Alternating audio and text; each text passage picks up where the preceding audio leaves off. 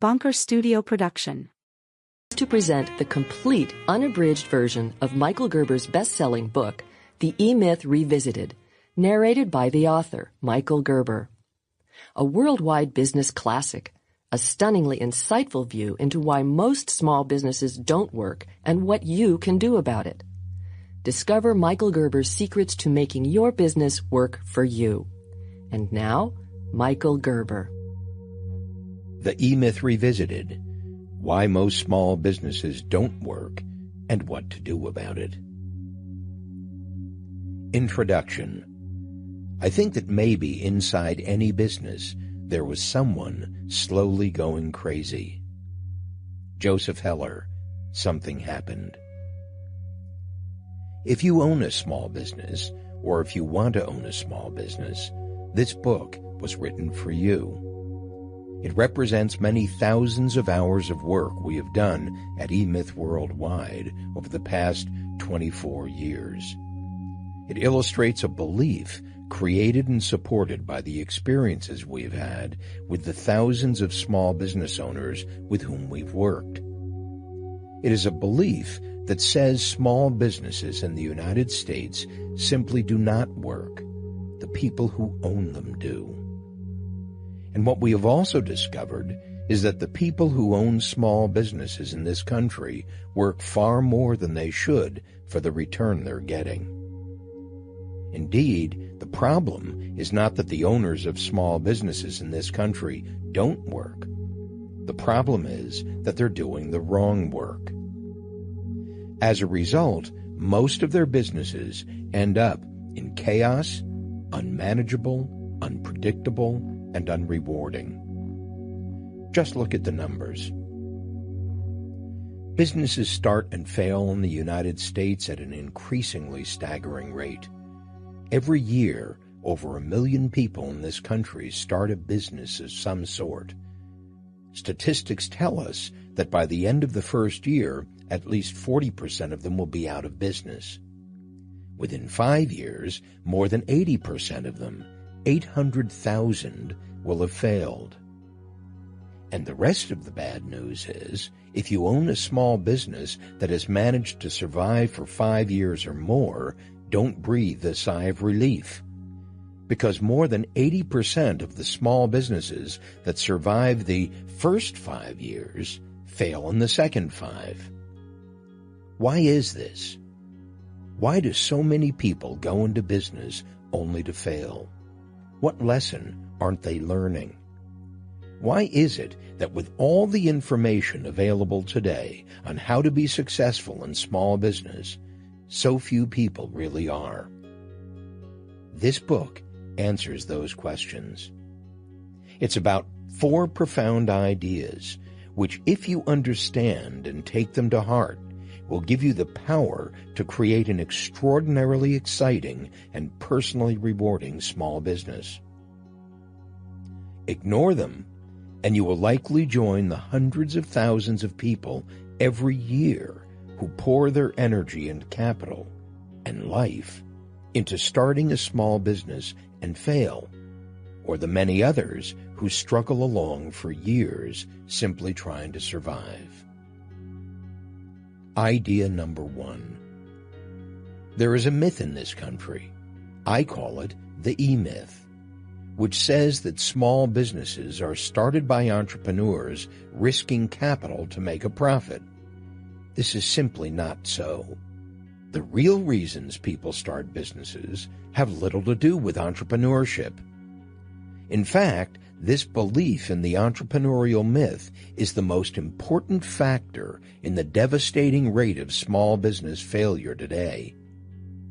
Understanding the E-Myth and applying that understanding to the creation and development of a small business can be the secret to any business's success. Idea number 2. There's a revolution going on today in American small business. I call it the turnkey revolution. Not only is it changing the way we do business in this country and throughout the world, but it is changing who goes into business, how they do it, and the likelihood of their survival. Idea number 3. At the heart of the turnkey revolution is a dynamic process we at eMyth Worldwide call the business development process. When it is systematized and applied purposely by a small business owner, the business development process has the power to transform any small business into an incredibly effective organization. Our experience has shown us that when a small business incorporates this process into its every activity and uses it to control its destiny, that company stays young and thrives. When a small business ignores this process, as most unfortunately do, it commits itself to management by luck, stagnation, and ultimately failure. The consequences are inevitable. Idea number 4. The business development process can be systematically applied by any small business owner in a step-by-step method that incorporates the lessons of the turnkey revolution into the operation of that business. This process then becomes a predictable way to produce results and vitality in any small business whose owner is willing to give it the time and attention it requires to flourish. Since the founding of eMyth Worldwide in 1977, we have assisted over 25,000 small business owners with the implementation of our business development process through their enrollment in our unique eMyth Mastery program, and I have seen it succeed thousands of times. I would venture to guess that no organization has had more direct experience applying the lessons of the turnkey revolution and the business development process to the development of a small business than we have at eMyth Worldwide.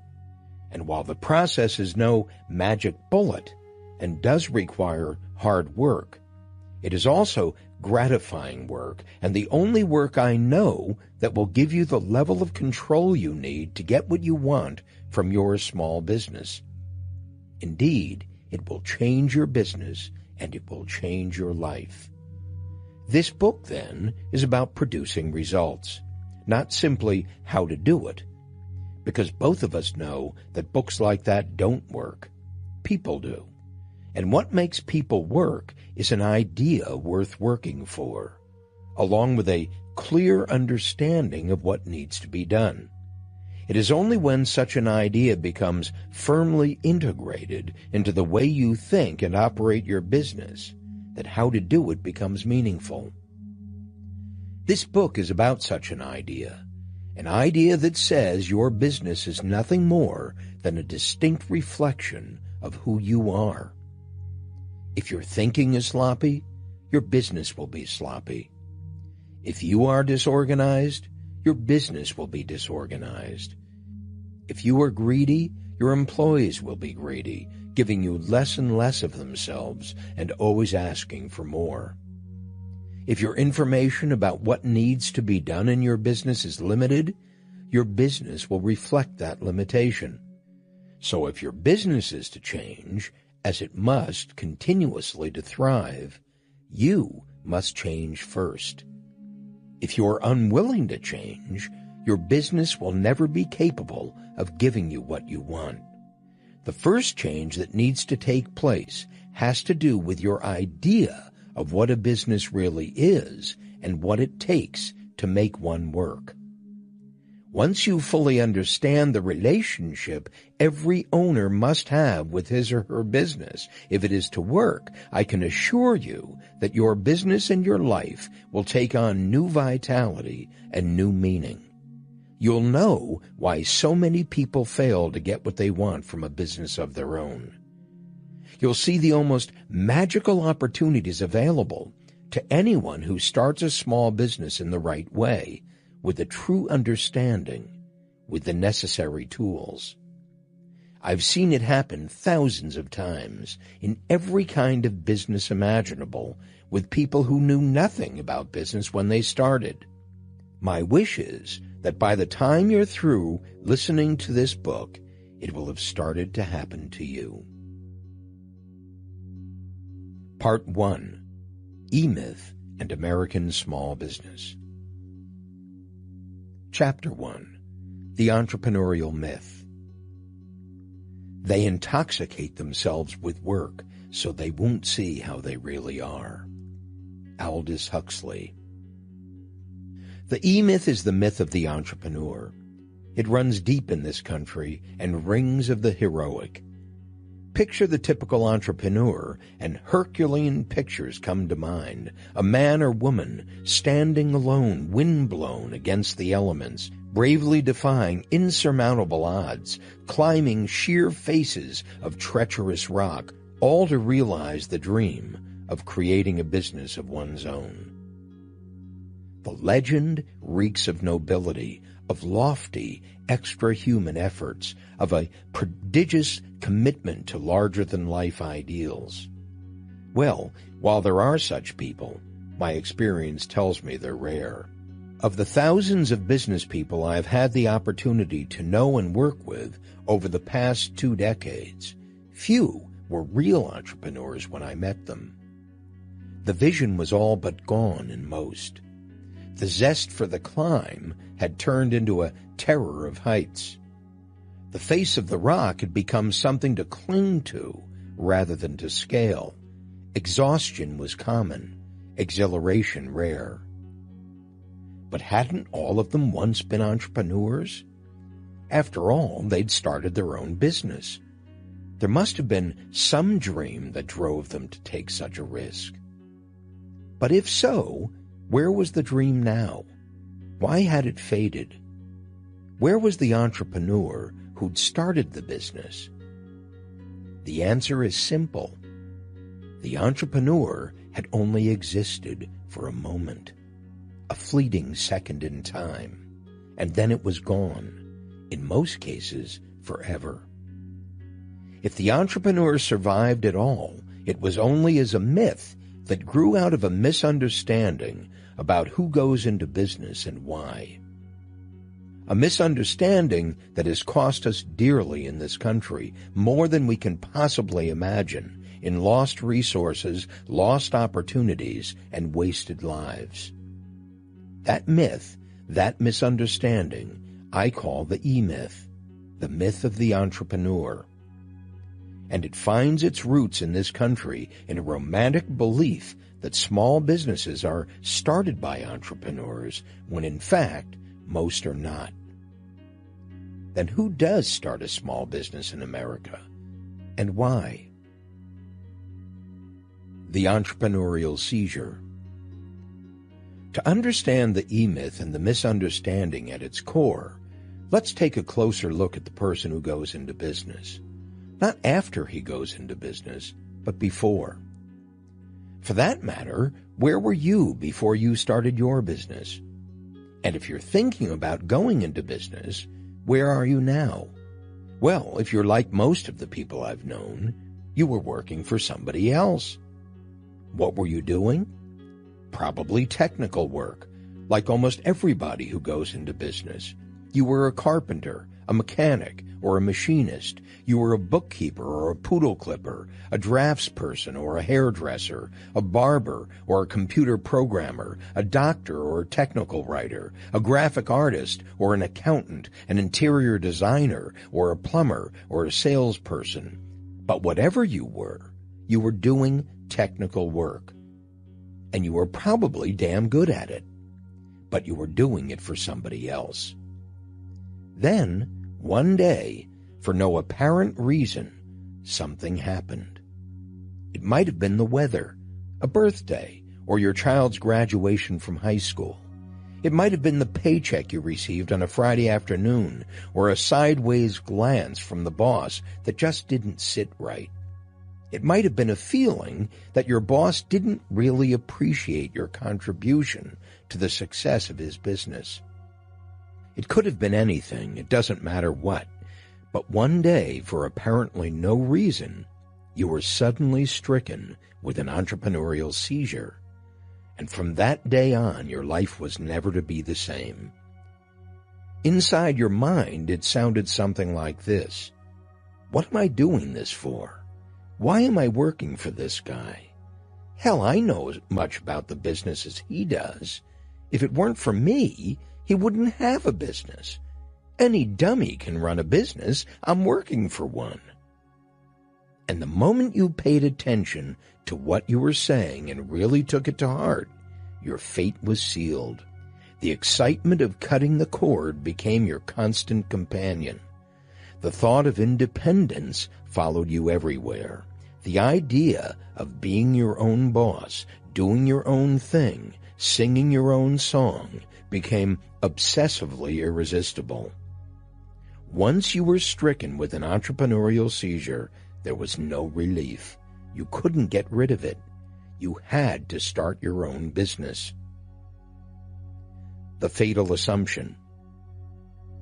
In the throes of your entrepreneurial seizure, you fell victim to the most disastrous assumption anyone can make about going into business.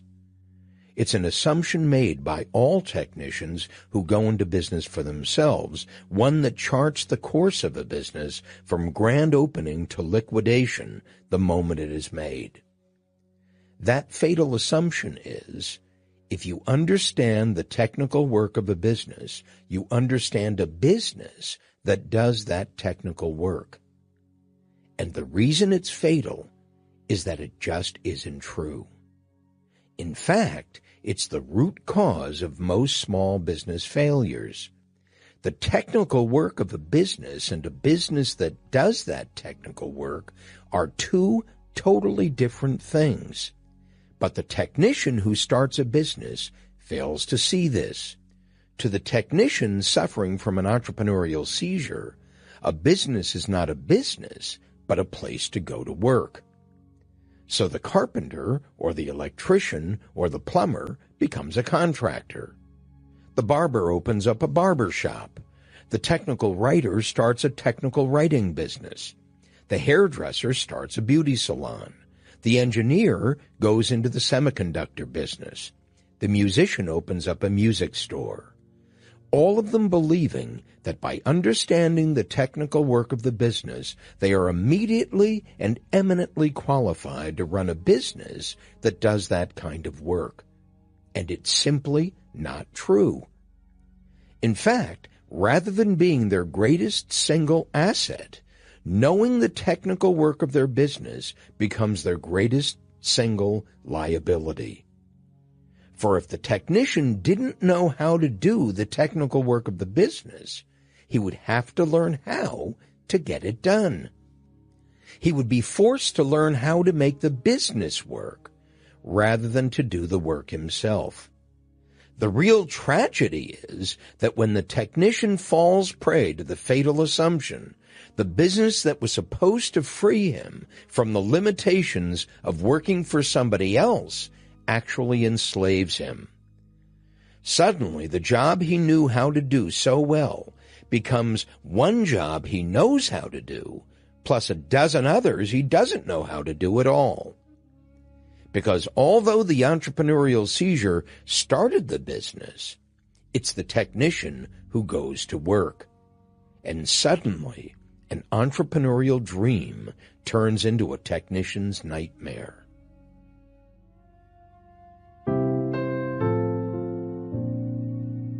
See the young woman baking pies. See the young woman start a business baking pies. See the young woman become an old woman. I met Sarah after she'd been in business for 3 years. She told me they have been the longest 3 years of my life. Sarah's business was named All About Pies, not its real name. But in truth, Sarah's business wasn't really all about pies. It was really all about work. The work Sarah did. The work Sarah used to love to do more than anything else, plus the work Sarah had never done in her life.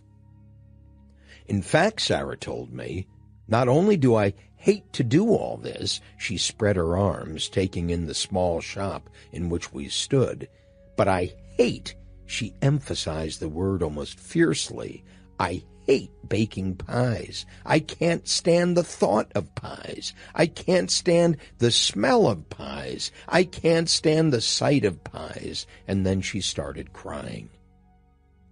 The sweet, fresh aroma of pies filled the air. It was 7 a.m., and All About Pies was to open in 30 minutes. But Sarah's mind was someplace else. "It's 7 o'clock, she said, wiping her eyes with her apron as though reading my mind.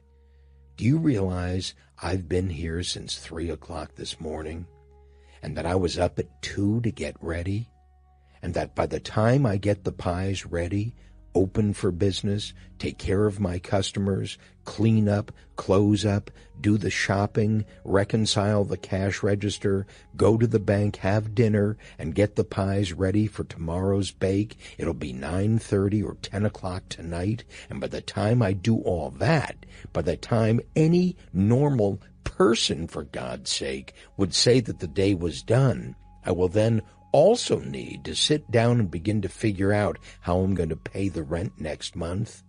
And all this," she spread her arms wearily again as though to accentuate everything she'd just said, "because my very best friends told me I was crazy not to open a pie shop because I was so damn good at it.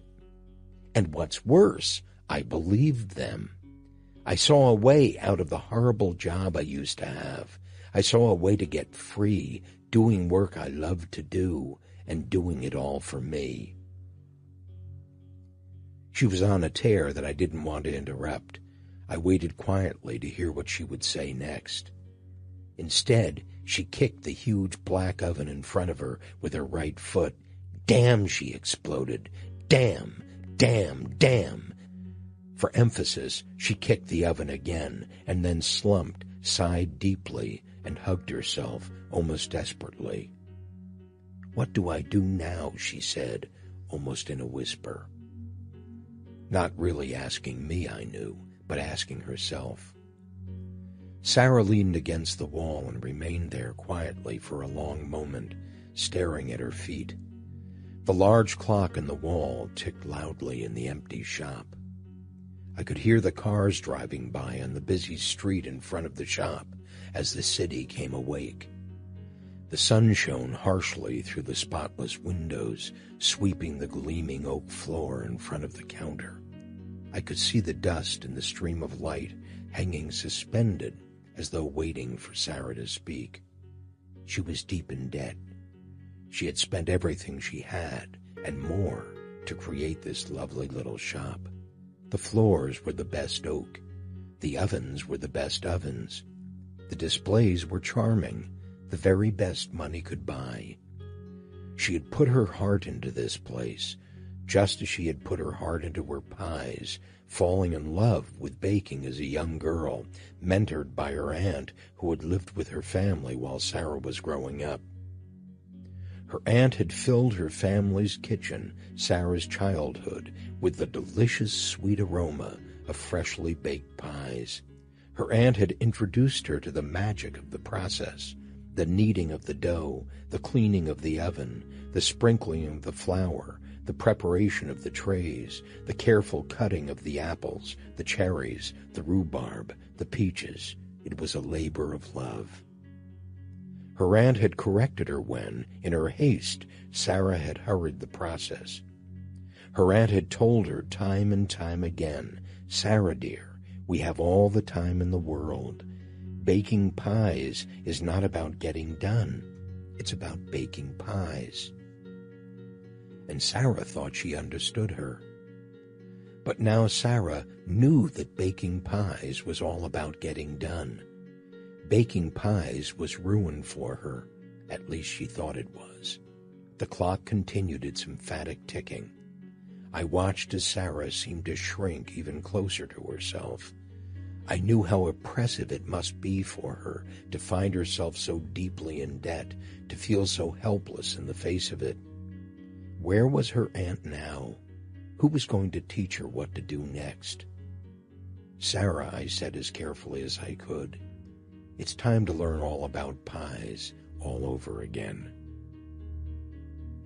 The technician suffering from an entrepreneurial seizure takes the work he loves to do and turns it into a job. The work that was born out of love becomes a chore among a welter of other less familiar and less pleasant chores. Rather than maintaining its specialness, representing the unique skill the technician possesses and upon which he started the business, the work becomes trivialized, something to get through in order to make room for everything else that must be done.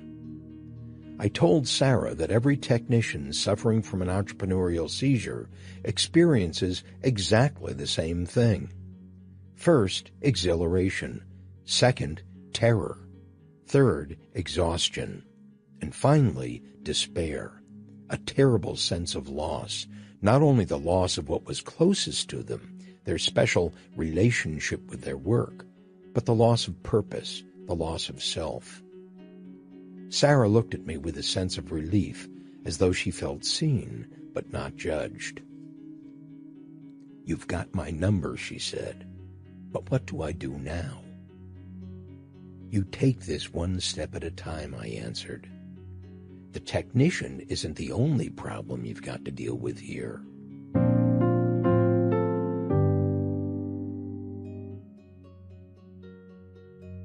Chapter 2. The Entrepreneur, the Manager, and the Technician. Thus, in the course of his life, one man acquires many personal qualities, many personages, many eyes, because each, speaking for itself independently of the others, says I, me, when it appears. Jean Vessey, Toward Awakening. No, the technician isn't the only problem. The problem is more complicated than that. The problem is that everybody who goes into business is actually three people in one: the entrepreneur, the manager, and the technician. And the problem is compounded by the fact that while each of these personalities wants to be the boss, none of them wants to have a boss. So they start a business together in order to get rid of the boss, and the conflict begins. To show you how the problem manifests itself in all of us, let's examine the way our various internal personalities interact. Let's take a look at two personalities we're all familiar with, the fat guy and the skinny guy. Have you ever decided to go on a diet? You're sitting in front of the television set one Saturday afternoon, watching an athletic competition, awed by the athlete's stamina and dexterity. You're eating a sandwich, your second since you sat down to watch the event 2 hours before. You're feeling sluggish in the face of all the action on the screen when suddenly somebody wakes up in you and says, "What are you doing? Look at yourself. You're fat. You're out of shape. Do something about it." It's happened to us all. Somebody wakes up inside us with a totally different picture of who we should be and what we should be doing. In this case, let's call him the skinny guy. Who's the skinny guy? He's the one who uses words like discipline, exercise, organization. The skinny guy is insolent, self-righteous, a stickler for detail, a compulsive tyrant. The skinny guy abhors fat people, can't stand sitting around, needs to be on the move, lives for action. The skinny guy has just taken over. Watch out. Things are about to change. Before you know it, you're cleaning all the fattening foods out of the refrigerator. You're buying a new pair of running shoes, barbells, and sweats. Things are going to be different around here. You have a new lease on life. You plan your new physical regimen. Up at 5, run 3 miles, cold shower at 6, a breakfast of wheat toast, black coffee, and half a grapefruit. Then ride your bicycle to work, home by 7, run another 2 miles, to bed at 10. The world's already a different place, and you actually pull it off. By Monday night, you've lost 2 pounds. You go to sleep dreaming of winning the Boston Marathon. Why not? The way things are going, it's only a matter of time. Tuesday night, you get on the scale. Another pound gone. You're incredible, gorgeous, a lean machine. On Wednesday, you really pour it on. You work out an extra hour in the morning, an extra half hour at night. You can't wait to get on the scale. You strip down to your bare skin, shivering in the bathroom, filled with expectation of what your scale is going to tell you. You step lightly onto it and look down. What you see is nothing. You haven't lost an ounce. You're exactly the same as you were on Tuesday. Dejection creeps in. You begin to feel a slight twinge of resentment. After all that work, after all that sweat and effort, and then nothing? It isn't fair. But you shrug it off. After all, tomorrow's another day. You go to bed vowing to work harder on Thursday, but somehow something has changed. You don't know what's changed until Thursday morning. It's raining. The room is cold. Something feels different. What is it? For a minute or two, you can't quite put your finger on it. And then you get it. Somebody else is in your body. It's the fat guy. He's back. And he doesn't want to run. As a matter of fact, he doesn't even want to get out of bed. It's cold outside. Run? Are you kidding me? The fat guy doesn't want anything to do with it. The only exercise he might be interested in is eating. And all of a sudden, you find yourself in front of the refrigerator, inside the refrigerator, all over the kitchen. Food is now your major interest. The marathon is gone. The lean machine is gone. The sweats and barbells and running shoes are gone. The fat guy is back. He's running the show again. It happens to all of us time and time again because we've been deluded into thinking we're really one person. And so when the skinny guy decides to change things, we actually believe that it's I who's making that decision. And when the fat guy wakes up and changes it all back again, we think it's I who's making that decision too. But it isn't. It's we. The skinny guy and the fat guy are two totally different personalities with different needs, different interests, and different lifestyles. That's why they don't like each other. They each want totally different things. The problem is that when you're the skinny guy, you're totally consumed by his needs, his interests, his lifestyle. And then something happens. The scale disappoints you. The weather turns cold. Somebody offers you a ham sandwich. At that moment, the fat guy, who's been waiting in the wings all this time, grabs your attention, grabs control. You're him again. In other words, when you're the skinny guy, you're always making promises for the fat guy to keep.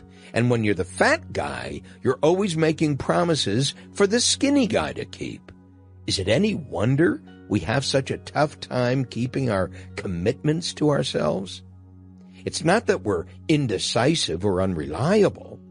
It's that each and every one of us is a whole set of different personalities, each with his own interests and way of doing things.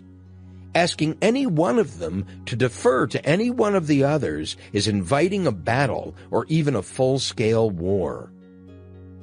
Anyone who's ever experienced the conflict between the fat guy and the skinny guy, and haven't we all, knows what I mean.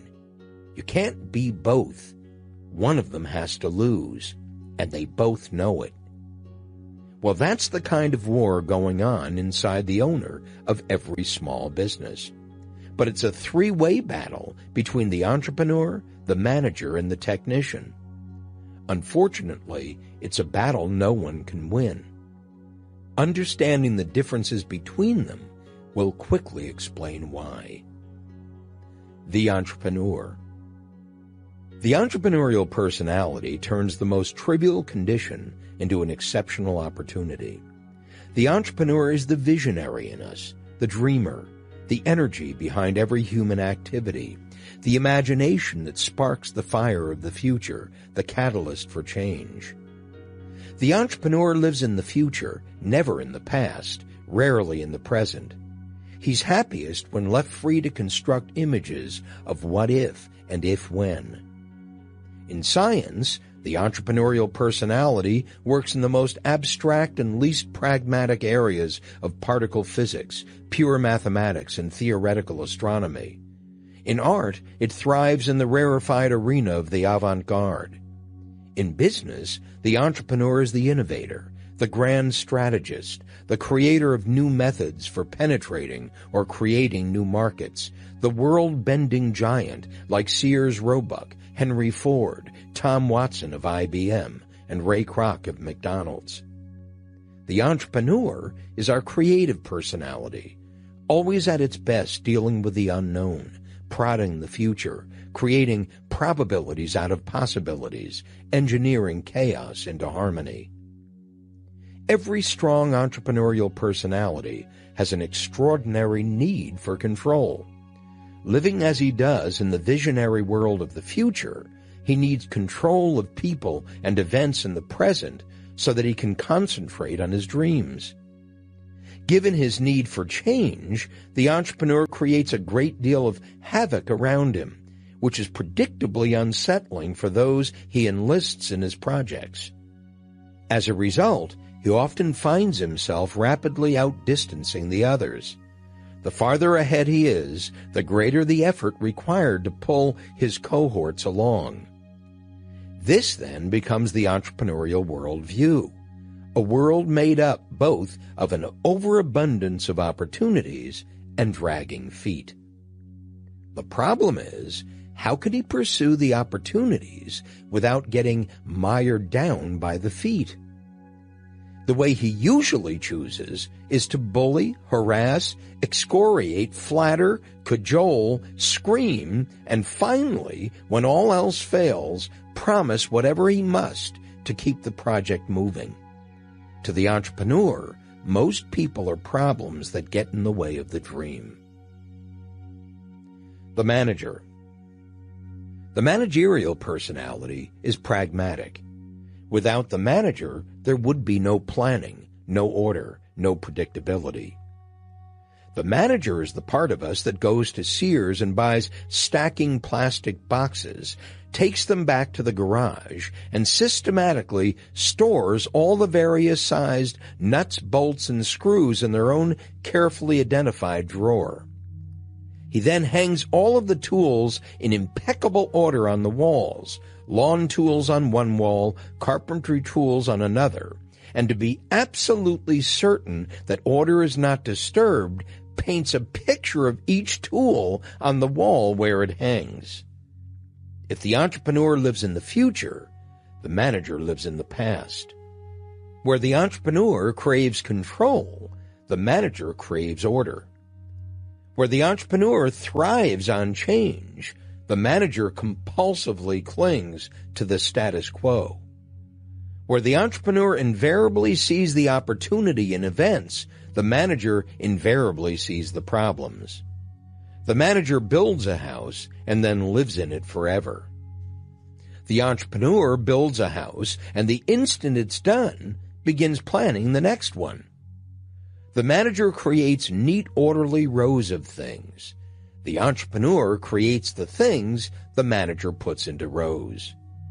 The manager is the one who runs after the entrepreneur to clean up the mess.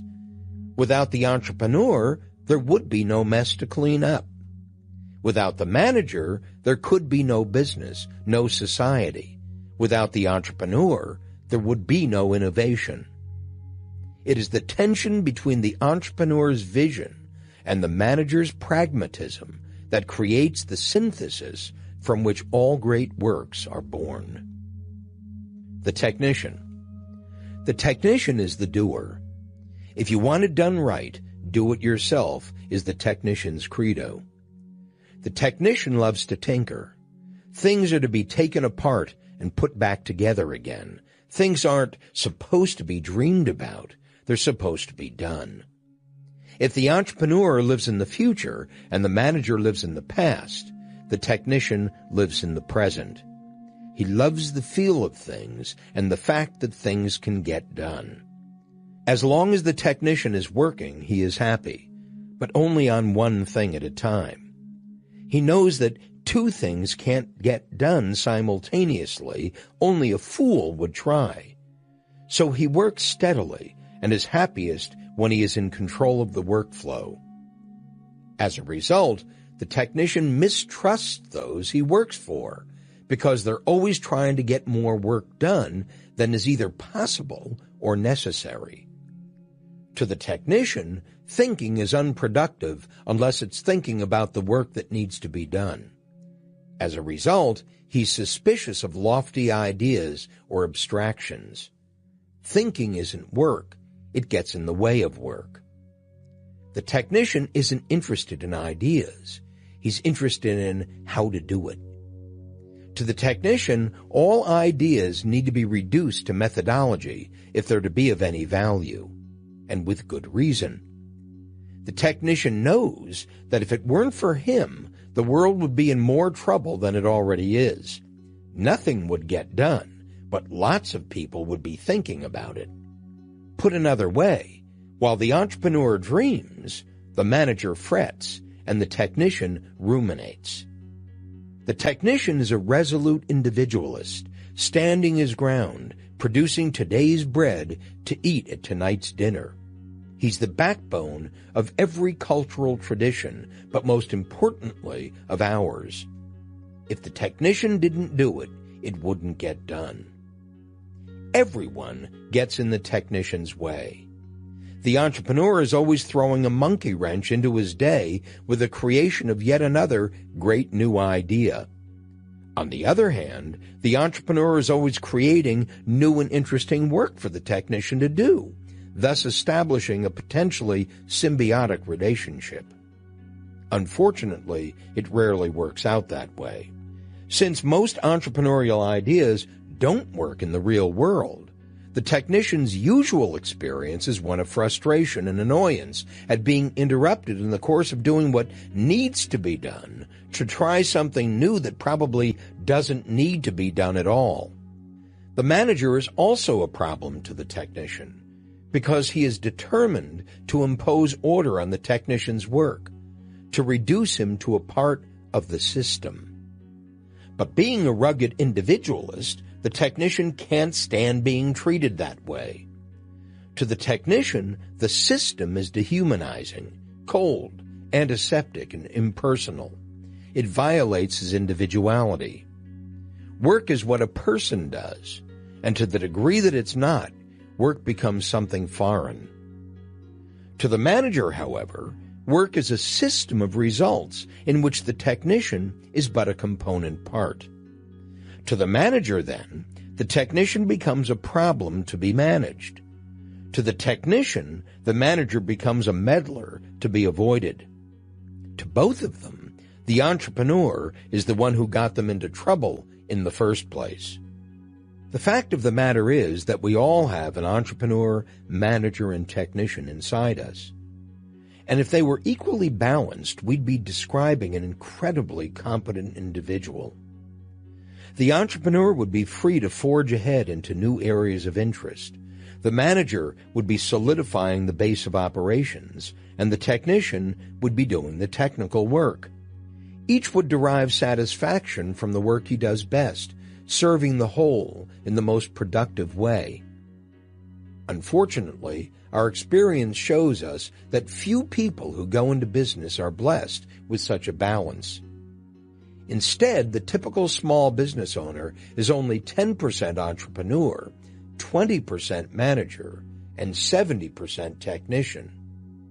The entrepreneur wakes up with a vision. The manager screams, "Oh no!"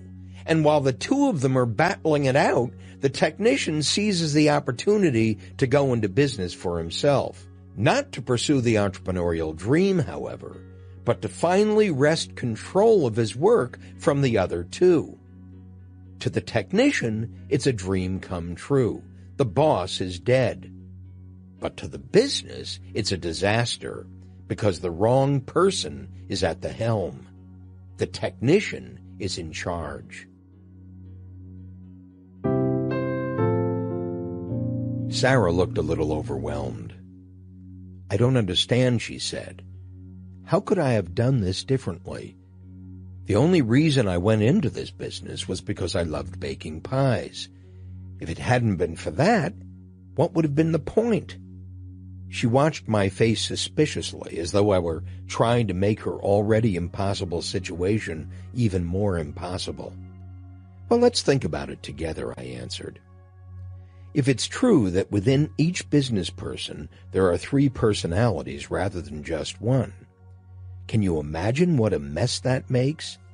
If one of you wants this, and another of you wants that, and a third wants something entirely different, can you imagine the confusion that causes in our lives? And it's not only the personalities inside each and every one of us that confuse us, but all the others we come into contact with as well. In our customers, in our employees, in our children, in our partners, in our parents, in our friends, in our spouses, in our lovers. If this is true, and all you need to do to discover whether it is or not is to take a look at yourself from day to day, as though from above, as though from outside of your skin, as though you were watching someone else, that is, to observe yourself as you go through the day, you would see the different parts come out. You would see them playing their respective games. You would see how they fight for their own space and the space of all the others, and sabotage each other as best they can. In your business, you would see how one part of you craves a sense of order, while another part of you dreams about the future. You would see how another part of you can't stand being idle and jumps in to bake and to clean up and to wait on customers, the part of you who feels guilty if she isn't doing something all the time. In short, you would see how the entrepreneur in you dreams and schemes. The manager in you is constantly attempting to keep things as they are, and the technician in you drives the other two crazy. You would see that it not only matters that your personalities are not in a balanced relationship with each other, but that your life depends on gaining that balance. That until you do, it's a war. And it's a war no one can win. You would also see that one of your personalities is the strongest of the 3, or 4, or 5, or 6, and that she always manages to control the others. In fact, if you watch long enough, you'll begin to understand how devastating the tyranny of your strongest personality is to your life.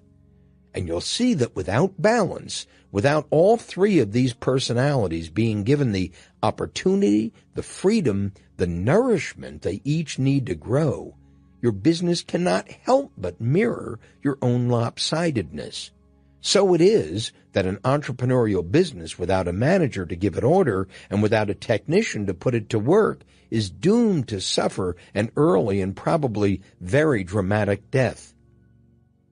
And that a manager-driven business without an entrepreneur or a technician to play their absolutely critical roles will put things into little gray boxes over and over again, only to realize too late that there's no reason for the things or the boxes she puts them into.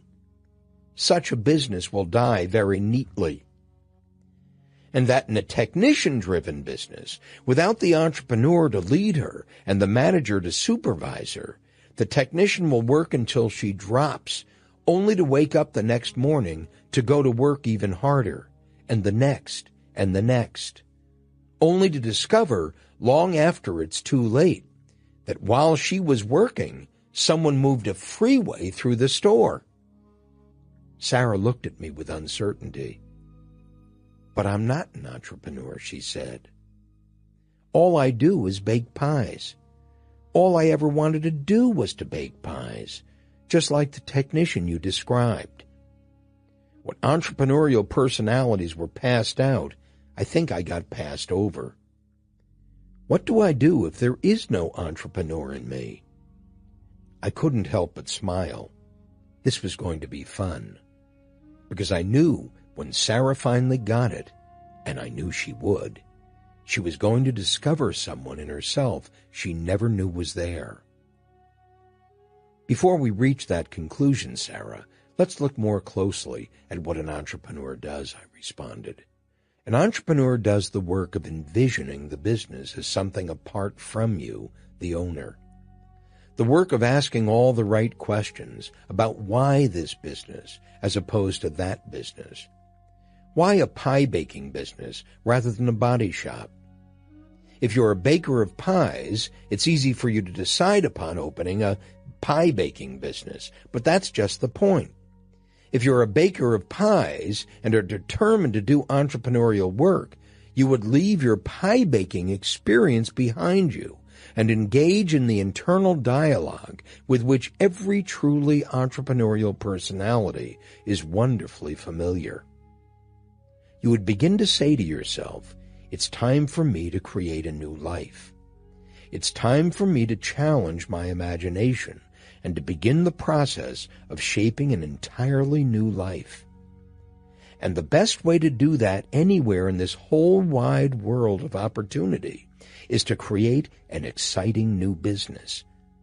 One that can give me everything that I want, one that doesn't require me to be there all the time, one that has the potential to be stunningly unique, one that people will talk about long after having shopped in it the very first time, and as a result of that delightful experience will come back to shop there again because it has such a special flavor to it. I wonder what that business would be. I wonder what that business would be, I said to Sarah, is the truly entrepreneurial question. The dreaming question, I call it. It's the question that's at the heart of the work of an entrepreneur. I wonder, I wonder, I wonder. So the work of an entrepreneur is to wonder, I continued, to imagine and to dream, to see with as much of herself as she can muster the possibilities that waft about in midair someplace above there, above your head and within your heart. Not in the past, but in the future. That's the work the entrepreneurial personality does at the outset of her business and at each and every stage along the way. I wonder, I wonder, I wonder.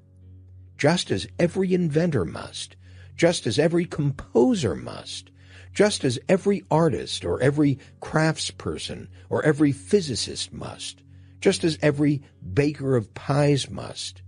I call it future work. I wonder is the true work of the entrepreneurial personality. She tried to repress it, but I saw a small smile begin to form on Sarah's mouth. How could I do this differently? She finally asked me with growing confidence. If I were to give the true entrepreneur in myself life, how could I totally change my experience of this business? Now you've got it, I said. That's just the right question. And to get to the answer, let's look at where your business exists today in the small business life cycle.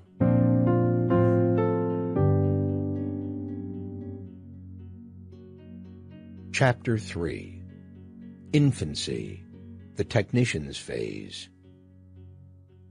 My Uncle Sol had a skunk farm, but the skunks caught cold and died, and so my Uncle Sol imitated the skunks in a subtle manner.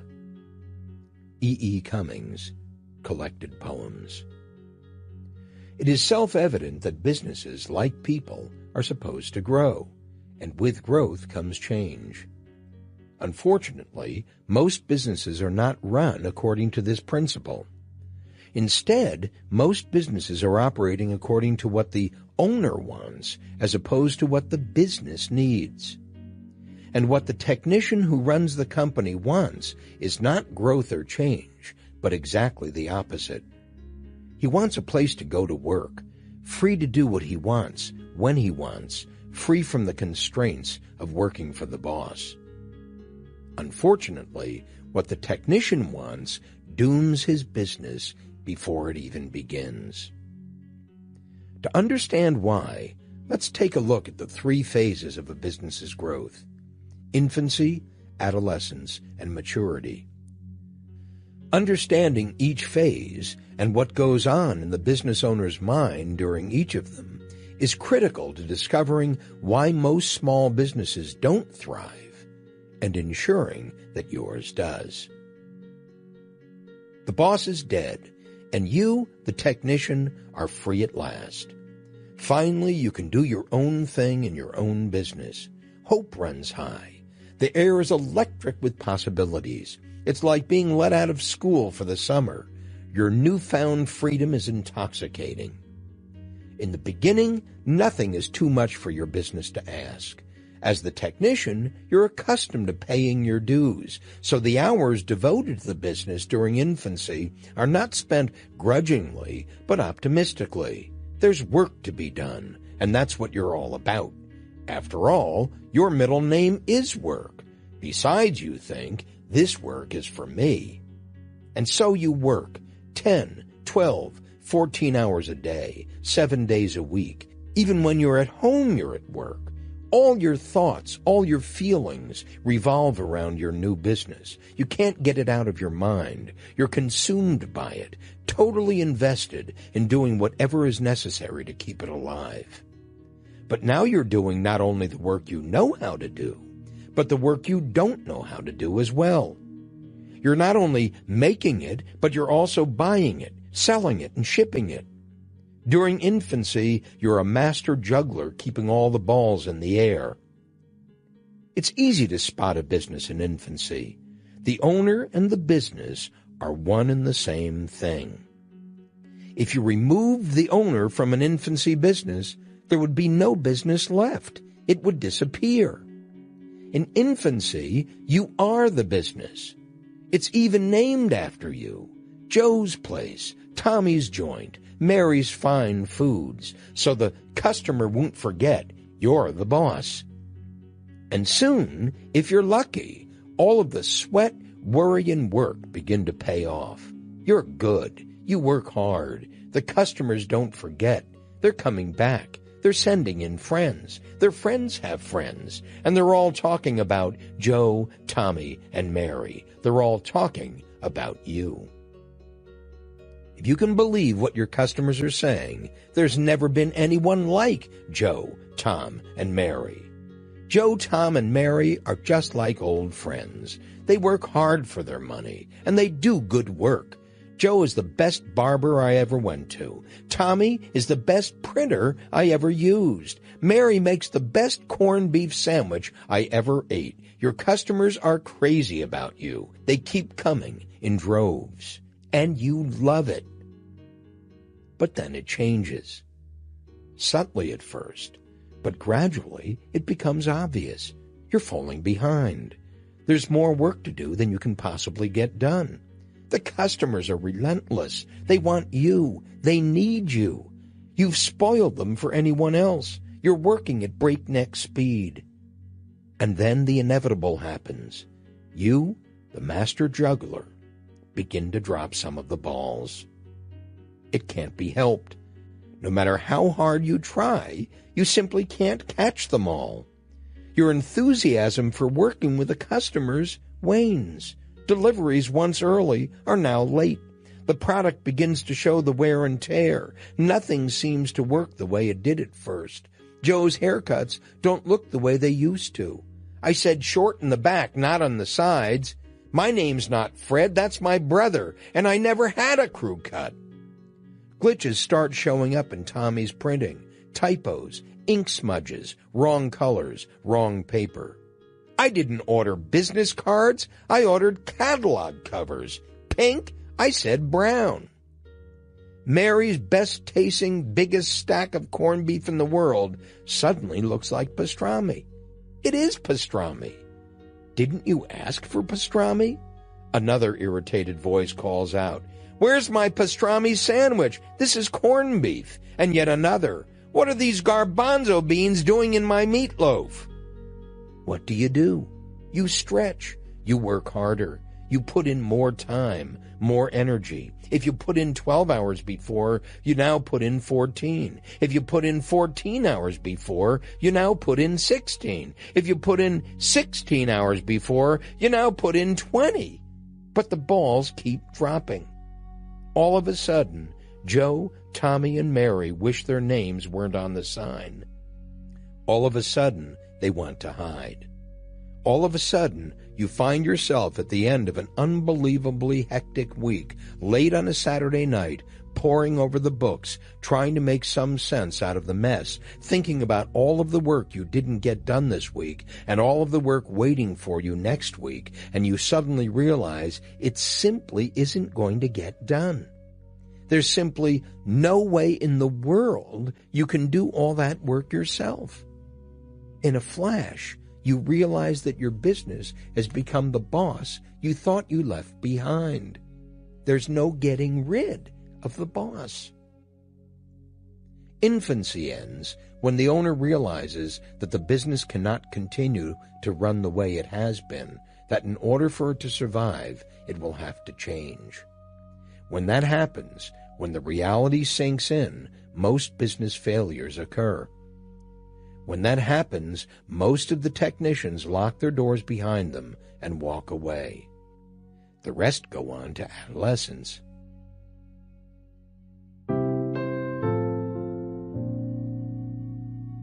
Sarah was beginning to look defeated again. I'd seen that look before in the faces of countless clients. When a technician turned business owner is suddenly confronted with the reality of her situation, a sense of hopelessness can set in. The challenge can seem overwhelming. But I sensed that Sarah would struggle with the idea and herself until she got it. "I guess I still don't get it," she said. "What's wrong with being a technician? I used to love the work I do, and if I didn't have to do all these other things, I'd still love it." "Of course you would," I answered, "and that's exactly the point. There's nothing wrong with being a technician. There's only something wrong with being a technician who also owns a business, because as a technician turned business owner, your focus is upside down. You see the world from the bottom up rather than from the top down. You have a tactical view rather than a strategic view. You see the work that has to get done, and because of the way you're built, you immediately jump in to do it. You believe that a business is nothing more than an aggregate of the various types of work done in it, when in fact it's much more than that. If you want to work in a business, get a job in somebody else's business, but don't go to work in your own. Because while you're working, while you're answering the telephone, while you're baking pies, while you're cleaning the windows and the floors, while you're doing it, there's something much more important that isn't getting done. And it's the work you're not doing, the strategic work, the entrepreneurial work, that will lead your business forward, that will give you the life you've never yet known. "No," I said, truly enjoying this, "there's nothing wrong with technical work. It can be, pure joy. It's only a problem when the technician consumes all the other personalities. When the technician fills your day with work, when the technician avoids the challenge of learning how to grow a business, when the technician shrinks from the entrepreneurial role so necessary to the lifeblood, the momentum of a truly extraordinary small business, and from the managerial role so critical to the operational balance or grounding of a small business on a day-to-day basis.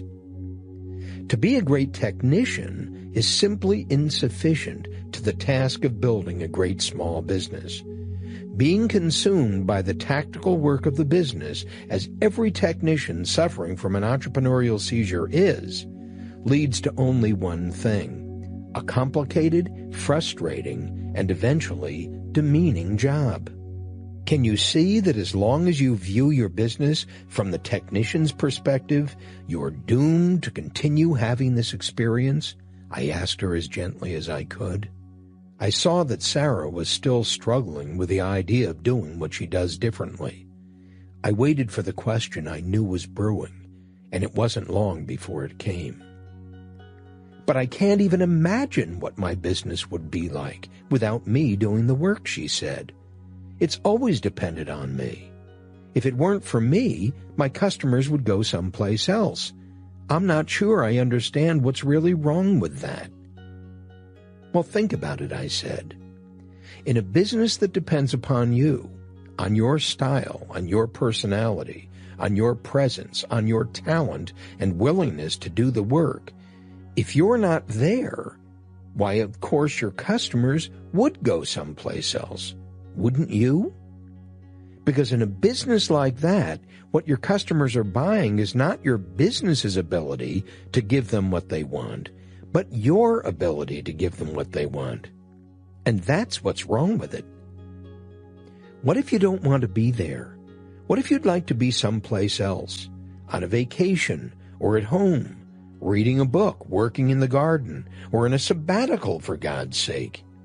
Isn't there any place you would rather be at times than in your business, filling the needs of your customers who need you so badly because you're the only one who can do it? What if you're sick, or feel like being sick? Or what if you're just lazy? Don't you see, if your business depends on you, you don't own a business, you own a job. And it's the worst job in the world, because you're working for a lunatic. And besides, that's not the purpose of going into business in the first place. The purpose of going into business is to get free of a job so you can create jobs for other people. The purpose of going into business is to expand beyond your existing horizons, so you can invent something that satisfies a need in the marketplace that has never been satisfied before. So you can live an expanded, stimulating new life. Sarah said, I hate to beat a dead horse, but what if I want to do the technical work in my business? What if I don't want to do anything else but that? Then for God's sakes, I said as emphatically as I dared, get rid of your business, and get rid of it as quickly as you possibly can, because you can't have it both ways. You can't have your pie and eat it too. You can't ignore the financial accountabilities, the marketing accountabilities, the sales and administrative accountabilities. You can't ignore your future employees' need for leadership, for purpose, for responsible management, for effective communication, for something more than just a job in which their sole purpose is to support you doing your job, let alone what your business needs from you if it's to thrive. That you understand the way a business works, that you understand the dynamics of a business, cash flow, growth, customer sensitivity, competitive sensitivity, and so forth. The point is, I said to her, watching her face sink and then begin to lift with an unexpressed question, if all you want from a business of your own is the opportunity to do what you did before you started your business, get paid more for it, and have more freedom to come and go, your greed, I know that sounds harsh, Sarah, but that's what it is. Your self-indulgence will eventually consume both you and your business. I paused and then continued, because I could see that Sarah was not yet really convinced. You just can't get there from here. You just can't play the role of the technician and ignore the roles of the entrepreneur and the manager simply because you're unprepared to play them. Because the moment you chose to start a small business, Sarah, you unwittingly chose to play a significantly larger game than any game you had ever played before. And to play this new game, called building a small business that actually works, your entrepreneur needs to be coaxed out, nourished, and given the room she needs to expand. And your manager needs to be supported as well so she can develop her skill at creating order and translating the entrepreneurial vision into actions that can be efficiently manifested in the real world. Anything less than that will eventually push you to the brink of disaster and finally over the edge. Because a small business simply demands that we do it, or the business will shrivel on the vine. So whether we like it or not, we have to learn how.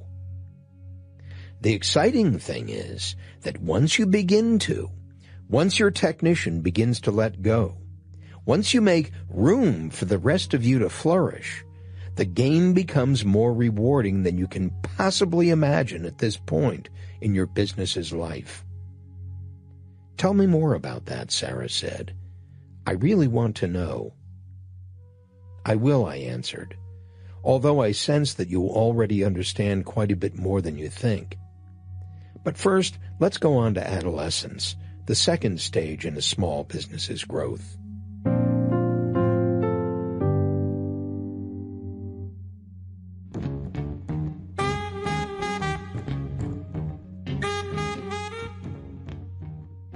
Chapter 4. Adolescence. Getting some help. As governments, we stumble from crisis to crash program, lurching into the future without plan, without hope, without vision. Alvin Toffler, The Third Wave. Adolescence begins at the point in the life of your business when you decide to get some help. There's no telling how soon this will happen, but it always happens, precipitated by a crisis in the infancy stage. Every business that lasts must grow into the adolescent phase. Every small business owner who survives seeks help. What kind of help do you, the overloaded technician, go out to get? The answer is as easy as it is inevitable. Technical help. Someone with experience. Someone with experience in your kind of business. Someone who knows how to do the technical work that isn't getting done. Usually the work you don't like to do. The sales-oriented owner goes out to find a production person. The production-oriented owner looks for a salesperson. And just about everybody tries to find someone to do the books, because if there's anything most small business owners hate to do, and therefore ignore, it's the books. And so it is that you bring in your first employee. Harry, a 68-year-old bookkeeper who's been doing the books since he was 12 years old in the old country. Harry knows the books. He knows how to do the books in 8 different languages. But most important, Harry has 22 years of experience doing the books in a company just like yours. There is nothing Harry doesn't know about your kind of business. And now he's yours. The world suddenly looks brighter again. A major ball is about to be caught, and by somebody else for a change. It's Monday morning. Harry arrives. You greet him warmly, and let's face it, feverishly. You've spent all weekend getting ready for this moment. You cleared out a generous space for him. You arranged the books and the stack of unopened letters on his desk. You bought a coffee cup with Harry printed on it. You were even thoughtful enough to find a cushion for his chair. He'll be sitting for a long time. There's a critical moment in every business when the owner hires his very first employee to do the work he doesn't know how to do himself or doesn't want to do. In your business, Harry is that person, and this Monday morning is that critical time. Think about it. You've taken a big step. The books are on Harry's desk rather than yours. And what's more, Harry is about to become the only other person in the whole world who knows the real story about you and your business. Harry is going to take one look at the books and know the truth. Harry, your very first and most important employee, is about to find out a secret you've been hiding from everyone else in your life, that you don't know what you're doing. The question is, what's he going to do about it? Will he laugh? Will he cry? Will he leave? Or will he go to work? And if Harry won't do the books, who will? But suddenly you hear the quiet, systematic clattering of the calculator's keys from Harry's desk. He's working. Harry's going to stay. You can't believe your luck. You're not going to have to do the books anymore. And in a single stroke, you suddenly understand what it means to be in business in a way you never understood before. I don't have to do that anymore. At last, you're free. The manager in you wakes up, and the technician temporarily goes to sleep. Your worries are over. Someone else is going to do that now. But at the same time, unaccustomed as you are to being the manager, your newfound freedom takes on an all too common form. It's called management by abdication rather than by delegation.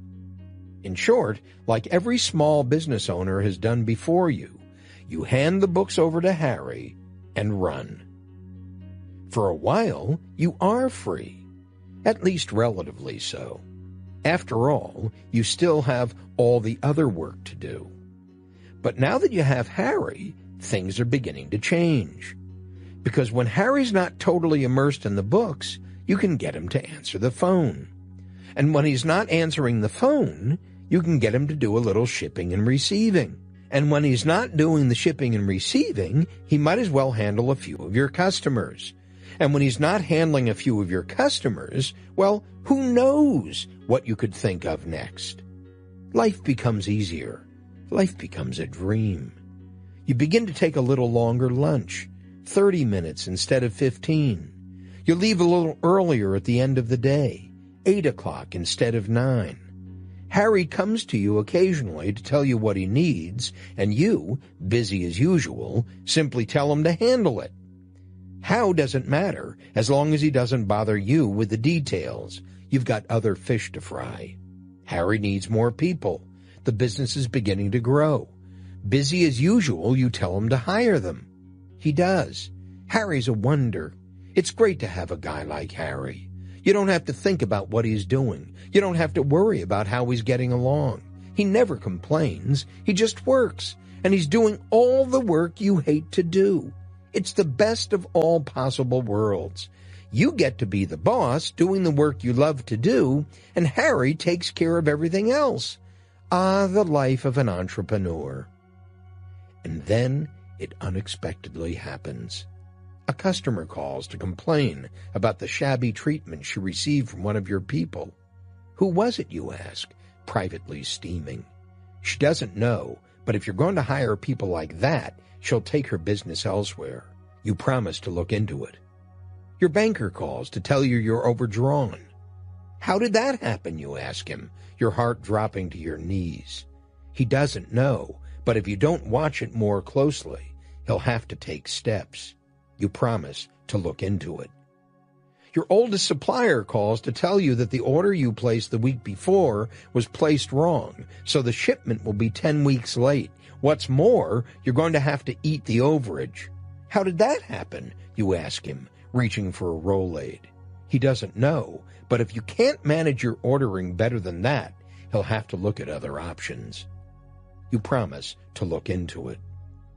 Out on the shipping dock, you walk up to a kid Harry hired. He's wrapping a package. You look at the package and explode. Who taught you to wrap a package like this? You ask the surprised kid.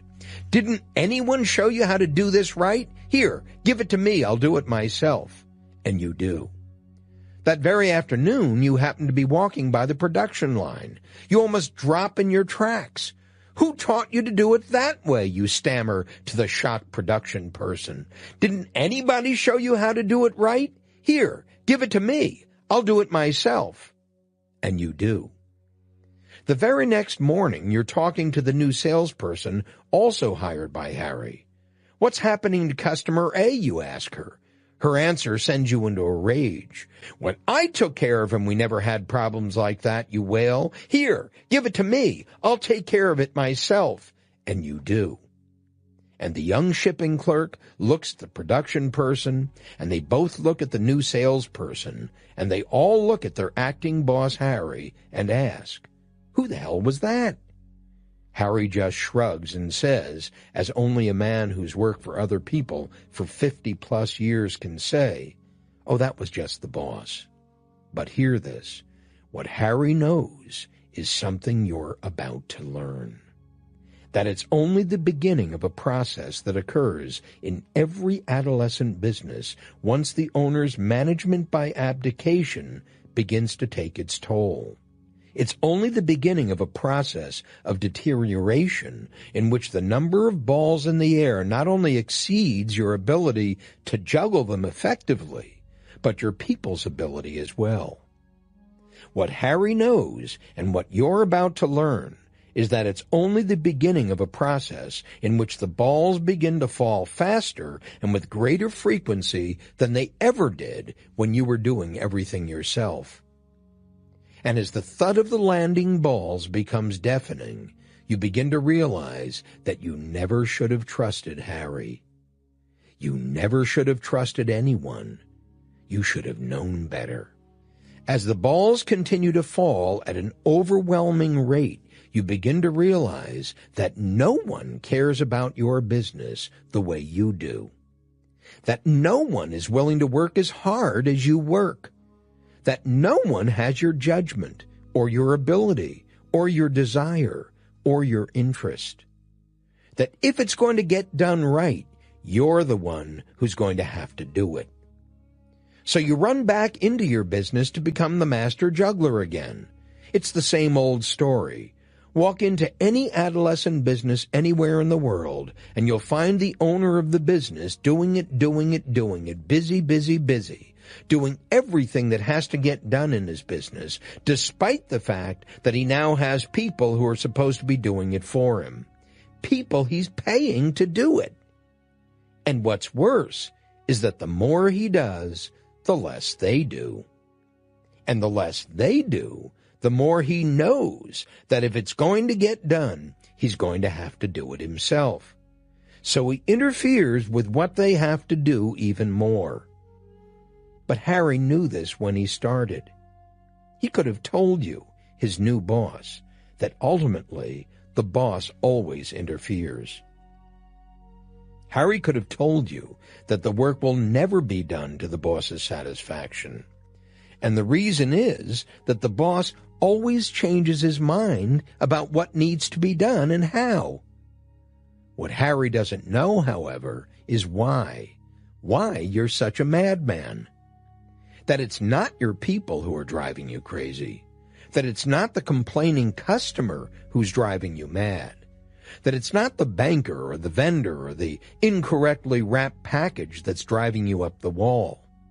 That it's not the nobody cares or that nothing gets done on time that's driving you insane. No, it's not the world that's the problem. It's that you simply don't know how to do it any other way. You're hopelessly, helplessly at a loss. For you to behave differently, you would need to awaken the personalities who've been asleep within you for a long time, the entrepreneur and the manager, and then help them to develop the skills only they can add to your business. But the technician in you won't stop long enough for that to happen. The technician in you has got to go to work. The technician in you has got to catch the balls. The technician in you has got to keep busy. The technician in you has just reached the limits of his comfort zone. I looked over at Sarah and could tell I had hit a nerve.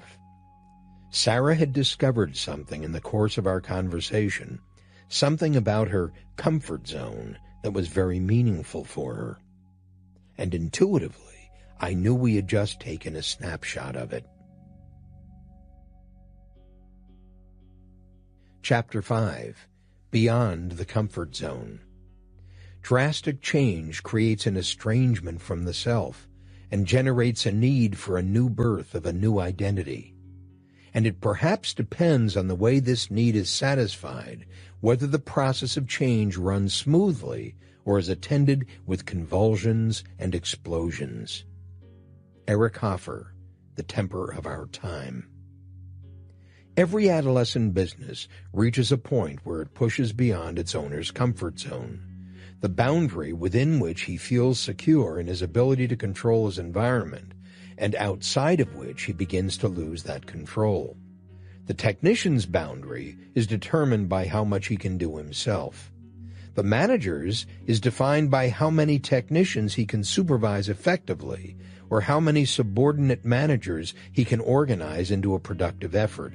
The entrepreneur's boundary is a function of how many managers he can engage in pursuit of his vision. As a business grows, it invariably exceeds its owner's ability to control it, to touch, feel, and see the work that needs to be done, and to inspect its progress personally, as every technician needs to do. Out of desperation, he does what he knows how to do rather than what he doesn't, thereby abdicating his role as manager and passing his accountability down to someone else, a Harry. At that point, his desperation turns into hope. He hopes that Harry will handle it so that he won't have to worry about it anymore. But Harry has needs of his own. Harry's also a technician. He needs more direction than the technician can give him. He needs to know why he's doing what he's doing. He needs to know the result he's accountable for and the standards against which his work is being evaluated. He also needs to know where the business is going and where his accountabilities fit into its overall strategy. To produce effectively, Harry needs something the technician-turned-business owner isn't capable of giving him, a manager. And the lack of one causes the business to go into a tailspin. And as the business grows beyond the owner's comfort zone, as the tailspin accelerates, there are only 3 courses of action to be taken, only 3 ways the business can turn. It can return to infancy, it can go for broke, or it can hang on for dear life. Let's take a look at each. Getting small again. One of the most consistent and predictable reactions of the technician-turned-business owner to adolescent chaos is the decision to get small again. If you can't control the chaos, get rid of it. Go back to the way it used to be when you did everything yourself, when you didn't have people to worry about, or too many customers, or too many unpayable payables and unreceivable receivables, or too much inventory. In short, go back to the time when business was simple, back to infancy, when the business was you. And thousands upon thousands of technicians do just that. They get rid of their people, get rid of their inventory, wrap up their payables in a large bag, rent a smaller facility, put the machine in the middle, put the telephone by the machine, and go back to doing it all by themselves again. They go back to being the owner, sole proprietor, chief cook, and bottle washer, doing everything that needs to be done, all alone, but comfortable with the feeling of regained control. What can go wrong, they think to themselves, forgetting at once that they've been there before. Predictably, this too takes its toll. One morning, it could be 6 weeks or 6 years following the day you got small again, and the inevitable happens. You wake up in bed, and your spouse turns to you and says, "What's wrong? You're not looking too good." "I'm not feeling too good," you answer. "Do you want to talk about it?" he or she asks. "It's simple," you say. "I don't want to go in there anymore." Then your spouse asks you the obvious question. But if you don't, who will? And all of a sudden, you're struck with the reality of your condition. You realize something you've avoided all these years. You come face to face with the unavoidable truth. You don't own a business, you own a job. What's more, it's become the worst job in the world. You can't close it when you want to, because if it's closed, you don't get paid. You can't leave it when you want to, because when you leave, there's nobody there to do the work. You can't sell it when you want to, because who wants to buy a job? At that point, you feel the despair and the cynicism almost every small business owner gets to feel. If there was ever a dream, however small, it's gone. And with it, any desire to keep busy, busy, busy. You don't wash the windows anymore. You don't sweep the floors. the customers become a problem rather than an opportunity. Because if somebody buys something, you're going to have to do the work. Your standards of dress begin to deteriorate. The sign in the front door fades and peels, and you don't care. For when the dream is gone, the only thing left is work. The tyranny of routine, the day-to-day grind of purposeless activity. Finally, you close the doors. There's nothing to keep you there anymore. According to the Small Business Administration, more than 400,000 such businesses close their doors in the United States every year. And it's understandable. Your business, once the shining promise of your life, and now no promise at all, has gradually become a mortuary for dead dreams. Going for broke. The adolescent business has another alternative that's certainly less painful and decidedly more dramatic than getting small. It can just keep growing faster and faster until finally it self-destructs of its own momentum. The roll call is endless. Countless millions of businesses, all such going-for-broke companies, were started with an entrepreneurial seizure by a technician who focused on the wrong end of the business, the commodity the business made, rather than the business itself. Going-for-broke businesses are a sign of our time. They are a high-tech phenomenon. With the explosion of new technology and the numbers of those who create it, a whole new breed of technicians has flocked to the business arena. Along with these wizards and their seemingly unlimited technical virtuosity, an avalanche of new products has thundered through the wide-open doors of an enthralled and receptive marketplace. Unfortunately, most of these companies barely get through the doors before the uncontrollable momentum that got them there forces them to stumble and then fail. All the excesses of adolescence, frustrating and bewildering as they might be in a normally expanding company, are disastrous in a going-for-broke business. As quickly as it grows, chaos grows even faster. For tied to the tail of a technological breakthrough, the technician and his people rarely break free long enough to gain some perspective about their condition. The demand for the commodity of which they're so proud quickly exceeds their chronically adolescent ability to produce it. The result is almost always catastrophic. The business explodes, leaving behind it people who most often justify the explosion as an inevitable consequence of doing business on a fast track, where luck and speed and a brilliant bit of technological daring-do are the necessary components for making it big. The reality is otherwise. Luck and speed and brilliant technology have never been enough, because somebody is always luckier, faster, and technologically brighter. Unfortunately, once on a fast track, there's precious little time to listen.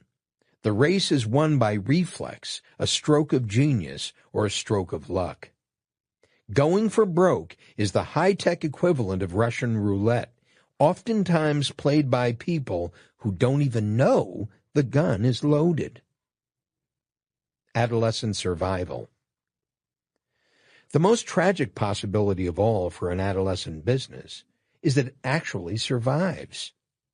You're an incredibly strong-willed, stubborn, single-minded individual who's determined not to be beaten. You go into your business every morning with a vengeance, absolutely convinced that it's a jungle out there and fully committed to doing whatever's necessary to survive. And you do survive, kicking and scratching, beating up your people and your customers, ranting and raving at your family and friends, because after all, you've got to keep the business going. And you know there's only one way to do it. You've got to be there all the time. In adolescent survival, you're consumed by the business and the possibility of losing it. And so you put everything you have into it. And for whatever reason, you manage to keep it going. Day after day, fighting the same battles in exactly the same way you did the day before. You never change. Night after night, you go home to unwind, only to wind up even tighter in anticipation of tomorrow. Finally, your business doesn't explode, you do. You're like a 12-cylinder engine working on one cylinder, pumping away, trying with everything you've got to produce 12 cylinders worth of results. But finally, and inevitably, there's nothing left. There's simply nothing more you can do except face the fact that one cylinder can't produce the results of 12, no matter how hard it tries. Something has got to give, and that something is you. Does this sound familiar? Well, if you've been in business for a while, it should. And if you haven't been in business for long, it probably will sound familiar one day. Because the tragedy is that the condition of infancy and adolescence dominates American small business. It is the condition in most of the small businesses we at eMyth Worldwide have visited over the past 26 years, a condition of rampant confusion and wasted spirits. It didn't need to happen. There is a better way.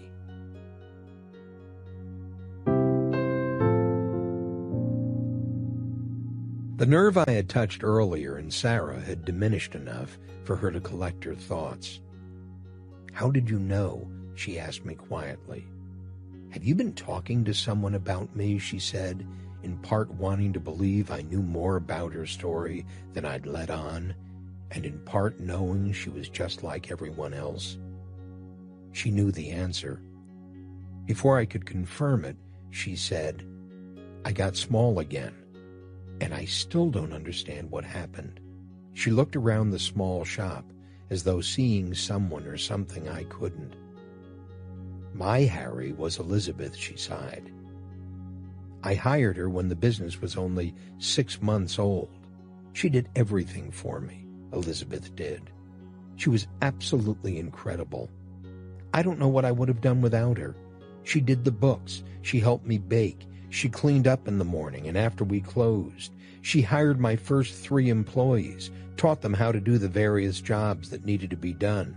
She was always here when I needed her. And as the business grew over the next 2 years, Elizabeth took on more and more of the responsibility for the business. She worked as hard as I did, and she seemed to love it here, and me. She seemed to love me too. Goodness knows I loved her. And then, one day, it was a Wednesday, June 10th, I believe, at 7 in the morning, Elizabeth called me and told me she wouldn't be coming in any longer, that she'd taken another job, that she couldn't afford to work for what I was paying her. Just like that. I couldn't believe my ears. I couldn't believe that she meant it. I thought it was a joke. I laughed and said, "Come on, Elizabeth," or something like that. And Elizabeth said she was sorry, and then hung up. Hung up. Just hung up. Well, I stood there and wept, and then I felt fear, a fear I hadn't ever felt before. I felt cold inside. How could this be, I thought to myself. How could someone I thought I knew so well, someone I trusted so much, have suddenly become a stranger? What in the world did this say about me? About my lack of judgment? About the conversations I should have had with Elizabeth but didn't? But the pies needed to be removed from the oven, and the floors needed to be cleaned, and the shop prepared for opening, and so despite the pain I was feeling, the sickness in my stomach, I went to work, and I haven't stopped since. The people she hired left soon afterward. To be honest with you, I never really had a connection with them. They were Elizabeth's people. When I think back now, I see how easy it was for me to do. How easy it was for me to become absorbed by the work rather than the people. And I guess they knew that. Because after Elizabeth left, they all seemed to regard me with suspicion, like I had let her go without telling them or something. If Elizabeth could leave, a woman like that, what did it say about them for staying? At least that's what I believed they were thinking. Who knew? I was too devastated to ask. Since then, I haven't had the heart to hire anyone to replace them. The thought of it is terrifying to me. The thought of bringing strangers into my life like that again feels like a risk I don't want to take. And so I do it all myself. And I know I can't do it much longer. Besides which, what's the point? Sarah sighed deeply and looked across at me. So there's my comfort zone, she said. What do I do about it? Start all over again, but differently this time, I answered. It's the only way out of the trap. Most of us have had the experience of being disappointed by someone in whom we have put our trust as a direct result of our indifference or lack of understanding or lack of skill or lack of attention. And most of us learn eventually, if for no other reason than because we realize that we can't be everywhere at once, to trust again. But trust can only take us so far. Trust alone can set us up to repeat those same disappointing experiences, because trust comes from knowing, not from blind faith. And to know, one must understand. And to understand, one must have an intimate awareness of what conditions are truly present, what people know and what they don't, what people do and what they don't, what people want and what they don't, how people do what they do and how people don't, who people are and who they aren't. In short, Sarah trusted Elizabeth blindly. Sarah simply wanted to believe in Elizabeth. It was easier that way, because if Sarah trusted blindly, if she simply left it all up to chance, she wouldn't be forced to do the work she didn't want to do. The work of coming to agreement about what her relationship with Elizabeth was about, what role each of them was there to play, what it meant for Sarah to be an owner and Elizabeth to be her employee, what it meant for Sarah to set out the rules of the game that she was expecting Elizabeth to play. Because Sarah didn't feel comfortable in this new role, this role of the owner, this role of the entrepreneur, this role of a business person, she left everything up to chance. She abdicated her accountability as an owner and took on the role of just another employee. She avoided fully participating in her relationship with Elizabeth, and in the process created a dynamic between herself and her employee built on a weak structure. An omission that foretold Elizabeth's inevitable departure and Sarah's inevitable pain. I certainly didn't need to tell Sarah that she had no one to blame but herself. I just needed to find the right way to show her how she could do it differently the next time. The next time, I said, you'll know that your business is destined to grow, and that once it does, your job is going to be significantly different. For now, that's all you need. Small, smaller, smallest. How big is small? 1 person? 10 people? 60 people? 150 people? To a Fortune 500 company, a Fortune 1000 company is small. To a Fortune 1000 company, a Fortune 3000 company is small. To a 10-person company, a 2-person company is small. The true question is not how small a business should be, but how big. How big can your business naturally become, with the operative word being naturally? Because whatever that size is, any limitation you place on its growth is unnatural, shaped not by the market or by your lack of capital, even though it may play a part, but by your own personal limitations, your lack of skill, knowledge, and experience, and most of all, passion for growing a healthy, functionally dynamic, extraordinary business. In this regard, getting small is, rather than an intentional act, a reaction to the pain and fear induced by uncontrolled and uncontrollable growth, both of which could have been anticipated, provided the owner had been prepared to facilitate the growth in a balanced, healthy, proactive way.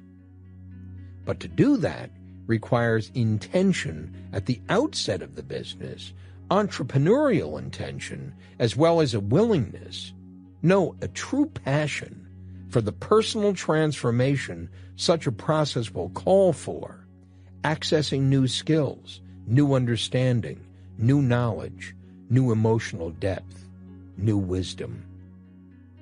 You might say that the chaos that takes place in every adolescent business can produce one of two outcomes for the small business owner who suddenly finds himself in the middle of it. For the truly passionate owner, Don Juan's warrior, it can provide him with an opportunity to transmute his personal lead into gold. Or the fires can become so fearsome that he shrinks back to the safety of the smaller life he came from not too long before. The lead I've got is better than the gold I haven't got. Better safe than sorry. So in this context, a business that gets small again is a business reduced to the level of its owner's personal resistance to change, to its owner's comfort zone, in which the owner waits and works and waits, hoping for something positive to happen. This condition reminds me of a line from Samuel Beckett's Waiting for Godot, in which Estragon, having waited around for days hoping the mythical Godot will arrive and relieve him of his misery, turns to his companion Vladimir and says, "I can't go on like this." To which Vladimir replies, "That's what you think." So if the natural disposition of every business is to either grow or contract, and it is, there is no denying that, then getting small again is the natural inclination of the technician-turned-owner to shrink from the unknown, to shrink from the business she has created, to constrain the business from creating demands on her to which she feels hopelessly inadequate to respond appropriately. In short, businesses that get small again die. They literally implode upon themselves. Not right away necessarily, but over time they die. Atrophy and die. They can't do anything else. And the result of that is enormous disappointment, lost investment, shattered lives. Not only the owners, but those of the employees, the families of both the owner and the employees, the customers, the suppliers, the lenders, all of those people whose lives have somehow been intertwined with the life of this small business, and now with its death. The tragedy is that all this could have been prevented had the business been started differently. Had the technician suffering from an entrepreneurial seizure approached the business in a broader, more entrepreneurial way. Of course, you couldn't have anticipated everything that's happened to you so far in your business, I said to Sarah, but you could have anticipated much of it. You could have anticipated what happened to Elizabeth and the people she hired. You could have anticipated that people would love your pies and that the business would therefore have to grow. You could have anticipated that growth would bring additional responsibilities, additional skills required, additional capital needed to respond to the added demand that growth always places on a business and on people. In short, while you couldn't have known everything, you could certainly have known more than you do. And that's your job, Sarah, the job of the owner. And if you don't do it, nobody will. Simply put, your job is to prepare yourself and your business for growth, to educate yourself sufficiently so that as your business grows, the business's foundation and structure can carry the additional weight. And as awesome a responsibility as that may seem to you, you have no other choice, if your business is to thrive, that is. It's up to you to dictate your business's rate of growth as best you can by understanding the key processes that need to be performed, the key objectives that need to be achieved, the key position you're aiming your business to hold in the marketplace. By asking the right questions, such as, where do I wish to be? When do I wish to be there? How much capital will that take? How many people doing what work and how? What technology will be required? How large a space will be needed at benchmark 1, at benchmark 2, at benchmark 3? Will you be wrong at times? Will you make mistakes? Will you change your mind? Of course you will, more often than not. But done right, you will also have contingency plans in place. Best case, worst case. And sometimes you'll simply fly by the seat of your pants. You'll go with the flow. You'll follow your intuition. But all the while, even while you're guessing, the key is to plan, envision, and articulate what you see in the future, both for yourself and for your employees. Because if you don't articulate it, I mean write it down clearly so others can understand it, you don't own it. And do you know that in all the years I've been doing this work with small business owners, out of the thousands upon thousands we've met, there have only been a handful who have had any plan at all? Nothing written, nothing committed to paper, nothing concrete at all? Remember, Sarah, any plan is better than no plan. Because in the process of defining the future, the plan begins to shape itself to reality, both the reality of the world out there and the reality you're able to create in here. And as those two realities merge, they form a new reality. Call it your reality. Call it the unique invention that is uniquely yours. The reality of your mind and your heart uniting with all the elements of your business and your business with the world, shaping, designing, collaborating to form something that never existed before in exactly that way. And that is the sign of a mature company. A mature company is started differently than all the rest. A mature company is founded on a broader perspective, an entrepreneurial perspective, a more intelligent point of view, about building a business that works not because of you, but without you. And because it starts that way, it is more likely to continue that way. And therein resides the true difference between an adolescent company where everything is left up to chance and a mature company where there's a vision against which the present is shaped. But I'm getting ahead of myself, I said. The important thing is that your experience could have been completely different, that there is an entirely different way to start a business than the way you and most technicians turned business owners start theirs, and that anyone can do it. I looked at Sarah and caught the glow in her eyes. I'm inspired by the idea of it, she said softly. All of a sudden, everything that has looked so dark feels light again. But no sooner had she begun to let herself thrill to the idea of building a business that works, that some other thought, a dark thought, captured her attention. But what do I do about Elizabeth, she said. What do I do about Elizabeth? The question every technician-turned-owner wants answered. As though by answering that question, everything else will be answered. As if the answer to all of the frustrations most small business owners experience is somehow tied to particular people. As if within the complexity of Sarah's relationship with Elizabeth, within all relationships for that matter, there exists some key which once turned could make everything right again. Well, I'm no genius, but I know that there is no such key.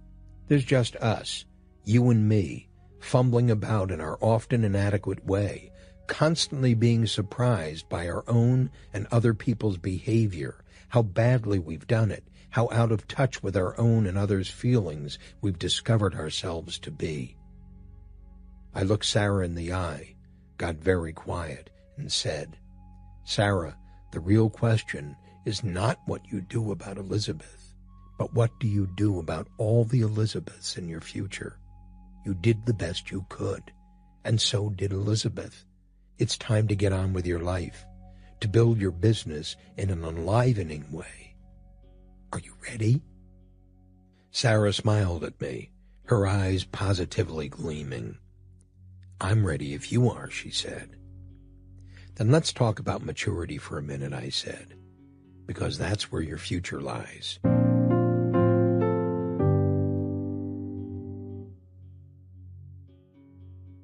Chapter 6. Maturity and the Entrepreneurial Perspective. They see the pattern, understand the order, experience the vision. Peter Drucker, The New Society. Maturity, the third phase of a company's growth, is exemplified by the very best businesses in the world. Businesses such as McDonald's, Federal Express, and Disney. A mature business knows how it got to be where it is and what it must do to get where it wants to go. Therefore, maturity is not an inevitable result of the first two phases. It's not the end product of a serial process beginning with infancy and moving through adolescence. No, companies like McDonald's, Federal Express, and Disney didn't end up as mature companies. They started out that way. The people who started them had a totally different perspective about what a business is and why it works. The person who launches his business as a mature company must also go through infancy and adolescence. He simply goes through them in an entirely different way. It's his perspective that makes the difference, his entrepreneurial perspective. The entrepreneurial perspective. I once heard a story about Tom Watson, the founder of IBM. Asked to what he attributed the phenomenal success of IBM, he's said to have answered, IBM is what it is today for three special reasons. The first reason is that at the very beginning I had a very clear picture of what the company would look like when it was finally done. You might say I had a model in my mind of what it would look like when the dream, my vision, was in place. The second reason was that once I had that picture, I then asked myself how a company which looked like that would have to act. I then created a picture of how IBM would act when it was finally done. The third reason IBM has been so successful was that once I had a picture of how IBM would look when the dream was in place and how such a company would have to act, I then realized that unless we began to act that way from the very beginning, we would never get there. In other words, I realized that for IBM to become a great company, it would have to act like a great company long before it ever became one. From the very outset, IBM was fashioned after the template of my vision, and each and every day we attempted to model the company after that template. At the end of each day, we asked ourselves how well we did, discovered the disparity between where we were and where we had committed ourselves to be, and at the start of the following day, set out to make up for the difference. Every day at IBM was a day devoted to business development, not doing business. We didn't do business at IBM. We built one. Now, it's been more than 30 years since Tom Watson Sr. spoke about the reason for IBM's success, and I recognize what people might say about this $88.4 billion company. That it's a business in trouble, that it's lost its way, that it's hardly an exemplar for any business owner to follow. But if Watson were alive today, I'm certain it would be different. I'm certain that the entrepreneurial genius that gave rise to IBM would, if it were present today, and I don't know that it isn't, but all the signs are there, be engaged in the reinvention of the company as surely as it had been reinvented time and time again to recreate its future as the future demanded. In short, my storyteller may not have had Watson's words exactly verbatim, but what the story tells us is very important. It reveals an understanding of what makes a great business great. It also tells us what makes all other businesses survivable at their best, intolerable at their worst. It tells us that the very best businesses are fashioned after a model of a business that works. It tells us that it is the entrepreneurial perspective that says it's not the commodity or the work itself that is important. What's important is the business, how it looks, how it acts, how it does what it is intended to do. It says that Tom Watson Sr. had a passion for the enterprise itself, and that unfortunately most people who go into business don't. That most people who go into business don't have a model of a business that works, but of work itself, a technician's perspective which differs from the entrepreneurial perspective in the following ways. The entrepreneurial perspective asks the question, how must the business work? The technician's perspective asks, what work has to be done? The entrepreneurial perspective sees the business as a system for producing outside results, for the customer resulting in profits. The technician's perspective sees the business as a place in which people work to produce inside results, for the technician producing income. The entrepreneurial perspective starts with the picture of a well-defined future and then comes back to the present with the intention of changing it to match the vision. The technician's perspective starts with the present and then looks forward to an uncertain future with the hope of keeping it much like the present. The entrepreneurial perspective envisions the business in its entirety, from which is derived its parts. The technician's perspective envisions the business in parts, from which is constructed the whole. The entrepreneurial perspective is an integrated view of the world. The technician's perspective is a fragmented view of the world. To the entrepreneur, the present-day world is modeled after his vision. To the technician, the future is modeled after the present-day world. Is it any wonder that the entrepreneurial perspective is absolutely necessary for the creation of a great business, while the technician's produces its exact opposite? The entrepreneurial perspective adopts a wider, more expansive scale. It views the business as a network of seamlessly integrated components, each contributing to some larger pattern that comes together in such a way as to produce a specifically planned result, a systematic way of doing business.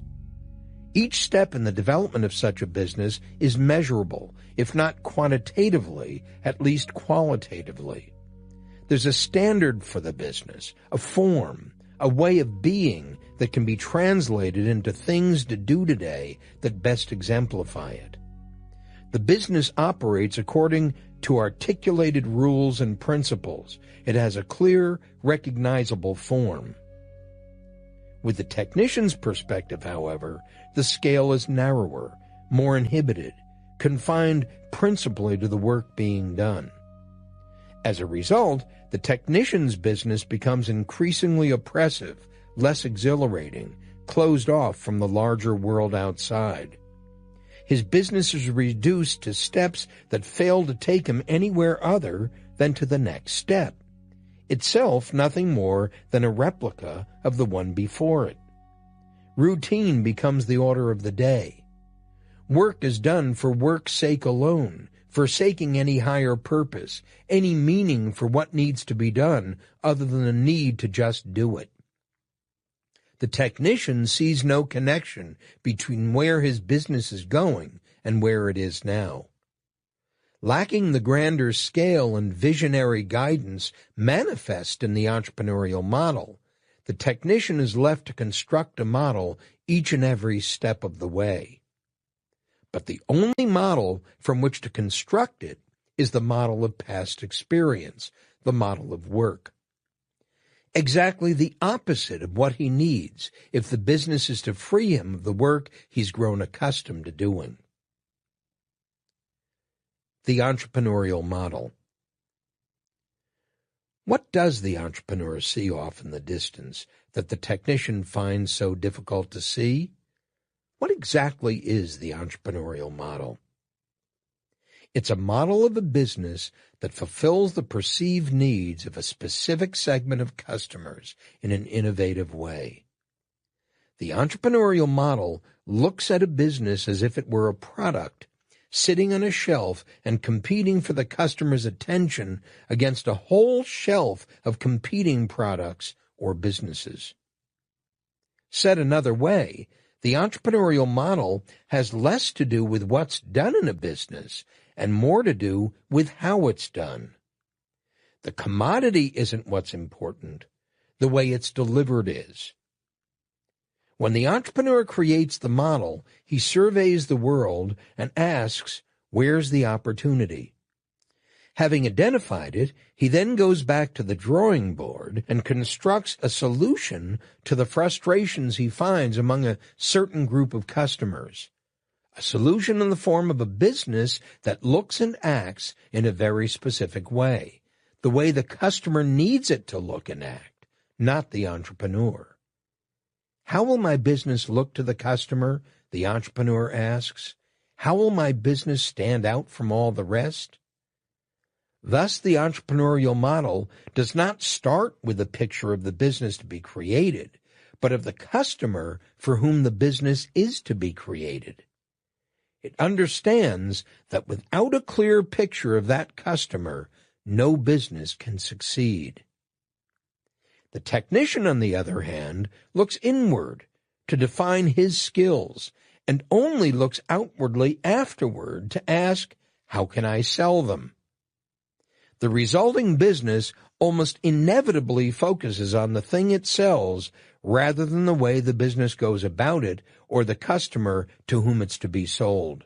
Such a business is designed to satisfy the technician who created it, not the customer.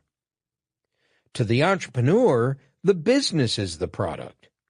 To the technician, the product is what he delivers to the customer. To the technician, the customer is always a problem, because the customer never seems to want what the technician has to offer at the price at which he offers it. To the entrepreneur, however, the customer is always an opportunity, because the entrepreneur knows that within the customer is a continuing parade of changing wants, begging to be satisfied. All the entrepreneur has to do is to find out what those wants are and what they will be in the future. As a result, the world is a continuing surprise, a treasure hunt to the entrepreneur. To the technician, however, the world is a place that never seems to let him do what he wants to do. It rarely applauds his efforts, it rarely appreciates his work, and it rarely, if ever, appreciates him. To the technician, the world always wants something he doesn't know how to give it. The question then becomes, how can we introduce the entrepreneurial model to the technician in such a way that he can understand it and utilize it?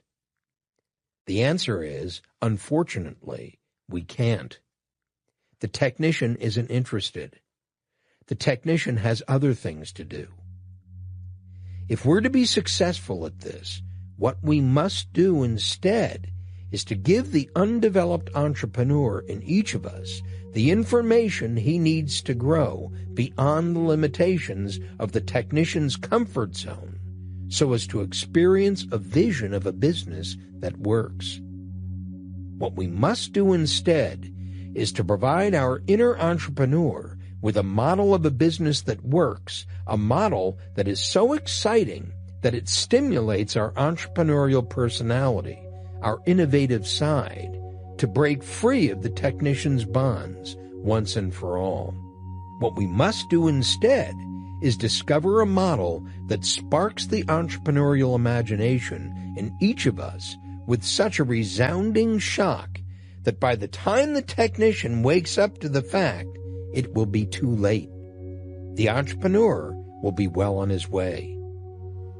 But at the same time, if the model is to work, if the model is to awaken the entrepreneur within each of us to begin to rebuild our businesses around the entrepreneurial perspective they so desperately need to flourish, the manager and the technician need their own models.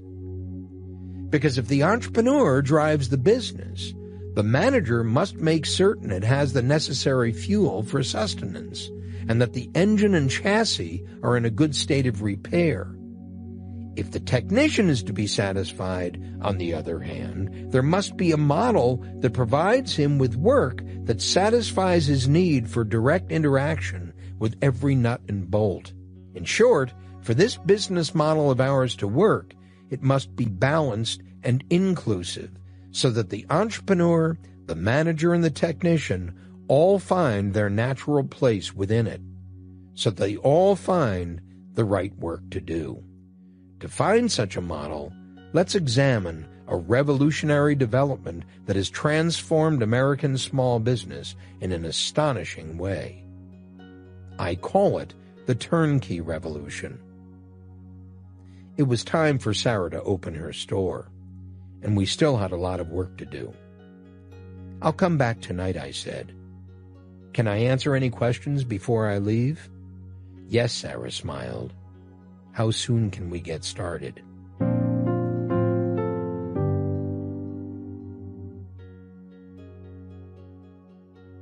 Part 2. The Turnkey Revolution. A New View of Business. Chapter 7. The Turnkey Revolution. Systems theory looks at the world in terms of the interrelatedness of all phenomena. And in this framework, an integrated whole, whose properties cannot be reduced to those of its part, is called a system. Fritjof Capra, The Turning Point. The Industrial Revolution, the Technological Revolution, the Information Explosion are all familiar phenomena in today's world. There is no question of the impact each has had on our lives. If asked to describe the turnkey revolution, however, most people would simply respond with a blank stare. Yet the impact of the turnkey revolution on American small business and the inferences we can draw about that impact for the future are as profound as any of the phenomena cited above. For at the heart of the turnkey revolution is a way of doing business that has the power to dramatically transform any small business, indeed any business, no matter what its size, from a condition of chaos and dis-ease to a condition of order, excitement, and continuous growth. It is the turnkey revolution that provides us with that elusive key to the development of an extraordinary business, the ultimately balanced model of a business that works. The franchise phenomenon.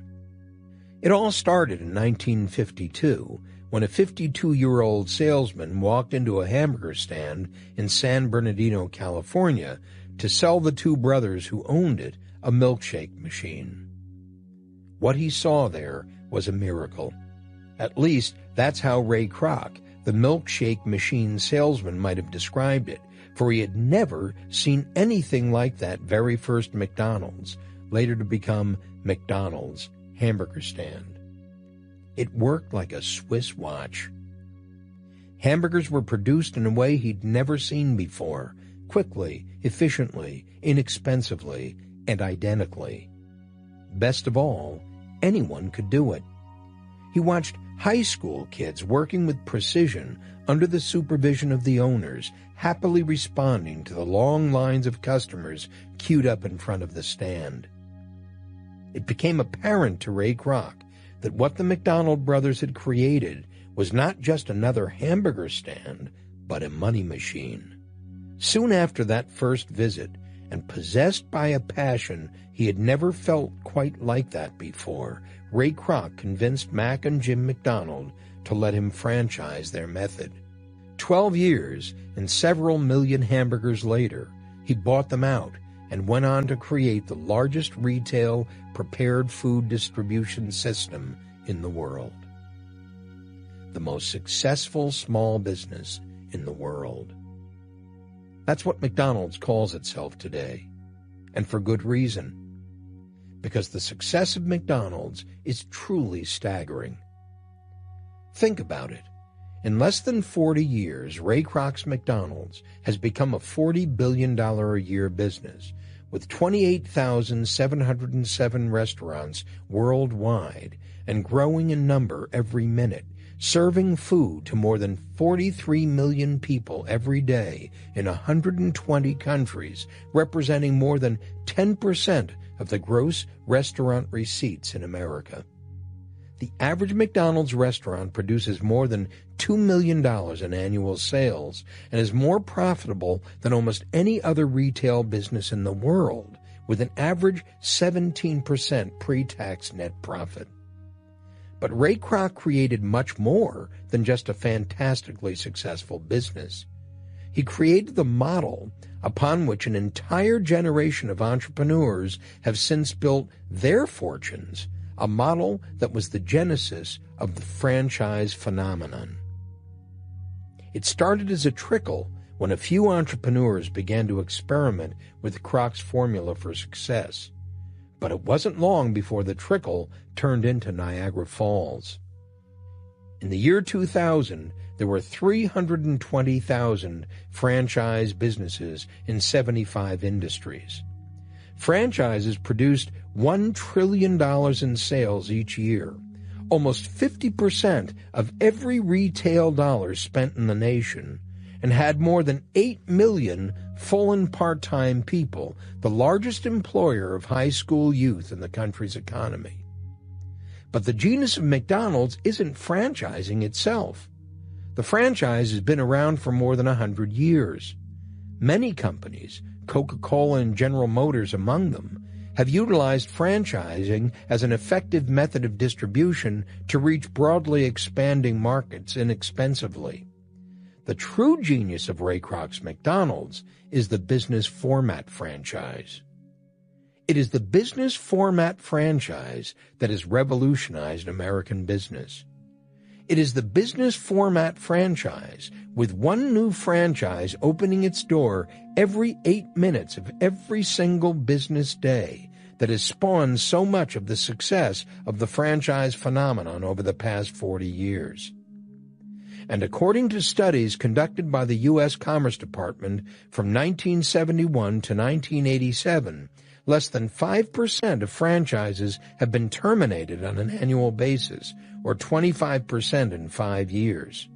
Compare that statistic to the more than 80% failure rate of independently owned businesses, and you can immediately understand the power of the turnkey revolution in our economy and the contribution that the business format franchise has made to it and the future success of your business. Turning the key, the business format franchise. The early franchise businesses, many of which still exist, were called trade name franchises. Under this system, the franchisor licenses the right to small companies to market its nationally known products locally. But the business format franchise moves a step beyond the trade name franchise. The business format franchise not only lends its name to the smaller enterprise, but it also provides the franchisee with an entire system of doing business. And in that difference lies the true significance of the turnkey revolution and its phenomenal success. The turnkey revolution and the business format franchise were born of a belief that runs counter to what most business founders in this country believe. Most business founders believe that the success of a business resides in the success of the product it sells. To the trade name franchisor, the value of the franchise lies in the value of the brand name that it's licensing. Cadillac, Mercedes, Coca-Cola. There was a time when that belief was true, but it isn't anymore. In a world where brand names proliferate like snowflakes in a Minnesota blizzard, it becomes more and more difficult and infinitely more expensive to establish a secure position with a brand name and expect to keep it. As a result, trade name franchises have been declining over the same period that franchising in general has been exploding at an unprecedented rate. It is the business format franchise that has accounted for that growth, because the business format franchise is built on the belief that the true product of a business is not what it sells, but how it sells it. The true product of a business is the business itself. What Ray Kroc understood at McDonald's was that the hamburger wasn't his product, McDonald's was. And he believed that for a most important reason: selling the business instead of the product. Ray Kroc was the consummate entrepreneur, and like most entrepreneurs, he suffered from one major liability. He had a huge dream and very little money. Enter the franchisee. The franchisee became the vehicle for Ray Kroc to realize his dream. At that point, Ray Kroc began to look at his business as the product and at the franchisee as his first, last, and most important customer. For the franchisee wasn't interested in hamburgers or French fries or milkshakes. He was interested in the business. Driven by his desire to buy a business, the franchisee only wanted to know one thing: does it work? Ray Kroc's most important concern then became how to make certain his business would work better than any other. If McDonald's was to fulfill the dream he had for it, the franchisee would have to be willing to buy it. And the only way Ray Kroc could assure himself of that was to make certain that McDonald's worked better than any of the other business products, the other business opportunities around. At the outset, Ray Kroc wasn't just competing with other hamburger businesses. He was competing with every other business opportunity around. But there was a second reason that Ray Kroc had for making certain McDonald's would work. Given the failure rate of most small businesses, he must have realized a crucial fact. For McDonald's to be a predictable success, the business would have to work, because the franchisee, if left to his own devices, most assuredly wouldn't. Once he understood this, Ray Kroc's problem became his opportunity. Forced to create a business that worked in order to sell it, also created a business that would work once it was sold, no matter who bought it. Armed with that realization, he set about the task of creating a foolproof, predictable business. A systems-dependent business, not a people-dependent business. A business that could work without him. Unlike most small business owners before him, and since, Ray Kroc went to work on his business, not in it. He began to think about his business like an engineer working on a pre-production prototype of a mass-producible product. He began to re-engineer McDonald's decades before the word and the process came into fashion. He began to think about McDonald's just like Henry Ford must have thought about the Model T. How could the components of the prototype be constructed so that it could be assembled at a very low cost with totally interchangeable parts? How could the components be constructed so that the resulting business system could be replicated over and over again, each business working, just like the Model T, as reliably as the thousands that preceded it? What Ray Kroc did was to apply the thinking behind the Industrial Revolution to the process of business development, and to a degree never before experienced in a business enterprise. The business as a product would only sell if it worked.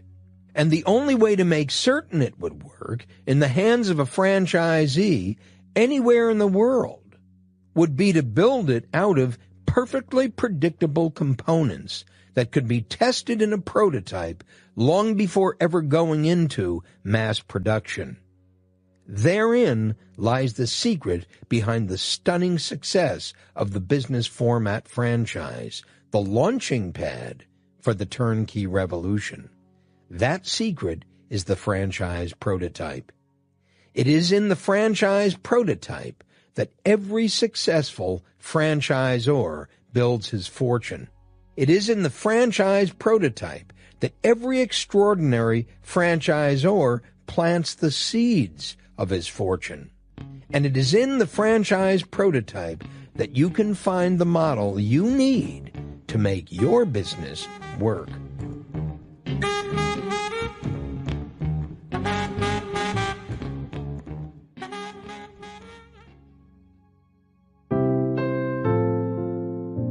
Sarah and I couldn't have picked a better time to have this conversation.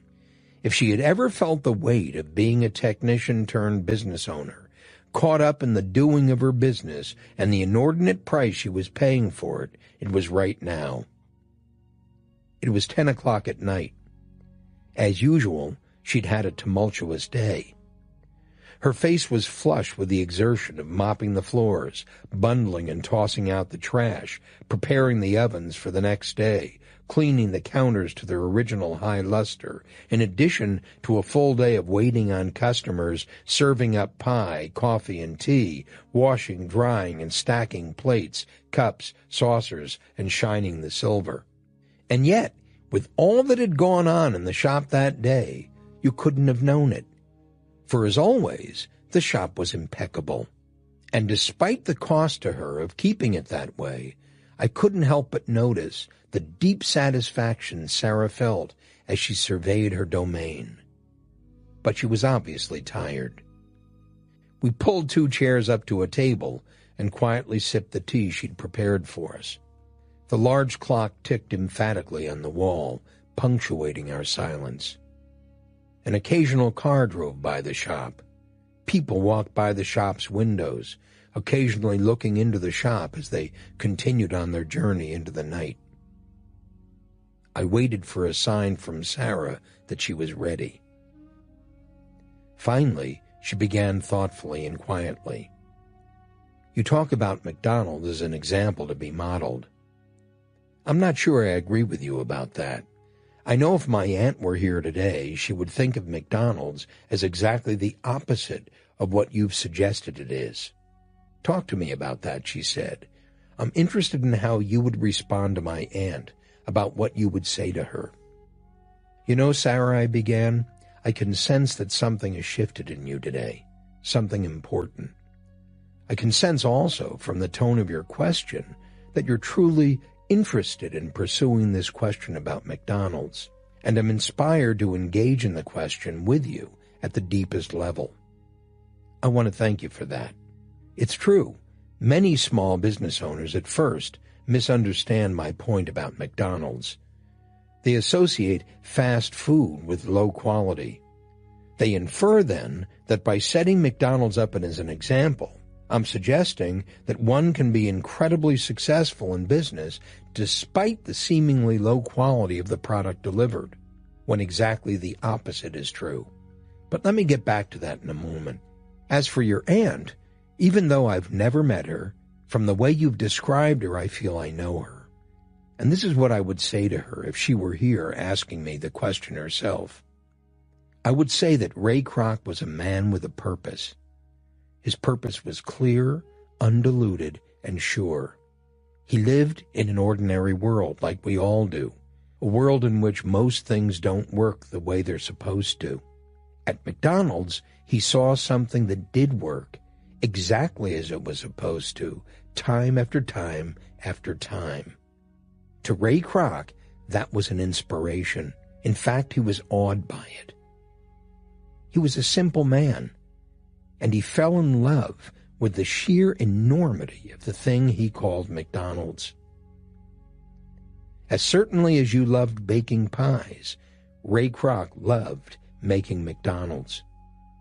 As certainly as you loved producing an exceptional pie, Ray Kroc loved producing an exceptional result the same way, with the same impact, time after time.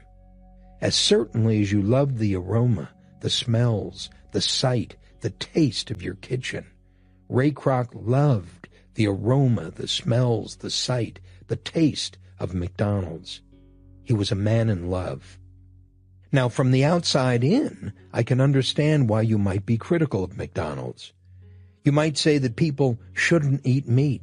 You might say that the hamburgers could be fatter or less fatty or this or that. But what you couldn't say, what you could never say, is that McDonald's doesn't keep its promise, because it does. Better than just about any business in the world, McDonald's, the love of Ray Kroc's life, still keeps its promise long after Ray Kroc is gone. It delivers exactly what we have come to expect of it every single time. So that's why I look upon McDonald's as a model for every small business, because it can do in its more than 28,000 stores what most of us can't do in only one. And to me, that's what integrity is all about. It's about doing what you say you will do, and if you can't, learning how. If that's the measure of an incredible business, and I believe it is, then there is no more incredible business than McDonald's. Who among us small business owners can say we do things as well? But McDonald's is even more important than that. McDonald's has not only created an extraordinary business, it has created for all of us small business owners an extraordinary way to create an extraordinary business. It has created a model we can emulate. And the profound impact that has had on our economy over the past 4 decades is beyond our comprehension. So, Sarazand, I honestly believe if you had known Ray Kroc, you would have discovered in him a kindred spirit. You would have invited him into your kitchen, and he would have invited you into his. You would have discussed with him with great passion the art of creating a fine pie crust, and he would have discussed with you, with just as great a passion, the art of creating a fine French fry. You would have shared with him your secret for preparing the fruit, just as he would share with you his secret for preparing the hamburger buns he so lovingly devoted himself to. You're 2 peas in a pod, with one big exception. You, Sarazand, had but one kitchen in which you loved to work, your kitchen, making your pies, alone or with Sarah by your side. Ray Kroc had thousands upon thousands of kitchens in which he loved to work, perfecting all the time his ability to touch millions of people with the same loving attention you've lavished on a few. You're a technician, a craftsperson who loves what you do. He was an entrepreneur, albeit still a craftsperson who loved what he did. The only difference between the two of you is an order of magnitude. So let me tell you how he crafted something that size.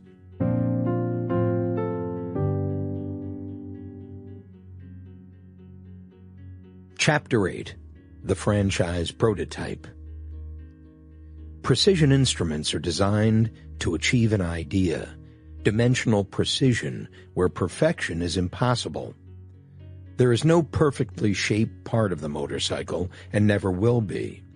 But when you come as close as these instruments take you, remarkable things happen, and you go flying across the countryside under a power that would be called magic if it were not so completely rational in every way. Robert M. Pirsig, Zen and the Art of Motorcycle Maintenance.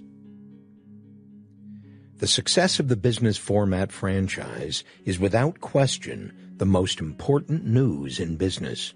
Over the course of 1 year, business format franchises have reported a success rate of 95%, in contrast to the 50% failure rate of new independently owned businesses. Where 80% of all businesses fail in the first 5 years, 75% of all business format franchises succeed. The reason for that success is the franchise prototype. To the franchisor, the prototype becomes the working model of the dream. It is the dream in microcosm. The prototype becomes the incubator and the nursery for all creative thought, the station where creativity is nursed by pragmatism to grow into an innovation that works. The franchise prototype is also the place where all assumptions are put to the test to see how well they work before becoming operational in the business. Without it, the franchise would be an impossible dream, as chaotic and undisciplined as any business. The prototype acts as a buffer between hypothesis and action, putting ideas to the test in the real world rather than the world of competing ideas. The only criterion of value becomes the answer to the ultimate question, does it work? Once having completed his prototype, the franchisor then turns to the franchisee and says, let me show you how it works. And work it does. The system runs the business. The people run the system. In the franchise prototype, the system becomes the solution to the problems that have beset all businesses and all human organizations since time immemorial. The system integrates all the elements required to make a business work. It transforms a business into a machine, or more accurately, because it is so alive, into an organism driven by the integrity of its parts, all working in concert toward a realized objective. And with its prototype as its progenitor, it works like nothing else before it. At Ray Kroc's McDonald's, every possible detail of the business system was first tested in the prototype and then controlled to a degree never before possible in a people-intensive business. The French fries were left in the warming bin for no more than 7 minutes to prevent sogginess. A soggy French fry is not a McDonald's French fry.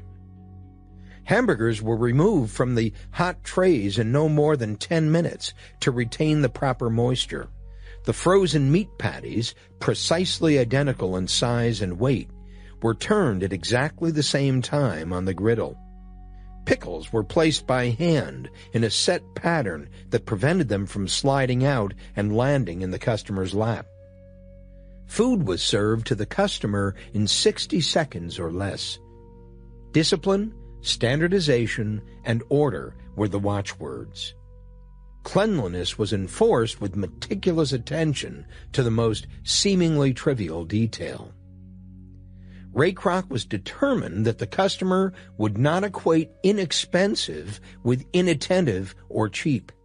Nowhere had a business ever paid so much attention to the little things, to the system that guaranteed the customer that her expectations would be fulfilled in exactly the same way every single time.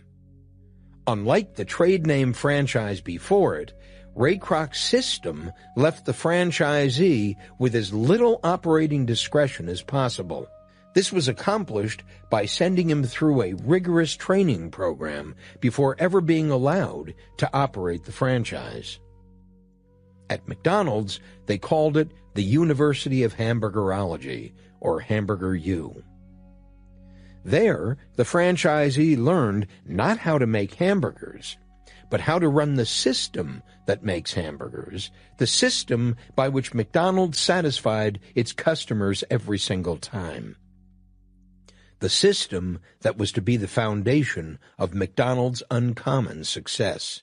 Is it any wonder that McDonald's calls itself the most successful small business in the world? It is. Every single extraordinary detail Ray Kroc invented 4 decades ago is even more extraordinary today.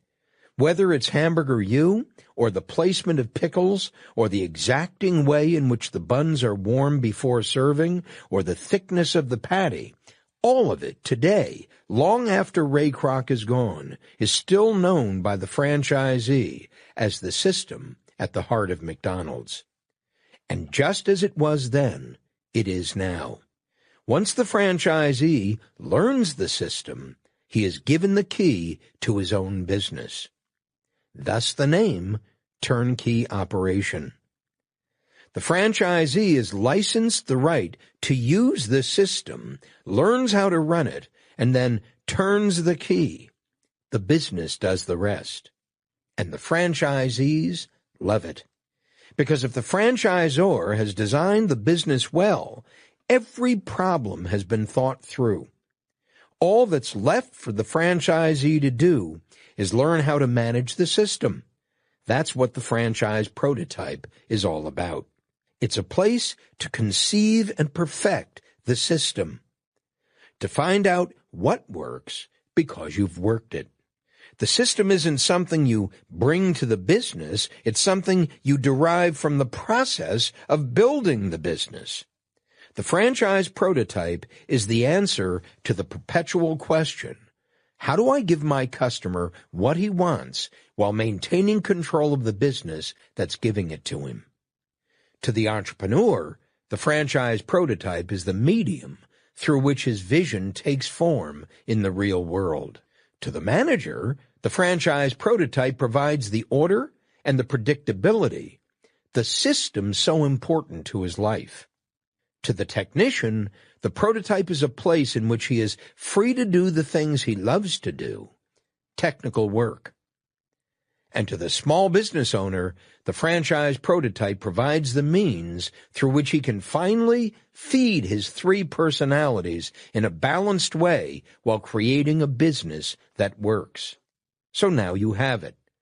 The franchise prototype is the model you've been looking for. The franchise prototype is the model of a business that works. The balanced model that will satisfy the entrepreneur, the manager, and the technician all at once. And it's been there all the time.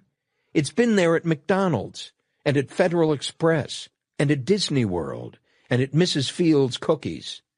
It's been there at Subway sandwiches and Domino's Pizza and Kentucky Fried Chicken and Pizza Hut. It's been there at Taco Bell and UPS and Universal Studios. It's been there waiting for you to discover it all this time. It's been there in the form of a proprietary operating system at the heart of every extraordinary business around you, franchised or not. Because, after all, that's all that any business format franchise really is. It is a proprietary way of doing business that successfully and preferentially differentiates every extraordinary business from every one of its competitors. In this light, every great business in the world is a franchise. The question is, how do you build yours? How do you put this powerfully liberating idea to work for you? How do you create your franchise prototype?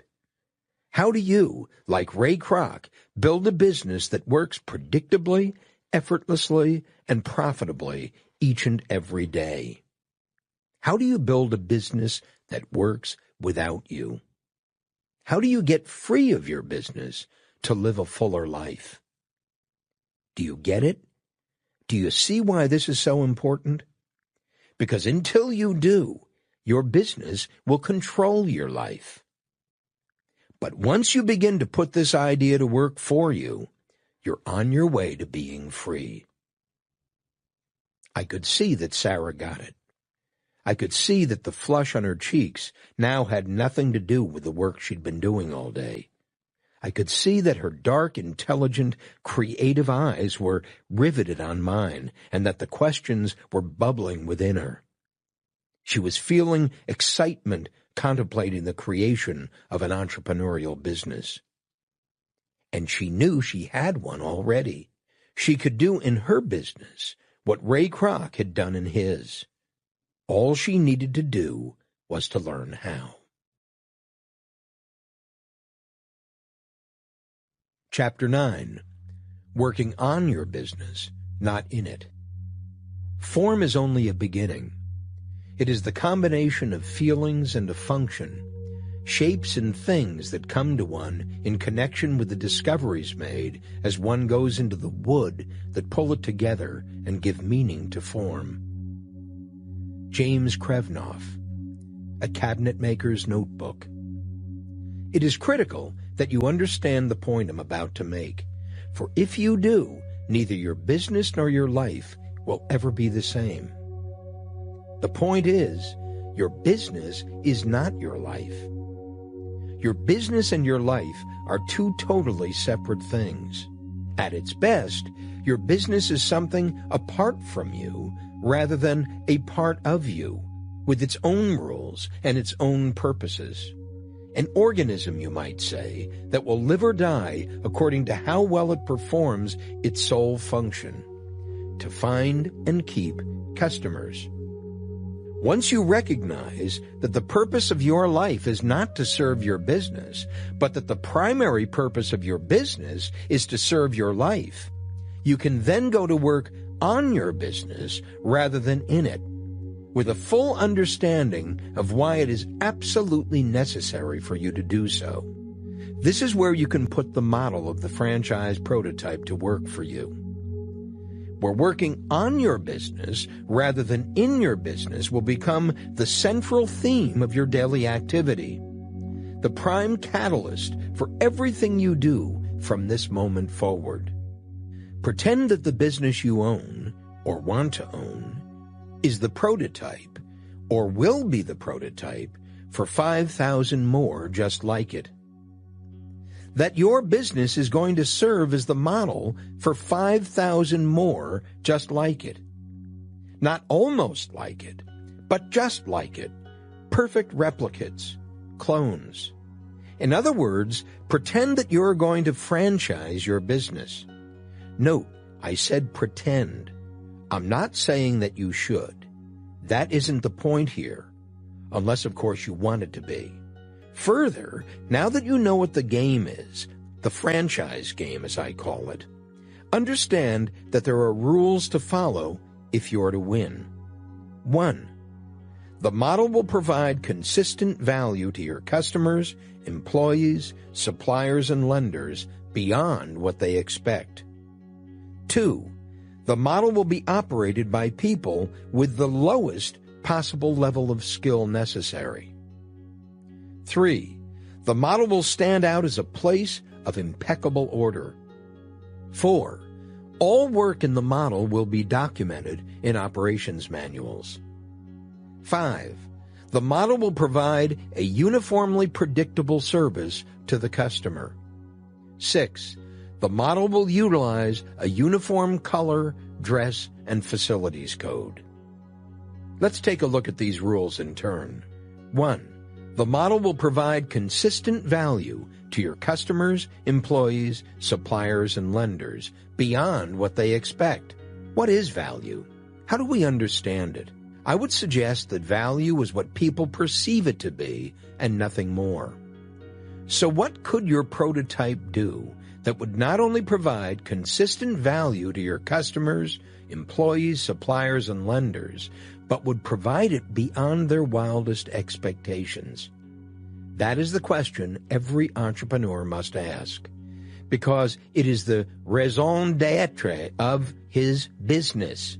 It is in the understanding of value as it impacts every person with whom your business comes into contact that every extraordinary business lives. Value can be a word said at the door of the business as a customer leaves. Value can be an unexpected gift from the business arriving in the mail. Value can be a word of recognition to a new recruit for a job well done, or for that matter, to a seasoned salesperson who's been successful for years. Value can be the reasonable price of your products or the dedication you show in the process of explaining them to a customer who needs more help than usual. Value can be a simple word of thanks to your banker for his conscientiousness. Value is essential to your business and to the satisfaction you get from it as it grows. 2. The model will be operated by people with the lowest possible level of skill necessary. Yes, I said lowest possible level of skill. Because if your model depends upon highly skilled people, it's going to be impossible to replicate. Such people are at a premium in the marketplace. They're also expensive, thus raising the price you'll have to charge for your product or service. By lowest possible level of skill, I mean the lowest possible level necessary to fulfill the functions for which each is intended. Obviously, if yours is a legal firm, you must have attorneys. If yours is a medical firm, you must have physicians. But you don't need to hire brilliant attorneys or brilliant physicians. You need to create the very best system through which good attorneys and good physicians can be leveraged to produce exquisite results. The question you need to keep asking yourself is, how can I give my customer the results he wants systematically rather than personally? Put another way, how can I create a business whose results are systems dependent rather than people dependent? Systems dependent rather than expert dependent. How can I create an expert system rather than hire one? That is not to say that people are unimportant. On the contrary, people bring systems to life. People make it possible for things that are designed to work to produce the intended results. And in the process, people who are systems-oriented, as all your people must be, learn how to more effectively make things work for your customers and for your business by learning how to improve the systems. It's been said, and I believe it to be true, that great businesses are not built by extraordinary people, but by ordinary people doing extraordinary things. But for ordinary people to do extraordinary things, a system, a way of doing things, is absolutely essential in order to compensate for the disparity between the skills your people have and the skills your business needs if it is to produce consistent results. In this context, the system become the tools your people use to increase their productivity, to get the job done in the way it needs to get done in order for your business to successfully differentiate itself from your competition. It's your job, more accurately, the job of your business, to develop those tools and to teach your people how to use them. It's your people's job to use the tools you've developed and to recommend improvements based upon their experience with them. There's another reason for this rule, what I call the rule of ordinary people, that says the blessing of ordinary people is that they make your job more difficult. The typical owner of a small business prefers highly skilled people because he believes they make his job easier.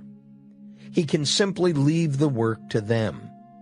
That is, the typical small business owner prefers management by abdication to management by delegation. Unfortunately, the inevitable result of this kind of thinking is that the business also grows to depend upon the whims and moods of its people. If they're in the mood, the job gets done. If they're not, it doesn't. In this kind of business, a business that relies on discretion, how do I motivate my people, becomes the constant question. How do I keep them in the mood? It is literally impossible to produce a consistent result in a business that depends upon extraordinary people. No business can do it for long, and no extraordinary business tries to. Because every extraordinary business knows that when you intentionally build your business around the skills of ordinary people, you'll be forced to ask the difficult question about how to produce a result without the extraordinary ones. You'll be forced to find a system that leverages your ordinary people to the point where they can produce extraordinary results over and over and over again. You'll be forced to invent innovative system solutions to the people problems that have plagued small businesses and big business as well, since the beginning of time. You'll be forced to build a business that works. You'll be forced to do the work of business development, not as a replacement for people development, but as its necessary correlate. 3. The model will stand out as a place of impeccable order. At the core of rule number 3 is the irrepressible fact that in a world of chaos, most people crave order. And it doesn't take a genius to see that the world today is in a state of massive chaos. Wars, famine, crime, violence, inflation, recession, a shifting of traditional forms of social interaction, the threat of nuclear proliferation, HIV, Holocaust, terrorism in all its horrific forms are all communicated instantly and continuously to the fixated consumer, to you, to me, to all of us watching TV. As Alvin Toffler wrote in his revolutionary book, The Third Wave, most people surveying the world around them today see only chaos. They suffer a sense of personal powerlessness and pointlessness. He went on to say that individuals need life structure. A life lacking in comprehensive structure is an aimless wreck. The absence of structure breeds breakdown. Structure provides the relatively fixed points of reference we need. It is these relatively fixed points of reference that an orderly business provides its customer and its employees in an otherwise disorderly world. A business that looks orderly says to your customer that your people know what they're doing. A business that looks orderly says to your people that you know what you're doing. A business that looks orderly says that while the world may not work, some things can. A business that looks orderly says to your customer that he can trust in the result delivered and assures your people that they can trust in their future with you. A business that looks orderly says that the structure is in place. 4. All work in the model will be documented in operations manuals. Documentation says, this is how we do it here. Without documentation, all routinized work turns into exceptions. Documentation provides your people with the structure they need and with a written account of how to get the job done in the most efficient and effective way. It communicates to the new employees, as well as to the old, that there is a logic to the world in which they have chosen to work, that there is a technology by which results are produced. Documentation is an affirmation of order. Again, from Toffler, for many people, a job is crucial psychologically, over and above the paycheck. By making clear demands on their time and energy, it provides an element of structure around which the rest of their lives can be organized. The operative word here is clear. Documentation provides the clarity structure needs if it is to be meaningful to your people. Through documentation, structure is reduced to specific means rather than generalized ends, to a literal and simplified task. The technician in each of us needs to understand to do the job at hand. The operations manual, the repository of the documentation, is therefore best described as a company's how-to-do-it guide. It designates the purpose of the work, specifies the steps needed to be taken while doing that work, and summarizes the standards associated with both the process and the result. Your prototype would not be a model without one. 5.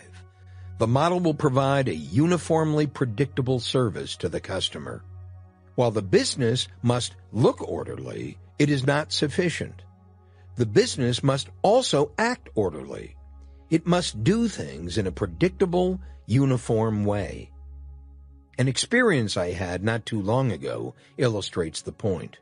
I went to a barber who in our first meeting gave me one of the best haircuts I have ever had.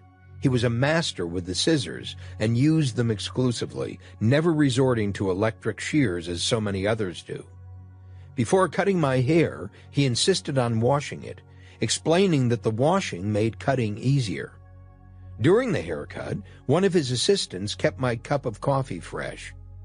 In all, the experience was delightful, so I made an appointment to return. When I returned, however, everything had changed. Instead of using the scissors exclusively, he used the shears about 50% of the time. He not only didn't wash my hair, but never even mentioned it. The assistant did bring me a cup of coffee, but only once, never to return. Nonetheless, the haircut was again excellent. Several weeks later, I returned for a third appointment. This time, the barber did wash my hair, but after cutting it, preliminary to a final trim. This time, he again used the scissors exclusively, but unlike the first two times, no coffee was served, although he did ask if I would like a glass of wine. At first, I thought it might be the assistant's day off, but she soon appeared, busily working with the inventory near the front of the shop. As I left, something in me decided not to go back. It certainly wasn't the haircut. He did an excellent job. It wasn't the barber. He was pleasant, affable, seemed to know his business. It was something more essential than that. There was absolutely no consistency to the experience. The expectations created the first meeting were violated at each subsequent visit. I wasn't sure what to expect, and something in me wanted to be sure. I wanted an experience I could repeat by making the choice to return. The unpredictability said nothing about the barber other than that he was constantly and arbitrarily changing my experience for me. He was in control of my experience, not I. And he demonstrated little sensitivity to the impact of his behavior on me. He was running the business for him, not for me. And by doing so, he was depriving me of the experience of making a decision to patronize his business for my own reasons, whatever they might have been. It didn't matter what I wanted. It didn't matter that I enjoyed the sound of the scissors and somehow equated them with a professional haircut. It didn't matter that I enjoyed being waited on by his assistant. It didn't matter that I enjoyed the experience of having my hair washed before he set to work and that I actually believed it would improve the quality of the haircut. I would have been embarrassed to ask for these things, let alone to give my reasons for wanting them.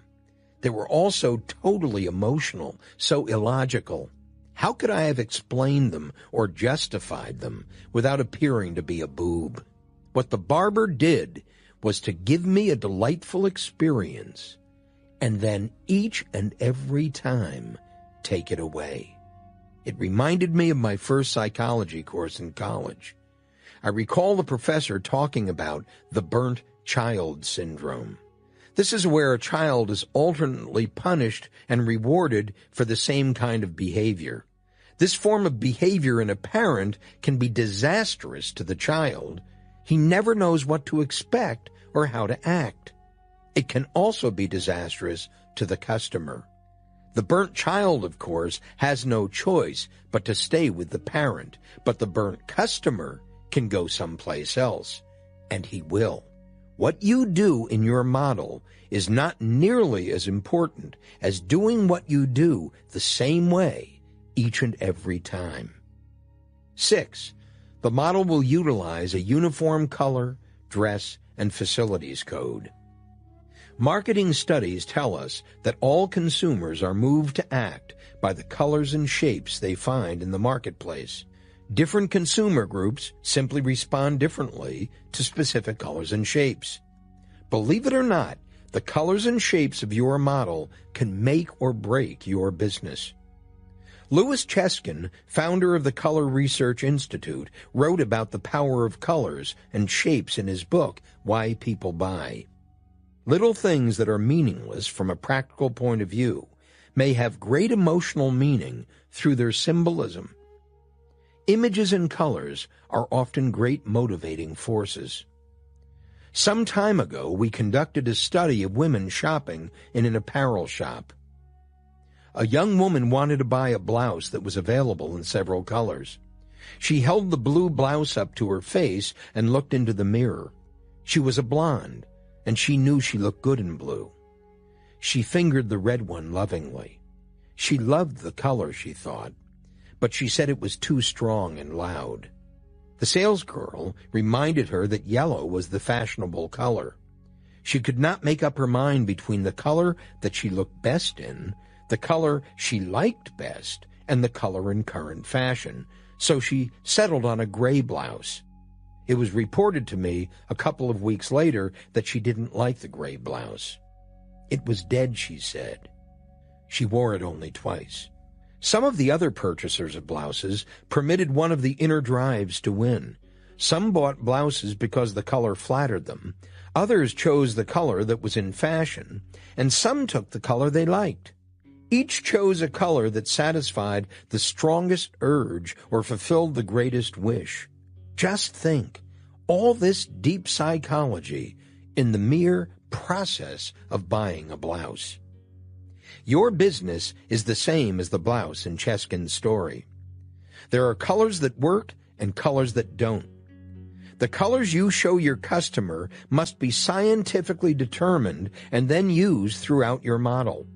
On the walls, the floors, the ceiling, the vehicles, the invoices, your people's clothes, the displays, the signs.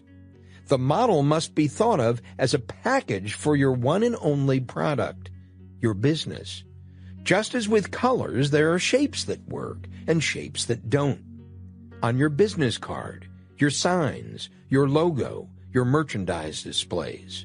In one test, Cheskin showed that a triangle produced far fewer sales than a circle, and a crest outproduced both by a significant margin. Imagine sales increased or lost by the choice of a seemingly meaningless shape. The shape of your sign, your logo, the type style used on your business cards will have a significant impact on sales, whether you care to think about it or not. Your prototype must be packaged as carefully as any box of cereal. Before we go on, let's summarize what we've covered so far. Go to work on your business rather than in it. Go to work on your business as if it were the pre-production prototype of a mass-producible product. Think of your business as something apart from yourself, as a world of its own, as a product of your efforts, as a machine designed to fulfill a very specific need, as a mechanism for giving you more life, as a system of interconnecting parts, as a package of cereal, as a can of beans, as something created to satisfy your consumers' deeply held perceived needs, as a place that acts distinctly different from all other places, as a solution to somebody else's problem. Think of your business as anything but a job. Go to work on your business rather than in it, and ask yourself the following questions. How can I get my business to work, but without me? How can I get my people to work, but without my constant interference? How can I systematize my business in such a way that it could be replicated 5,000 times, so the 5,000th unit would run as smoothly as the very first? How can I own my business and still be free of it? How can I spend my time doing the work I love to do rather than the work I have to do? If you ask yourself these questions, you'll eventually come face to face with the real problem. You don't know the answers. And that's been the problem all along. But now it should be different, because now you know that you don't know. Now you are ready to look the problem squarely in the face. The problem isn't your business. It never has been. The problem is you. It has always been you, And it will always be you. Until you change, that is. Until you change your perspective about what a business is and how one works. Until you begin to think about your business in a totally new way. Until you accept the undeniable fact that business, even a very small business like yours, is both an art and a science. And like art and like science, to successfully develop a serious business, you need specific information.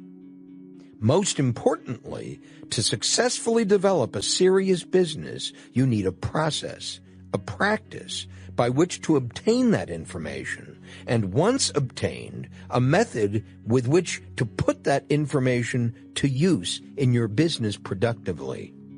What follows is just such a method. A programmed approach to learning what needs to be learned about your business in order to climb the proverbial ladder. A proven way to the top that has been successfully implemented by tens of thousands of small businesses just like yours.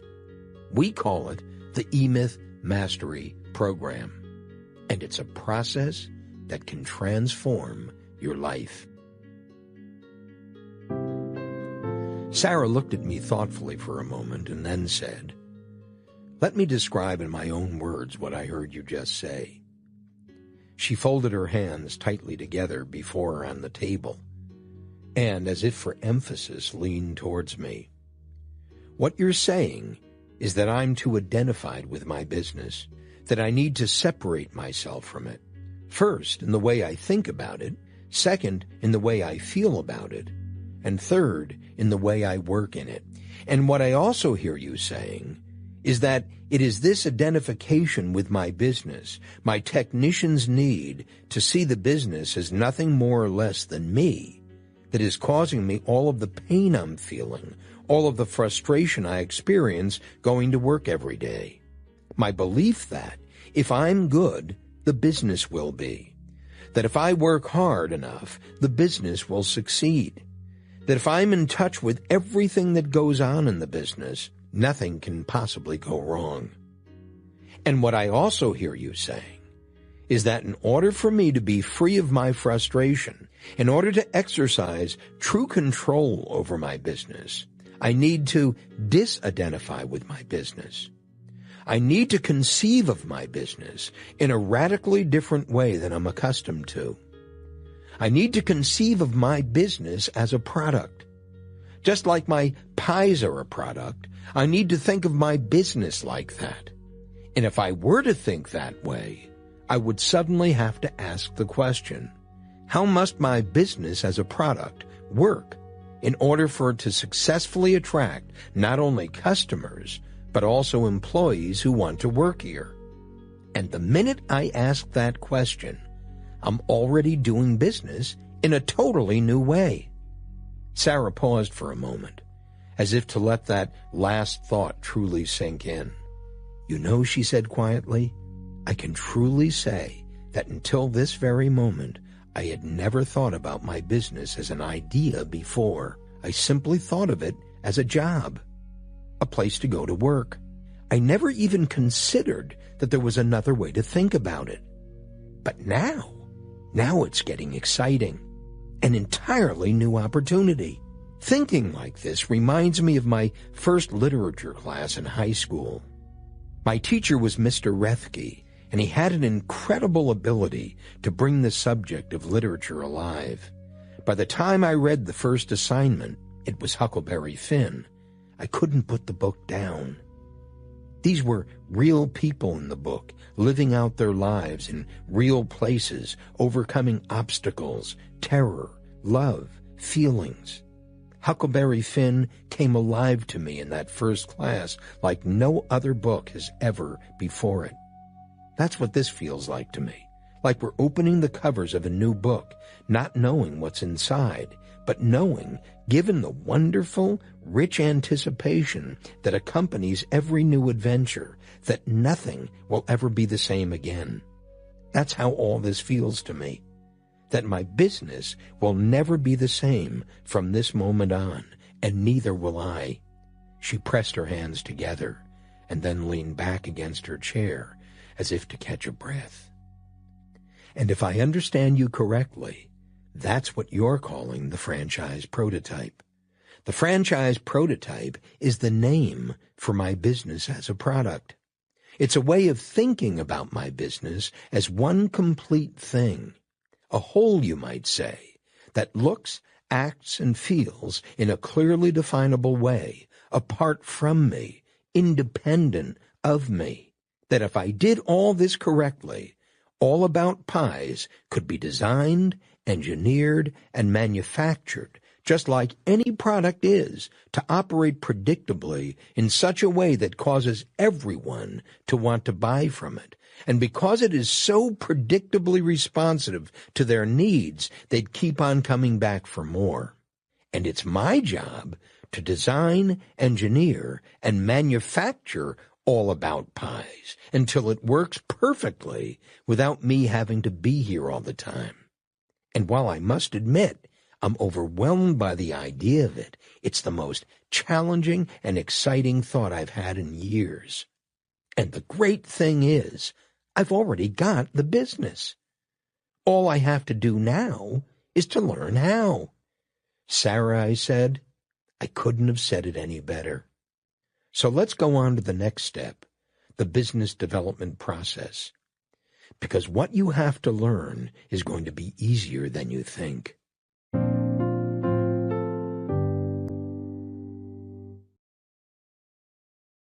Part 3. Building a Small Business That Works. Chapter 10. The Business Development Process. Tolerance for failure is a very specific part of the excellent company culture, and that lesson comes directly from the top. Champions have to make lots of tries and consequently suffer some failures, or the organization won't learn. Thomas J. Peters and Robert H. Waterman, Jr., In Search of Excellence. Building the prototype of your business is a continuous process, a business development process. Its foundation is 3 distinct yet thoroughly integrated activities through which your business can pursue its natural evolution. They are innovation, quantification, and orchestration. Innovation. Innovation is often thought of as creativity, but as Harvard professor Theodore Levitt points out, the difference between creativity and innovation is the difference between thinking about getting things done in the world and getting things done. Says Professor Levitt, creativity thinks up new things. Innovation does new things. The franchise revolution has brought with it an application of innovation that has been almost universally ignored by American business. By recognizing that it is not the commodity that demands innovation, but the process by which it is sold, the franchisor aims his innovative energies at the way in which his business does business. To the franchisor, the entire process by which the business does business is a marketing tool, a mechanism for finding and keeping customers. Each and every component of the business system is a means through which the franchisor can differentiate his business from all other businesses in the mind of his consumer. Where the business is the product, how the business interacts with the consumer is more important than what it sells. And the how doesn't have to be expensive to be effective. In fact, some of the most powerful innovations have required little more than the change of a few words, a gesture, the color of clothing. For example, what does the salesperson in a retail store invariably say to the incoming customer? He says, "May I help you?" Have you ever heard that one before? And how does the customer invariably respond? He says, "No thanks, just looking." Have you ever said that one before? Of course you have. In fact, it's a universal phenomenon. Now, why do you suppose the salesperson asks that question when he knows that the customer will respond the way he does? Because the customer responds the way he does. That's why. If the customer is just looking, the salesperson doesn't have to go to work. Can you imagine what these few words are costing retailers in this country in lost sales? Here's a perfect opportunity to try a simple and inexpensive innovation. The innovation. Instead of asking, "Hi, may I help you?" try this instead. "Hi, have you been in here before?" The customer will respond with either a yes or a no. In either case, you're then free to pursue the conversation. If the answer is yes, you can say, "Great, we've created a special new program for people who've shopped here before. Let me take just a minute to tell you about it." If the answer is no, you can say, "Great, we've created a special new program for people who haven't shopped here before. Let me take just a minute to tell you about it." Of course, you'll have to have created a special new program to talk about in either case, but that's the easy part. Just think, a few simple words. Nothing fancy, but the result is guaranteed to put money in your pocket. How much? That depends on how enthusiastically you do it. The experience of our retail clients tells us that by doing this one thing alone, sales will increase between 10 and 16% almost immediately. Can you believe it? A few simple words and sales instantly go up, not by just a little bit, mind you, but by a considerable amount. What would you do for a 10 to 16% increase in sales?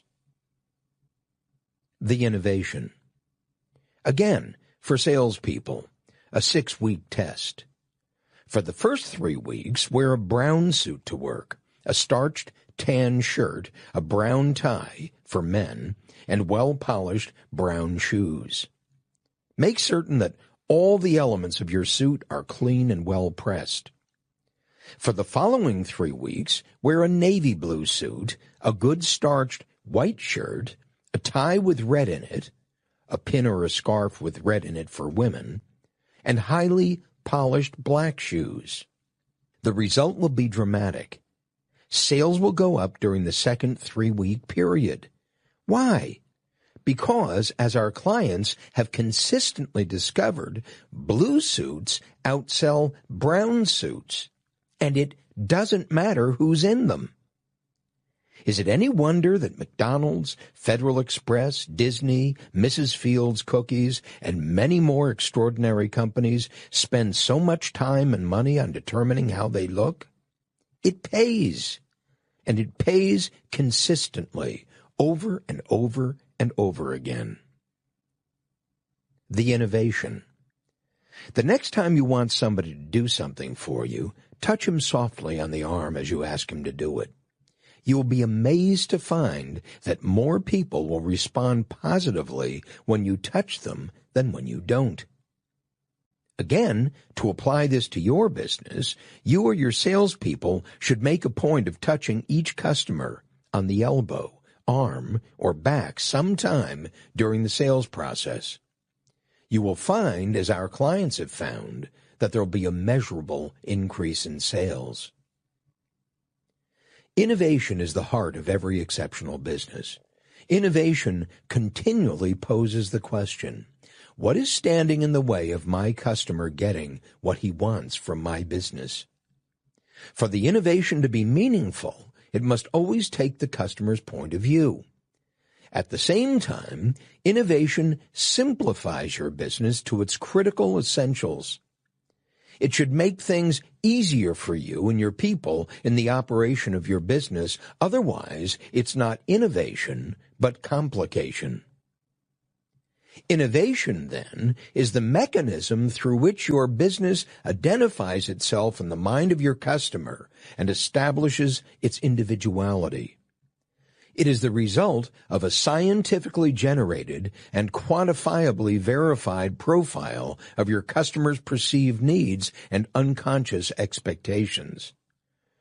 It is the skill developed within your business and your people that is constantly asking, what is the best way to do this? Knowing, even as the question is asked, that we will never discover the best way, but by asking, we will assuredly discover a way that's better than the one we know now. In that regard, I think of innovation as the best way skill. It produces a high level of energy in every company within which it's nurtured, fed, and stimulated. Energy that in turn feeds everyone the company touches, its employees, customers, suppliers, and lenders. In an innovative company, everyone grows. There's no doubt about it. Innovation is the signature of a bold, imaginative hand. Quantification. But on its own, innovation leads nowhere. To be at all effective, all innovations need to be quantified. Without quantification, how would you know whether the innovation worked? By quantification, I'm talking about the numbers related to the impact an innovation makes. For example, ask any group of small business owners how many selling opportunities they had the day before, as we have at eMyth Worldwide day after day, and I promise you 99% of them will not know the answer. The sad fact is that quantification is not being done in most businesses, and it's costing them a fortune. For example, how would you know that by changing the words you use to greet an incoming customer, you produced a 16% increase in sales, unless you quantified it by, first, determining how many people came in the door before the innovation was put into effect, second, determining how many people bought products and what the dollar value of those products were before you changed the words and what you said to produce those sales, third, counting the number of people who came in the door after you changed the words, 4, counting the number of people who purchased something, 5, determining the average unit value of a sale, and 6, determining what the improvement was as a result of your innovation. These numbers enable you to determine the precise value of your innovation. How would you know that wearing a blue suit had a specific monetary impact on your business unless you quantified that impact and had a specific control against which to measure it? The answer is obvious. You wouldn't. And as I've said, few small business owners do quantify these things, even those who believe in quantification. Because few small business owners believe that such apparently insignificant innovations are really that important. But ask yourself, if you could increase sales 10% by doing something as simple as wearing a blue suit, would you do it? Would you make it important? The answer is as obvious as the question is ridiculous. Of course you would. And it is the obvious that must be addressed by quantification at the outset of the business development process. I mean everything. How many customers do you see in person each day? How many in the morning? In the afternoon? How many people call your business each day? How many call to ask for a price? How many want to purchase something? How many of product X are sold each day? At what time of day are they sold? How many are sold each week? Which days are busiest? How busy? And so forth. You can't ask too many questions about the numbers. Eventually, you and your people will think of your entire business in terms of the numbers. You'll quantify everything. You'll be able to read your business's health chart by the flow of the numbers. You'll know which numbers are critical and which are not. You'll become as familiar with your business's numbers as your doctor is with your blood pressure and pulse rates. Because without the numbers, you can't possibly know where you are, let alone where you're going. With the numbers, your business will take on totally new meaning. It will come alive with possibilities. Orchestration. Once you innovate a process and quantify its impact on your business, once you find something that works better than what preceded it, once you discover how to increase the yeses from your customers, your employees, your suppliers, and your lenders, at that point, it's time to orchestrate the whole thing. Orchestration is the elimination of discretion or choice at the operating level of your business. Without orchestration, nothing could be planned and nothing anticipated by you or your customer. If you're doing everything differently each time you do it, if everyone in your company is doing it by their own discretion, their own choice, rather than creating order, you're creating chaos. As Theodore Levitt says in his stunning book, Marketing for Business Growth, discretion is the enemy of order, standardization, and quality. If a blue suit works, wear it every single time you're in front of a customer, is the dictum of the disciples of orchestration. If "Hi, have you been in here before?" works better than anything else you've tried, say it every single time you greet a customer, is the rule of the day from the disciples of orchestration. By every disciple of orchestration, I'm referring to anyone who has ever seriously decided to produce a consistent, predictable result in the world of business, no matter what business they are in. Whether that be Fred Smith at Federal Express, Tom Watson at IBM, Ray Kroc at McDonald's, Walt Disney at Disney, Debbie and Randy Fields at Mrs. Fields Cookies, or whomever, throughout the course of time. Because every founder of every great business format franchise company, whether it is franchised or not, knows one thing to be true. If you haven't orchestrated it, you don't own it. And if you don't own it, you can't depend on it. And if you can't depend on it, you haven't got a franchise. And without a franchise, no business can hope to succeed. If, by a franchise, you understand that I'm talking about a proprietary way of doing business that differentiates your business from everyone else's. In short, the definition of a franchise is simply your unique way of doing business. And unless your unique way of doing business can be replicated every single time, you don't own it. You have lost it. And once you've lost it, you're out of business. The need for orchestration is based on the absolutely quantifiable certainty that people will do only one thing predictably, and that is to be unpredictable. But for your business to be predictable, your people must be. Then what? Then the system must provide the vehicle to facilitate predictability. To do what? To give your customer what he wants every single time. Why?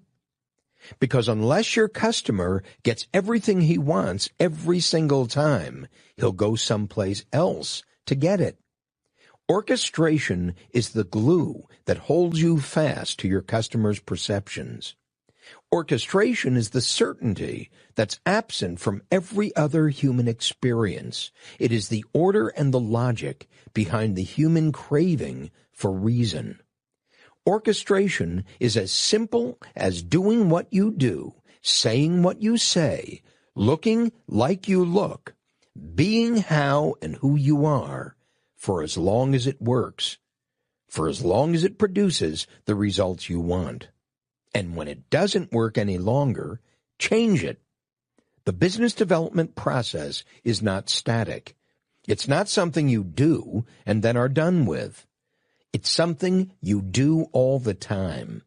In other words, once you've innovated, quantified, and orchestrated something in your business, you must continue to innovate, quantify, and orchestrate it. The business development process is dynamic simply because the world, moving as it does, will not tolerate a stationary object. The world will collide with whatever you've created and sooner or later destroy it. The business development process is that which enables you to preempt the world's changes. It hopefully precedes them, anticipates them, and if not, at least is infinitely flexible in relationship to them. In short, innovation, quantification, and orchestration are the backbone of every extraordinary business. They are the essence of your business development process.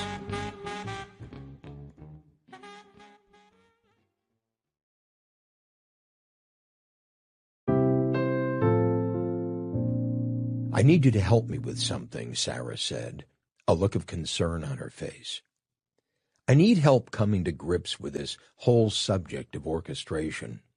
It sounds so mechanical, so deadening. When I think of it, I picture a shop full of people working dispassionately, each of them doing things in identically the same way, like robots. Certainly you can't be saying that. But I don't know how else to think about it. She paused with uncertainty, but then, as though deciding she had made her point, grew quiet and waited for my answer. Sarah, I began softly, if the business development process were only about orchestration, I would agree with you. It would be deadly. Absent a higher purpose, all habits are deadly. Because that's all orchestration really is, Sarah, a habit, a way of doing something habitually. The problem is you can't understand the value of an entire process by separating it from its parts, or its parts from the process. Because once you separate the parts of a process, once you take a process apart, there is no process. There is no movement whatsoever. There is only this thing or that. There is no beginning, no middle, no end. There is no story. There's only an event frozen in time. You might say that apart from its process, the part of a process is dead.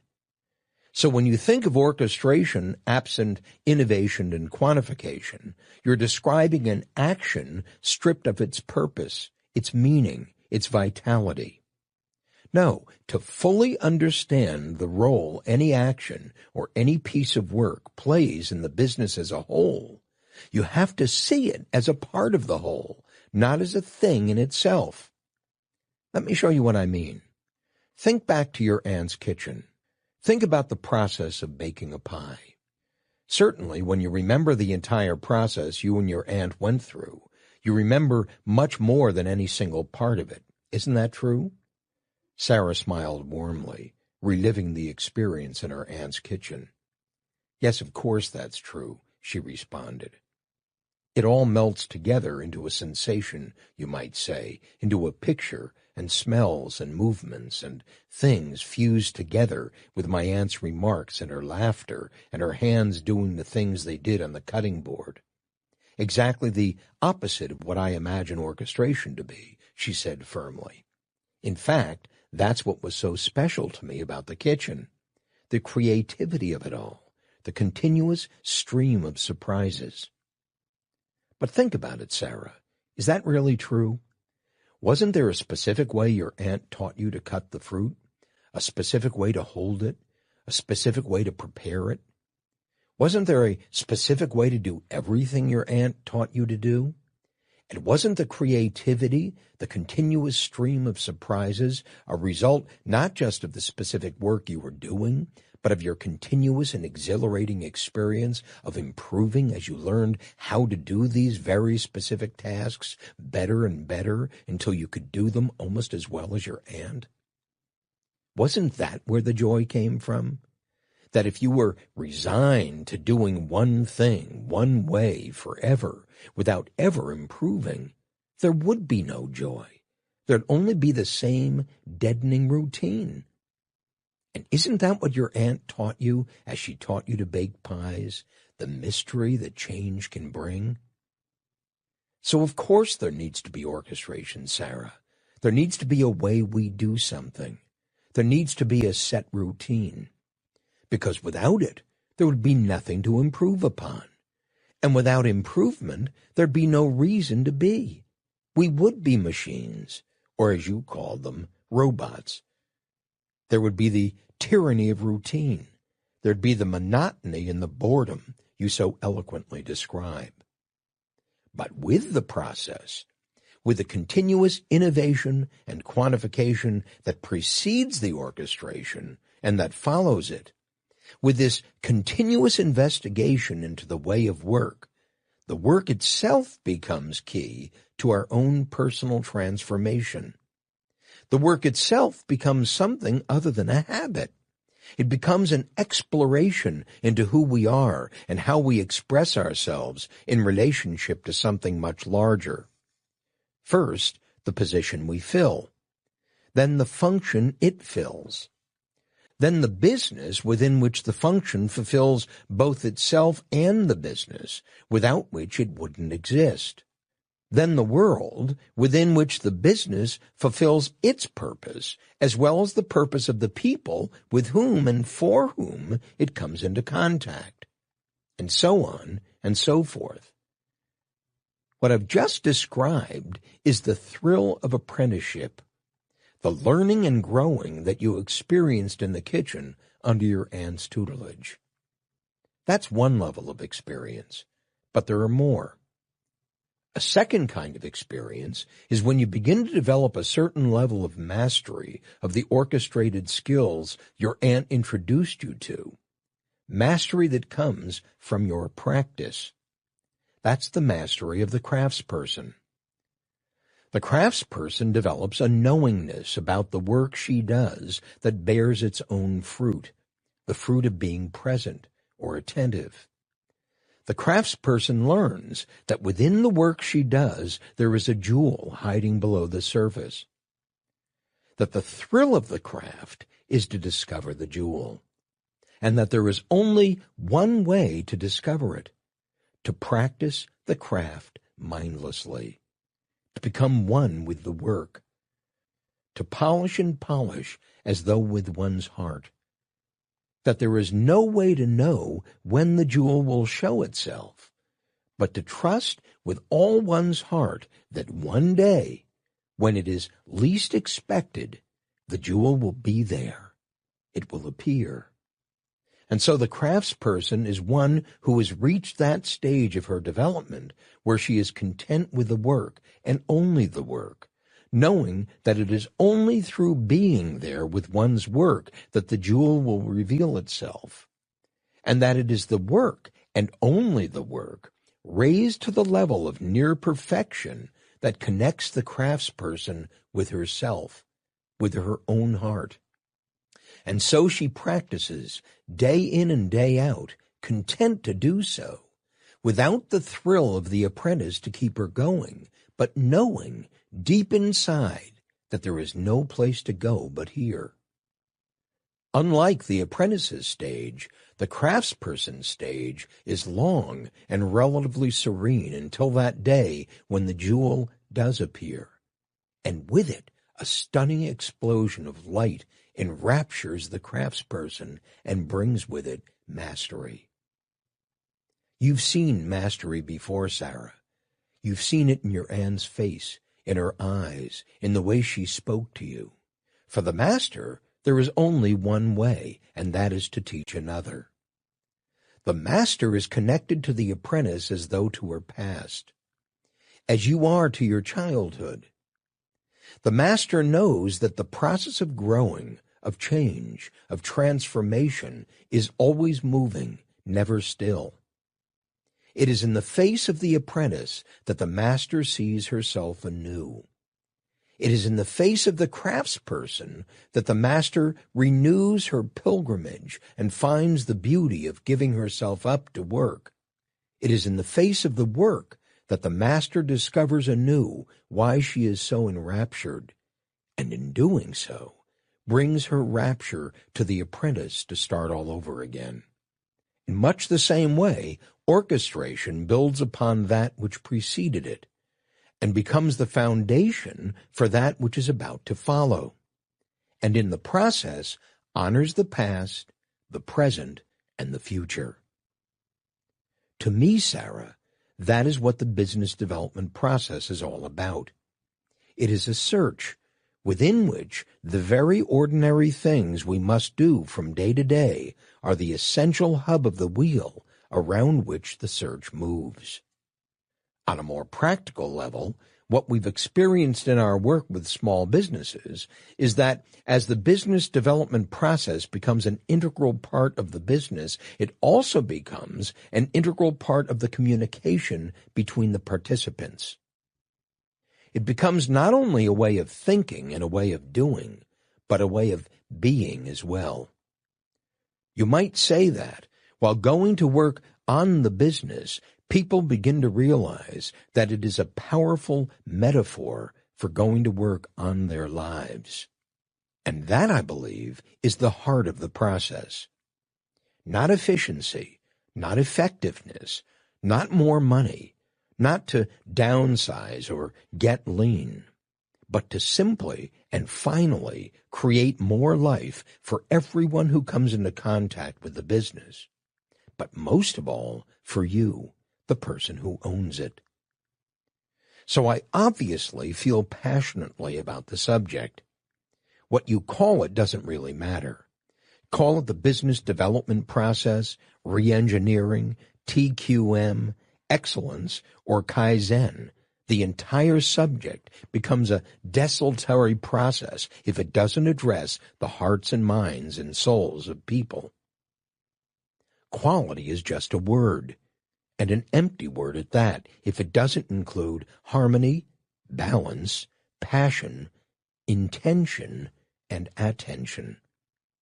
Continuous improvement for its own sake is a waste of time. Life is what a business is about, and life is what this work is about. Coming to grips with oneself in the face of an incredibly complex world that can teach us if we're open to learn.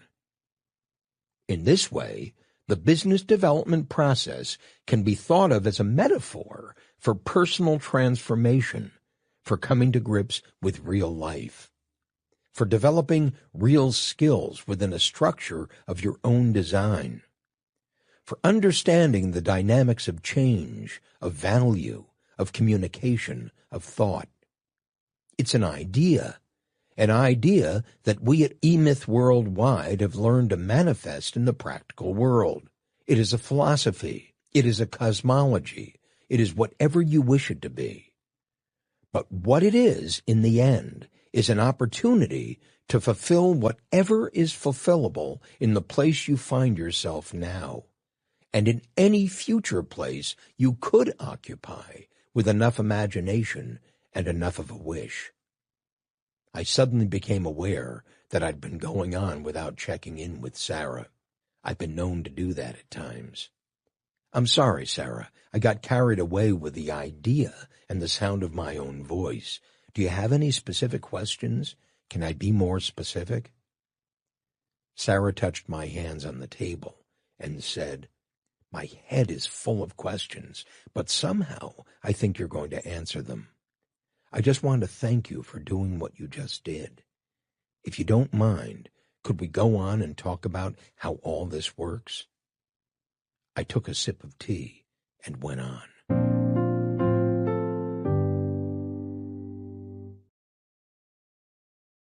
Chapter 11, Your Business Development Program. "And I say to ye all, good friends, that as ye grow in gulf, ye come to see the things ye learn there and every other place, the grace that comes from such a discipline, the extra feel in the hands, the extra strength and knowin', all those special powers ye felt from time to time begin to enter our lives." Michael Murphy, Gulf in the Kingdom. Now you understand the task ahead. To think of your business as though it were the prototype for 5,000 more just like it. To imagine that someone will walk through your door with the intention of buying your business, but only if it works. And only if it works without a lot of work and without you to work it. Imagine yourself at that moment. Imagine your smile inside as you say, "Let me show you how it works," knowing that not only will it work, but it will work better than any other business he's ever seen. Imagine yourself taking the potential buyer through your business, explaining each component and how it works with every other component. How you've innovated system solutions to people problems. How you've quantified the results of those innovations. And how you've orchestrated the innovations so that they produce the same results every single time.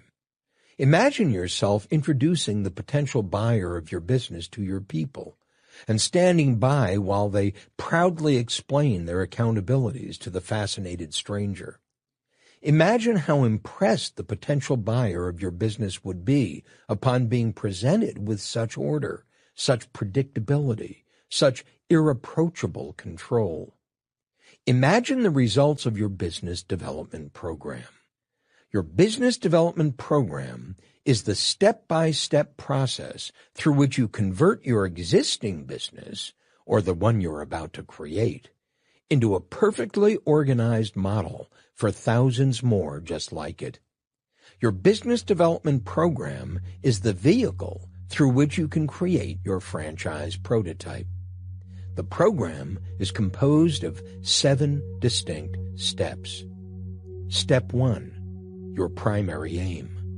Step 2, your strategic objective. Step 3, your organizational strategy. Step 4, your management strategy.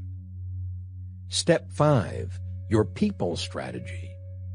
Step 6, your marketing strategy. And Step 7, your systems strategy. Let's get started.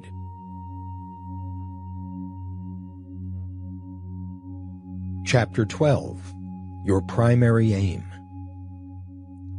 The chief characteristic of the volitional act is the existence of a purpose to be achieved, the clear vision of an aim. Robert Assagioli, The Act of Will. I doubt that by now you'd be surprised to find out that I don't believe your business to be the first order of business on our agenda. You are. Nor will you be surprised to hear that I don't believe your business is your life, although it does and can play a significantly important role in your life. But before you can determine what that role will be, you must ask yourself these questions. What do I value most? What kind of life do I want? What do I want my life to look like, to feel like? Who do I wish to be? Your primary aim is the answer to all these questions. Consider it from another perspective. I'd like you to imagine that you're about to attend one of the most important occasions of your life. It will be held in a room sufficiently large to seat all of your friends, your family, your business associates, anyone and everyone to whom you are important and who's important to you. Can you see it? The walls are draped with deep golden tapestries. The lighting is subdued, soft, casting a warm glow on the faces of your expectant guests. Their chairs are handsomely upholstered in a golden fabric that matches the tapestries. The golden carpeting is deeply piled. At the front of the room is a dais, and on the dais a large, beautifully decorated table with candles burning at either end. On the table, in the center, is the object of everyone's attention. A large, shining, ornate box. And in the box is you, stiff as a proverbial board. Do you see yourself lying in the box? Not a dry eye in the room? Now, listen. From the 4 corners of the room comes a tape recording of your voice. Can you hear it? You're addressing your guests. You're telling them the story of your life. How would you like that story to go? That's your primary aim. What would you like to be able to say about your life after it's too late to do anything about it? That's your primary aim. If you were to write a script for the tape to be played for the mourners at your funeral, how would you like it to read? That's your primary aim. And once you've created the script, all you need to do is to make it come true. All you need to do is to begin living your life as if it were important. All you need to do is to take your life seriously, to create it intentionally, to actively make your life into the life you wish it to be. Simple? Yes. Easy? No. But absolutely essential if your business is to have any meaning beyond work. Because if your business is going to become an integral part of that tape, if your business is going to make a major contribution to the realization of your dream, if your business is going to become a significant component of your primary aim, you have to let your business know what that aim is. And how can you expect to do that if you don't know what it is? Do you see why your primary aim is so important to the success of your business? With no clear picture of how you wish your life to be, how on earth can you begin to live it? How would you know what first step to take? How would you measure your progress? How would you know where you were? How would you know how far you had gone? How would you know how much farther you had yet to go? Without your primary aim, you wouldn't. Indeed, you couldn't. It would be virtually impossible. As with mature companies, I believe great people to be those who know how they got where they are and what they need to do to get where they're going. Great people have a vision of their lives that they practice emulating each and every day. They go to work on their lives, not just in their lives. Their lives are spent living out the vision they have of their future in the present. They compare what they've done with what they intended to do. And where there's a disparity between the two, they don't wait very long to make up the difference. They go to work on their lives, not just in their lives. I believe it to be true that the difference between great people and everyone else is that great people create their lives actively, while everyone else is created by their lives, passively waiting to see where life takes them next. The difference between the two is the difference between living fully and just existing. The difference between the two is living intentionally and living by accident. Let me repeat once more that great quote by Don Juan in Carlos Castaneda's A Separate Peace. The difference between a warrior and an ordinary man is that a warrior sees everything as a challenge, while an ordinary man sees everything as either a blessing or a curse. So before you start your business or before you return to it tomorrow, ask yourself the following questions. What do I wish my life to look like? How do I wish my life to be on a day-to-day basis? What would I like to be able to say I truly know in my life, about my life? How would I like to be with other people in my life, my family, my friends, my business associates, my customers, my employees, my community? How would I like people to think about me? What would I like to be doing 2 years from now, 10 years from now, 20 years from now, when my life comes to a close? What specifically would I like to learn during my life, spiritually, physically, financially, technically, intellectually? about relationships. How much money will I need to do the things I wish to do? By when will I need it? These are just a few of the questions you might ask yourself in the creation of your primary aim. The answers become the standards against which you can begin to measure your life's progress. In the absence of such standards, your life will drift aimlessly, without purpose, without meaning. In that regard, your primary aim is the vision necessary to bring your business to life and your life to your business. It provides you with a purpose. It provides you with energy. It provides you with the grist for your day-to-day mill. That's what's been missing in my business, Sarah all but shouted. Me! How could I have been so oblivious to something so obvious? Don't be so hard on yourself, I said. We are all oblivious. Join the club. Let me tell you a story. There was once a young man who had recently turned 40, whose life seemed to be going nowhere. Somehow, he'd never grabbed hold of a career. His life had no purpose. College had somehow eluded him. In his first year at UCLA, he couldn't find anything to hold his attention, and he quit. He studied music as a boy. Many said brilliantly, but in his early adult years failed to find the conviction he needed to pursue it. Many different things attracted him: music, religion, mysticism, writing poetry, drugs, writing pulp fiction, money, none of them permanently. He took whatever jobs came along, and because of his natural and varied talents, he did whatever he did well.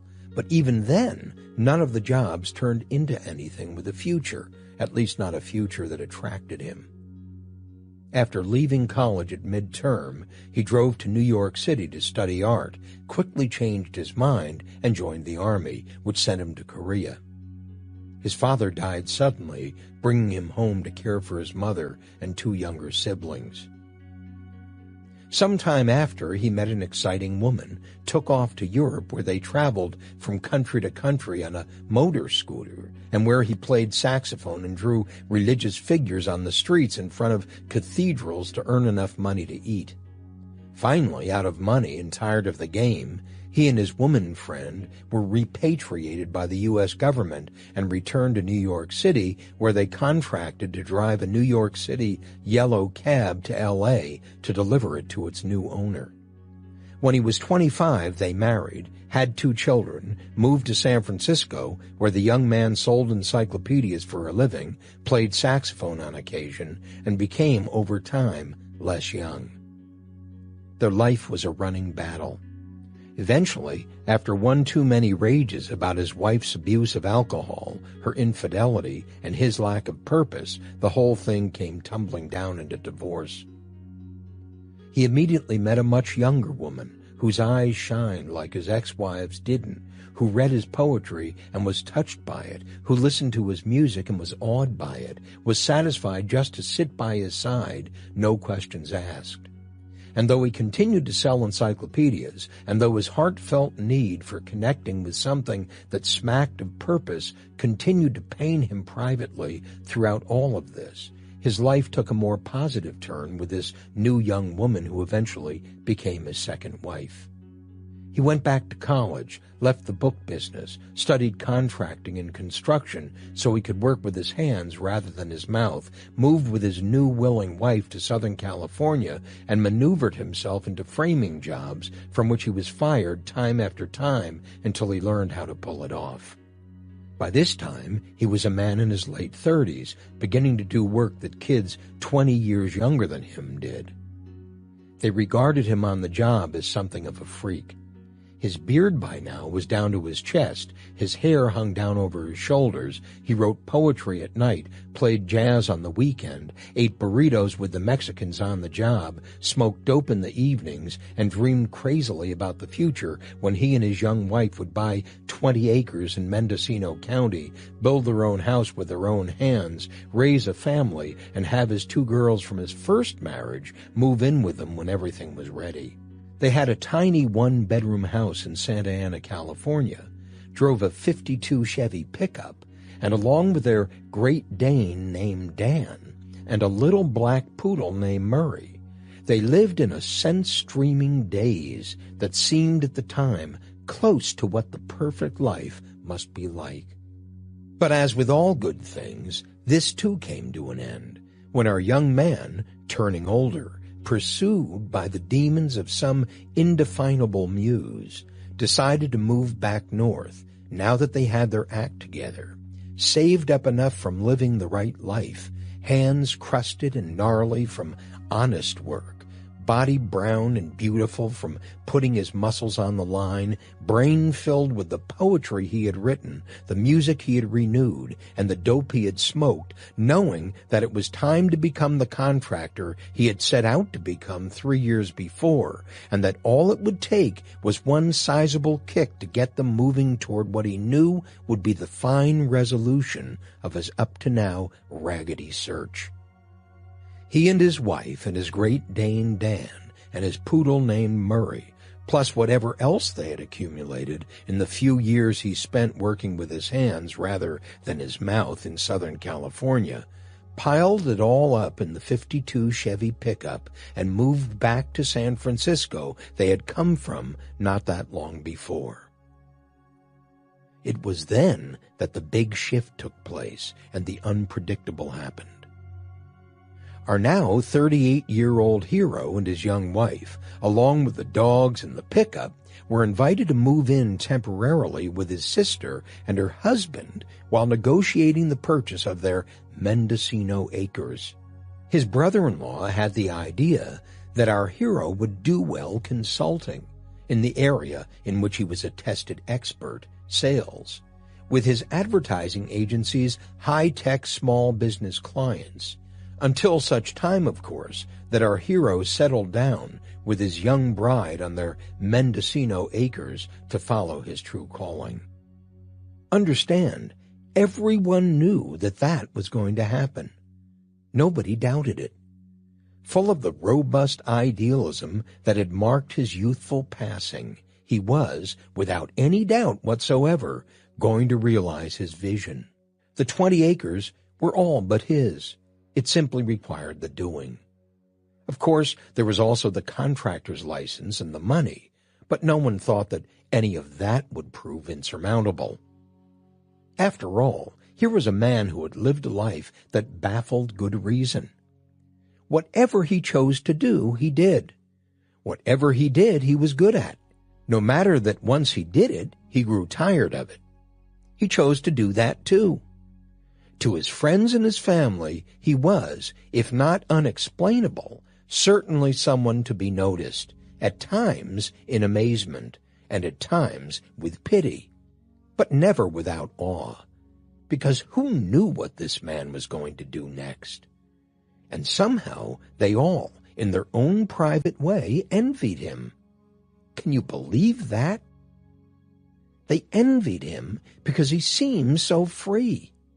Despite the perpetual trouble he found himself in, despite his lack of direction, despite his whimsical and sometimes dangerous philosophy, there was no denying it. This man, although getting older, sometimes precipitously, was living a romantic adventure they write movies about, or if not that, a pitiful tragedy.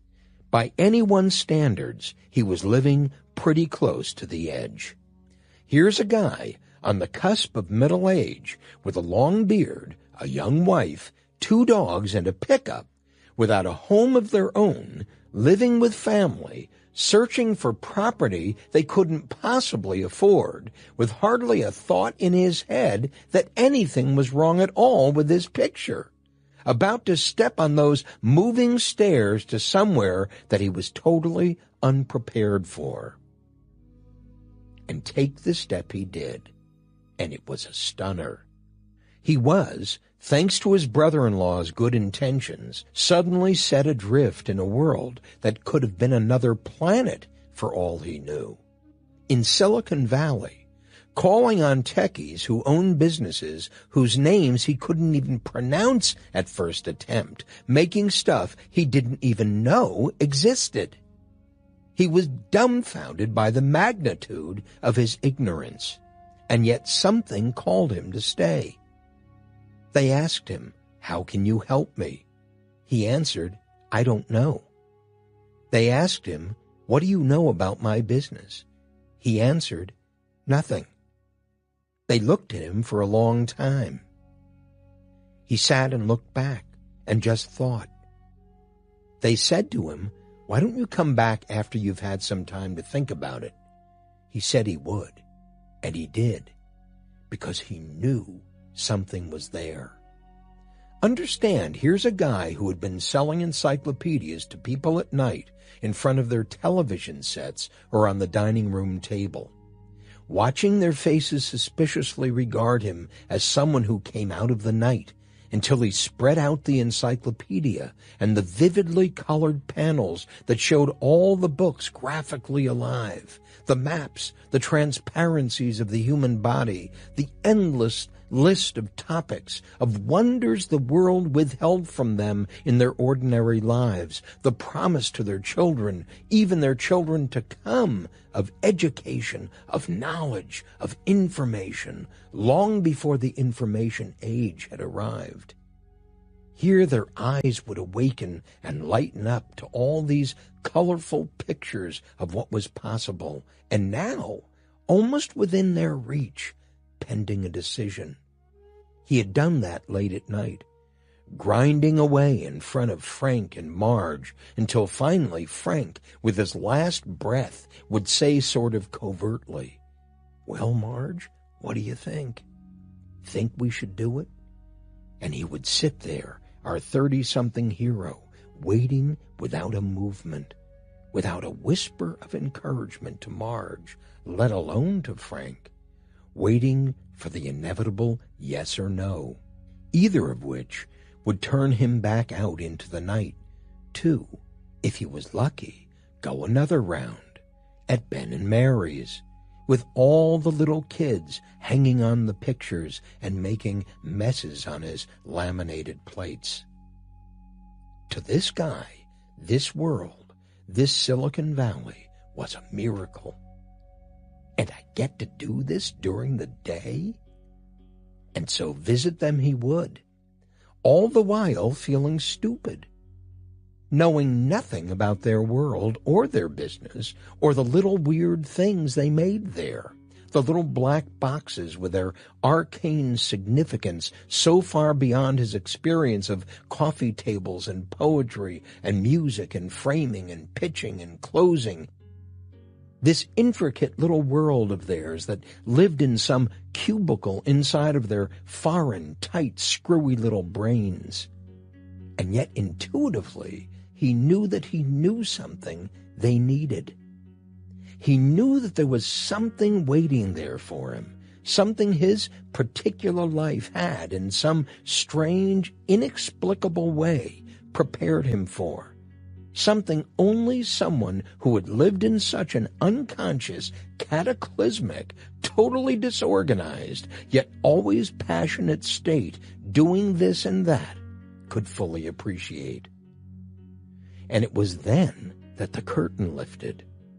The curtain between the world that was theirs and the world that was his. But most of all, the curtain that stood between himself and himself. The curtain that separated him from his life. It was then that he realized, with a suddenness that made him giddy, that while he didn't understand their business, neither did they. And in that one shuddering instant of truth, our hero was reborn. He discovered an entirely new life. And with the discovery of his new life, there came for the very first time in his life the beginning of some purpose. To never let the curtain down again. To never allow the curtain to cover what was hiding there behind it. That the world was nothing like he had believed it to be. That no one knew what he had believed they knew. That everything was just like he thought it was, a mystery. But that he wasn't the only one who didn't know what was going on. What he learned in Silicon Valley is that no one knew what was going on. It was completely open to interpretation. And his guess was as good as anyone's. My God, probably even better. After all, he had met Frank and Marge face to face. He had survived the worst of the worst confrontations. He had even been attacked by a German shepherd dog while he was attempting to make his final close, right across the kitchen table. Who in Silicon Valley could say that and live to tell about it? Yo, and he had even made the sale, walked out with a torn contract in hand and a check. Who said little black boxes were dangerous? Who said there was anything to fear, anything he couldn't understand? I stopped long enough to feel how much this story had touched Sarah and how much she wanted to ask the obvious question, but I had to finish, so I went on. And so that chapter of our hero's life was closed, and a new chapter opened. He moved into his early 40s and the end of his second marriage, which also, by this time, had produced a child, his third daughter. Another love of his life who could not, as no child can ever do, repair a broken marriage. During the years that followed, he became about the best anyone could be in his new chosen profession. He learned the secrets he thought were hidden. He married a woman far bigger than the others, had 2 more children, fought battles with his ignorance, at times titanic in scope, moved through one obstacle after another, wrote books, spoke throughout the world, built a great business, only to watch it almost fail, persisted in building it up again, lanced, jabbed, wrestled, grappled, laughed, sang, loved and roared, and through it all remembered one simple thing that meant more to him than anything else he had ever thought. The curtain. The curtain. Keep the curtain up at all cost. Because it is the curtain that kept him shrouded in darkness. And it's the darkness that holds out the light. It is the light, the openness, the clearing of all the obstacles to knowing that it become his true purpose, to be open, to be awake, to be available to what's really going on, to give up false beliefs. And for only one reason: his life was at stake. And that's the point, Sarah. It's not your business you have to fear losing. It's something much bigger than that. It's yourself. And that's what this whole thing is about. What truths are your curtain holding from you? What misunderstanding keeps you where you are, in the past, in the dark, shrouded in your limited beliefs, shrinking from the world, from the light on the other side of the curtain? Until you lift the curtain, Sarah, until you dare to pull the mask off the world's face, until you move beyond your comfort zone, you will never know what it is you are missing out there. It's you, Sarah. It's you that's waiting out there for you to find on the other side of the curtain. I know, Sarah, because the man I've been telling you about is me. When the curtain lifted, I learned something. That there's no one else out there but you.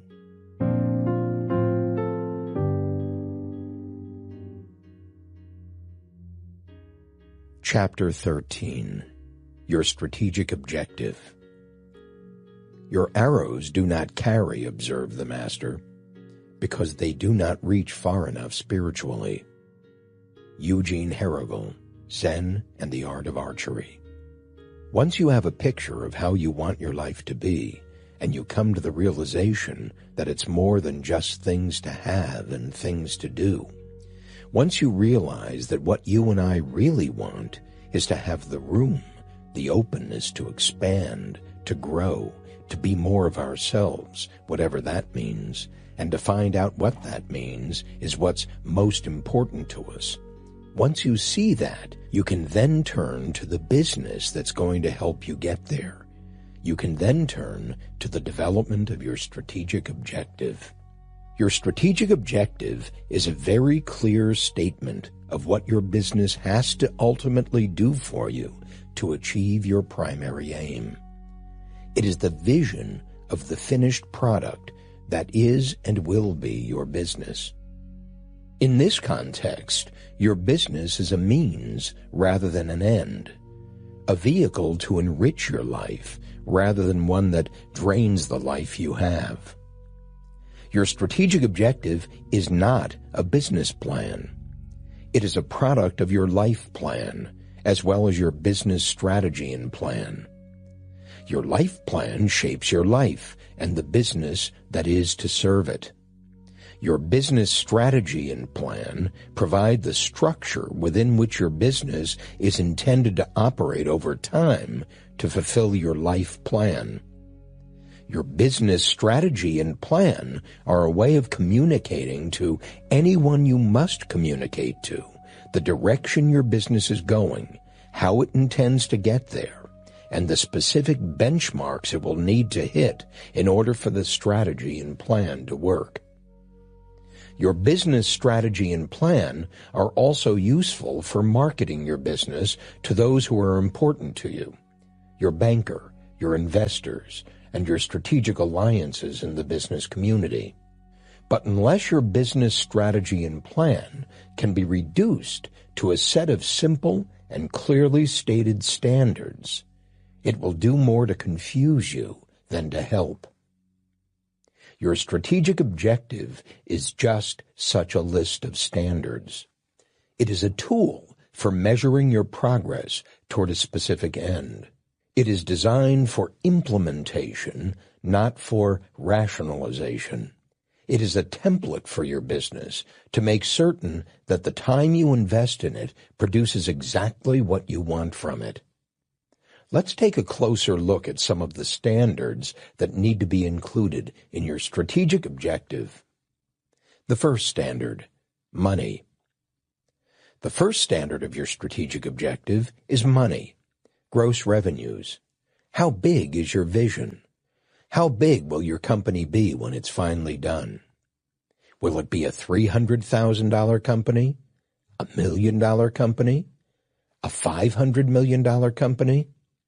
If you don't know the answer, how can you possibly know whether your business can help you realize your primary aim? But gross revenues alone are not enough. You also have to know what your gross profits are going to be, your pre-tax profits, your after-tax profits. At this point, you come face to face with the first dilemma encountered by everyone going into business.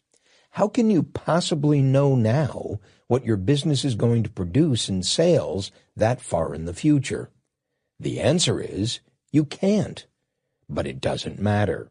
At the beginning of your business, any standards are better than no standards. Creating money standards is not just strategically necessary for your business, it is strategically necessary for your life, for the realization of your primary aim. Indeed, the first question you must always ask when creating standards for your strategic objective is, what will serve my primary aim? The first question about money then becomes, how much money do I need to live the way I wish? Not in income, but in assets. In other words, how much money do you need in order to be independent of work, to be free? In fact, there is ultimately only one reason to create a business of your own, and that is to sell it. To do it, to finish it, and then to get paid for it. Just like Ray Kroc did, to create your franchise prototype, to turnkey your business, to create a business that really works, and then sell it. How much do you want for it? 10 times earnings?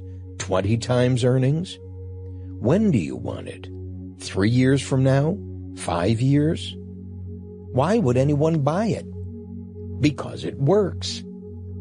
And it works because you built it that way. You built it so that it would work better than anyone else's business. You invented a turnkey solution to your specific kind of business's problems. A little money machine. An absolutely predictable little business that does what it promises to do every single time. A business that can give you everything you want. And because it can give you everything you want, it can give your prospective buyer everything he wants. At this point, another set of standards are immediately brought into the picture. Because once you've created a set of financial standards for your life, once you know what it is your business needs to provide you with as a return on your investment, it becomes obvious that the business must have a realistic chance of achieving those standards, of producing that return on your investment. How can you know whether or not it does?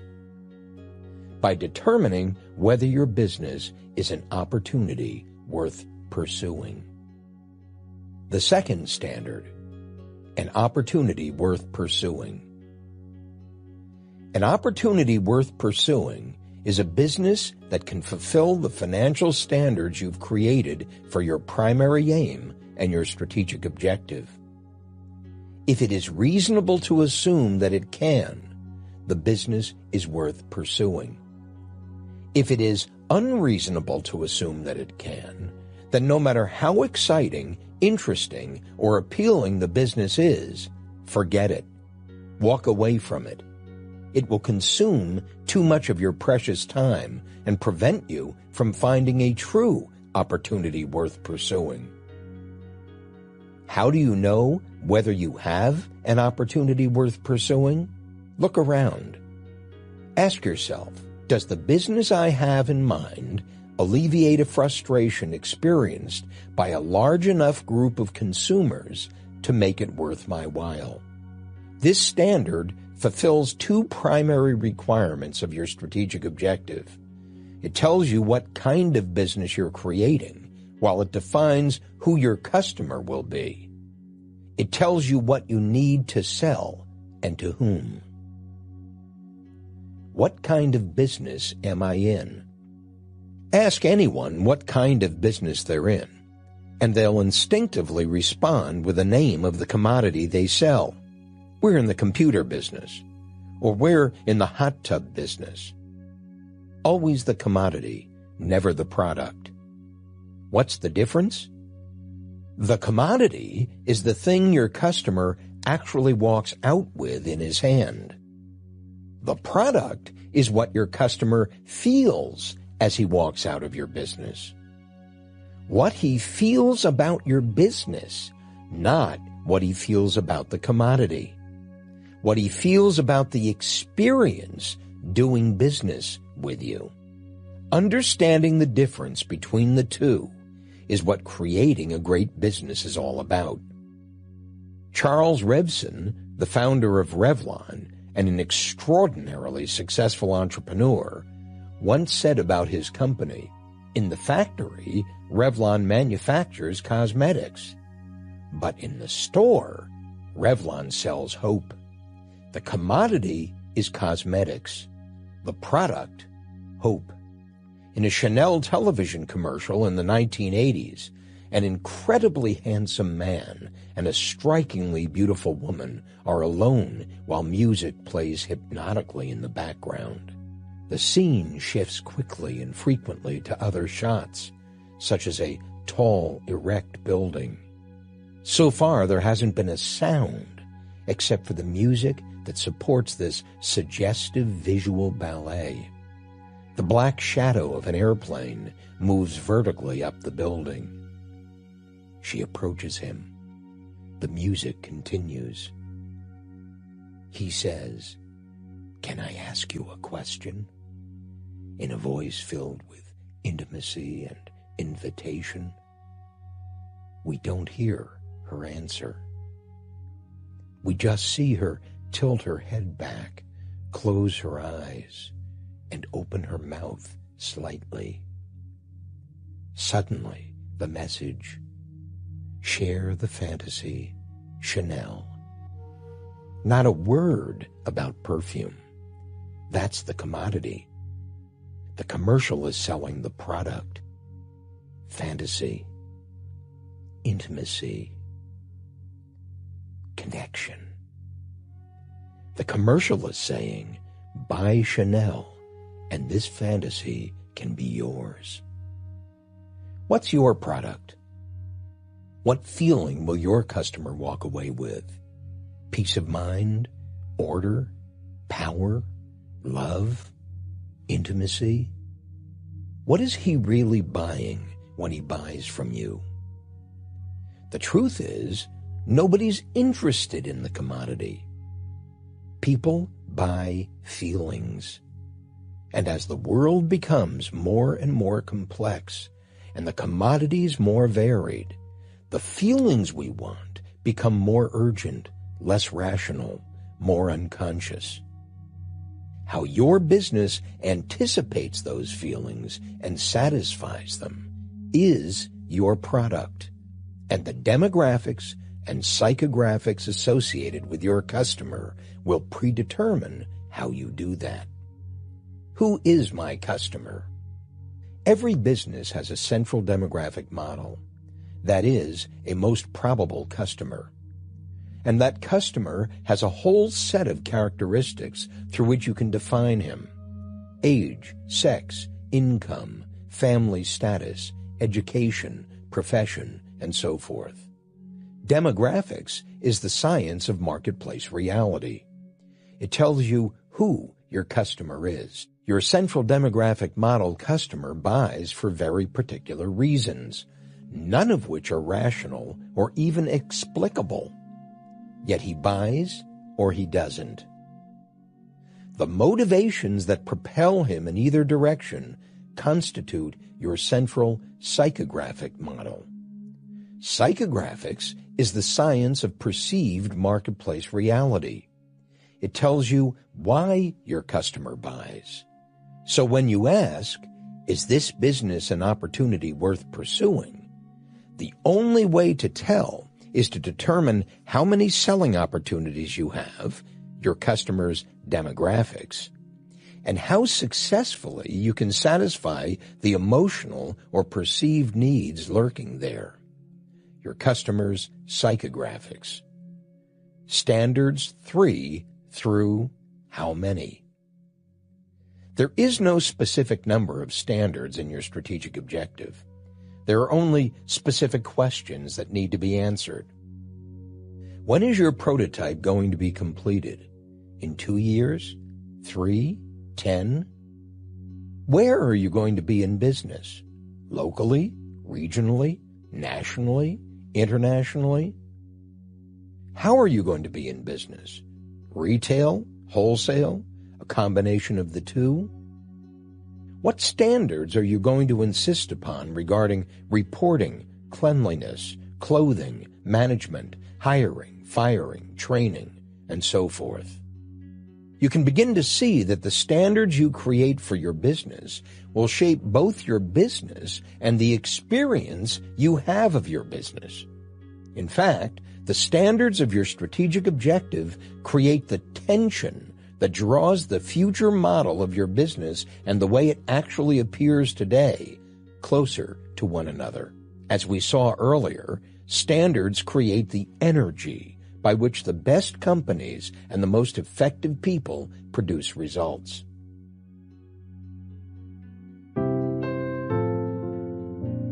It was 11 o'clock Monday morning, 1 week following my last meeting with Sarah. It was the one day of the week All About Pies was closed. We decided to spend the day together to talk about her business.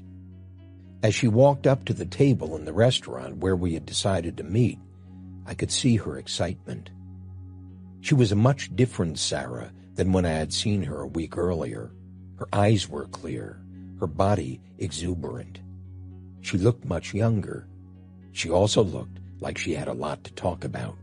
The restaurant was owned by a friend of mine. We had done a lot of work together in his startup years, and so it was a place where I could take a table and spend as much time as I needed without being rushed out the door. In fact, it was a wonderful place to provide a new client with some clarity about what a business could do when done well. Sarah sat down and immediately began to talk. I poured her some coffee. It seems for the first time in my life, I truly have come to some understanding about what I want. It is important for me to tell you how much I appreciate what you've given me, Sarah said. But having said that, I realized from almost the moment you left last week that I would never allow myself again to be consumed by the work of my business. It became obvious to me, with a clarity that's almost impossible to describe, how big a price I've been paying for being so obsessed with my work. And once I realized it, I swear, it was like I was suddenly and forever free of it. Something truly freeing happened to me that night, she continued. And it's not as though I haven't been working for the past 6 days. I have. Business has to go on after all. But this past week was not the way it was before. While one part of me was doing the work, I guess that's the part you would call the technician, part of me stayed removed from it. Part of me wasn't taken at all by the work I was doing. And remember how I told you that I didn't think I was entrepreneurial? Well, I suddenly realized that I am. That I've always had an entrepreneurial part in me. That's what you call the entrepreneur. I've always thought of it as my spirit. Sarah continued. My spirit is what my aunt called it. She used to say to me, Sarah, feed your spirit.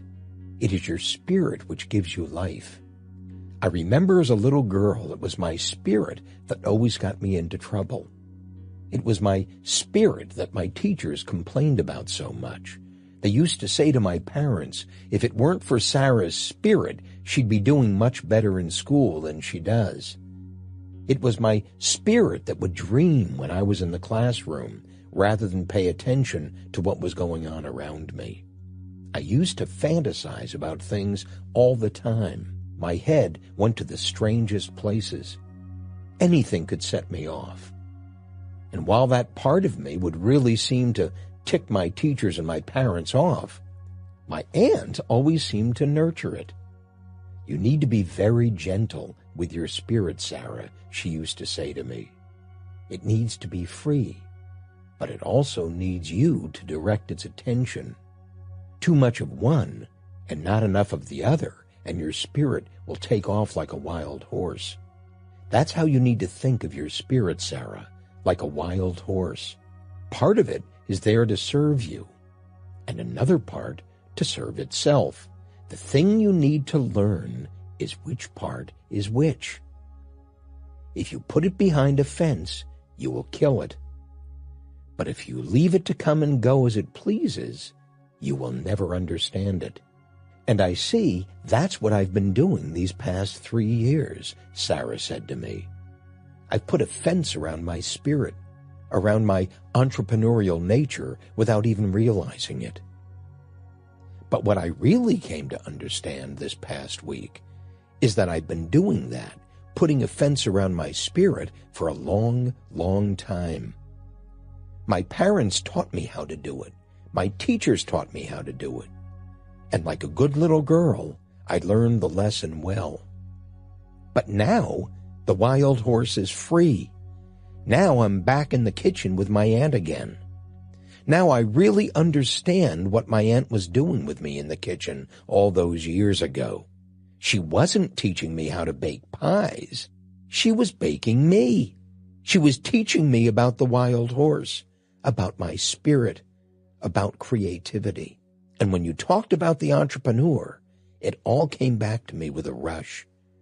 My aunt, the kitchen, the pies, the dreaming in the classroom, the secret places I used to go hide when I was a little girl, and how I stopped hiding in those places a long time ago, and how much I miss it.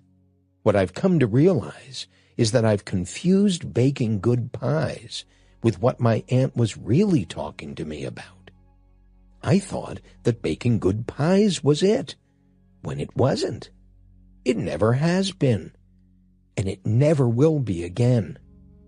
So back to my business, she continued. It's clear to me now that what I wish to do is to develop it, grow it, and be free of it to do whatever else it is I wish to do, even though right now, at this very moment, I couldn't for the life of me tell you what that is. Try, I said. Try to tell me as best you can. She smiled. You're just like my aunt. You never let me off the hook either. Okay, I'll try. Why not? What else do we have to do? She closed her eyes for a moment and seemed to gather herself. And then she began to speak softly, as though to herself. I'm a little girl again. When I still had my hiding places, before I lost my spirit. It's summer, and I'm lying in bed looking up at the ceiling in my room, feeling the cool summer breeze floating through the open window. There's nothing I have to do. There's no place I have to be. It's the most wonderful feeling of my life, lying here like this, opening my eyes, closing them, dreaming, smelling the wonderful summer smells, the smell of cut grass, the smell of the water sprinkling on the lawn, the fullness of it. And then I begin to dream, first in colors, nothing specific, just colors, floating above my head like crystals and flowers and blossoms of light in glowing colors. And then the colors take form. They are me, and they are also something else. I'm walking by the stream that runs across our land, about 500 feet from the house, down where the 4 oaks stand. We have these 4 oaks, huge, gnarled trees that stand like a miniature forest at the corner of our property. My aunt and I called them 4 oaks, as though they were another country. And I used to go there as a little girl and imagine I was in another country. I'm in 4 oaks now, in my mind, as I lie there in my bed, as I used to do time after time. And it's there where my wild horse waited for me. He is standing in the center of the 4 oaks, his body glistening in the shade, black as black can be.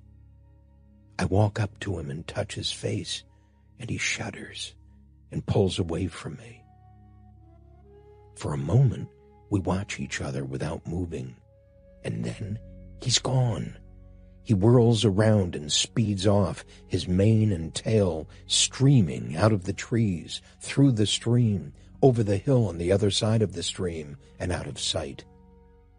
I'm suddenly aware of the sweet summer breeze again, as it softly touches my face, and I'm in bed, hugging myself under the covers, thrilled to be alive on such a wonderful summer morning when there's nothing at all I have to do but this. Tears were streaming down Sarah's cheeks, tears of something precious, lost and then found. There was a radiant smile on her face. The tears also welled up in my eyes, watching her, understanding what this meant to her, and understanding at the same time what this meant to me. We ate lunch almost without talking, and then settled down into an afternoon of conversation. The waiter brought us a pot of tea. Sarah poured herself and me a cup, and then I began. Tell me, I said, now that you have a better feeling for what your business can do for you, why don't you try to describe it to me? Why don't you begin to describe your strategic objective? Okay, she began. I've given some thought to this. She smiled almost bashfully. I was thinking to myself as she finished collecting her thoughts that I've seen that smile dozens, if not hundreds of times before when owners of a business begin to imagine their company as something bigger than they ever dared to imagine before, and as they tell it to me or to someone else. It's as though they're embarrassed to be seen imagining something bigger than they are. as though they're overreaching, being presumptuous. I suspect they must have experienced something similar when they were children, telling their parents or their teachers about a fanciful idea they had, and feeling the disappointment and shame that comes from being told that you're being unrealistic, that you're dreaming, hearing them say, "You can't do that," and finding themselves alone as children with their dreams that they dared not share again. How, without even realizing it, our parents and our teachers take our spirit away. But like I knew she would, Sarah continued without embarrassment now, fully taken by the picture she was describing. This was her business. This was her idea, and she could see it as clearly as anything. She said, "I see my business about 7 years from now. There are 4 locations, the one I have now and 3 more. She named the 3 communities adjoining hers. The name of the business is the same. There's no need to change that. The business is all about pies, all about the experience of pies my aunt gave to me. It's that experience I wish to give to other people. Not only my customers, but the people I hire. I want everyone to know, somehow, that All About Pies is a metaphor for something much finer. I see the shops producing annual sales of $450,000 each for a total of $1,800,000 a year. I'm not totally certain what the net profit will be, but I've decided that it should be about 15% or $67,500 for each shop, for a total of $270,000 for the 4. I feel that's a reasonable profit to shoot for, even though today I'm only producing about 11% after my income, I mean. That means if I sell the business in 7 years, given a realistic price-earnings ratio, I think it's called, I should be able to sell the business for more than $1 million. $1 million in 7 years. That's my dream, she said to me, smiling, as though she could already see the money in the bank. Because first, I won't ever need any more money than that to do everything I have ever wanted. And second, because it's really a great round number to shoot for. It sort of makes everything I need to do really concrete. Sarah continued.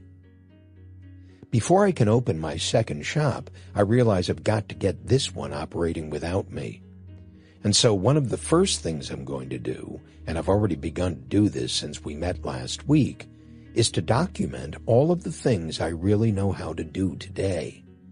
For example, I know how to bake a great pie, and I know that I can document how I do that, so that's one of the first places I'm going to begin. But I'm getting ahead of myself. Let me tell you what my business will look like when it's done, so you can really get a feel of it. My aunt used to say that one of the problems we have in our lives is that we don't express our caring deeply or often enough. She used to say that when we were in the kitchen cutting the apples or something like that. She'd say, when we cut apples, we're doing something important. And God is giving us something important, not only the apple, which is important enough, but the kitchen and the knife and the company we're giving each other. So when we cut the apples, we need to remember that and hold them just right and slice into them with just the appropriate force, not too much, not too little. She would say, "Hold my hand while I cut the apple. Do you feel what I mean? Not too much and not too little. Too much and you're taken away by the task. Too little and the apple doesn't get cut." Anyway, in my business I want to express not too much and not too little. I want the business to be an expression of our caring deeply and often enough. I want the business All About Pies to be all about caring, not about pies.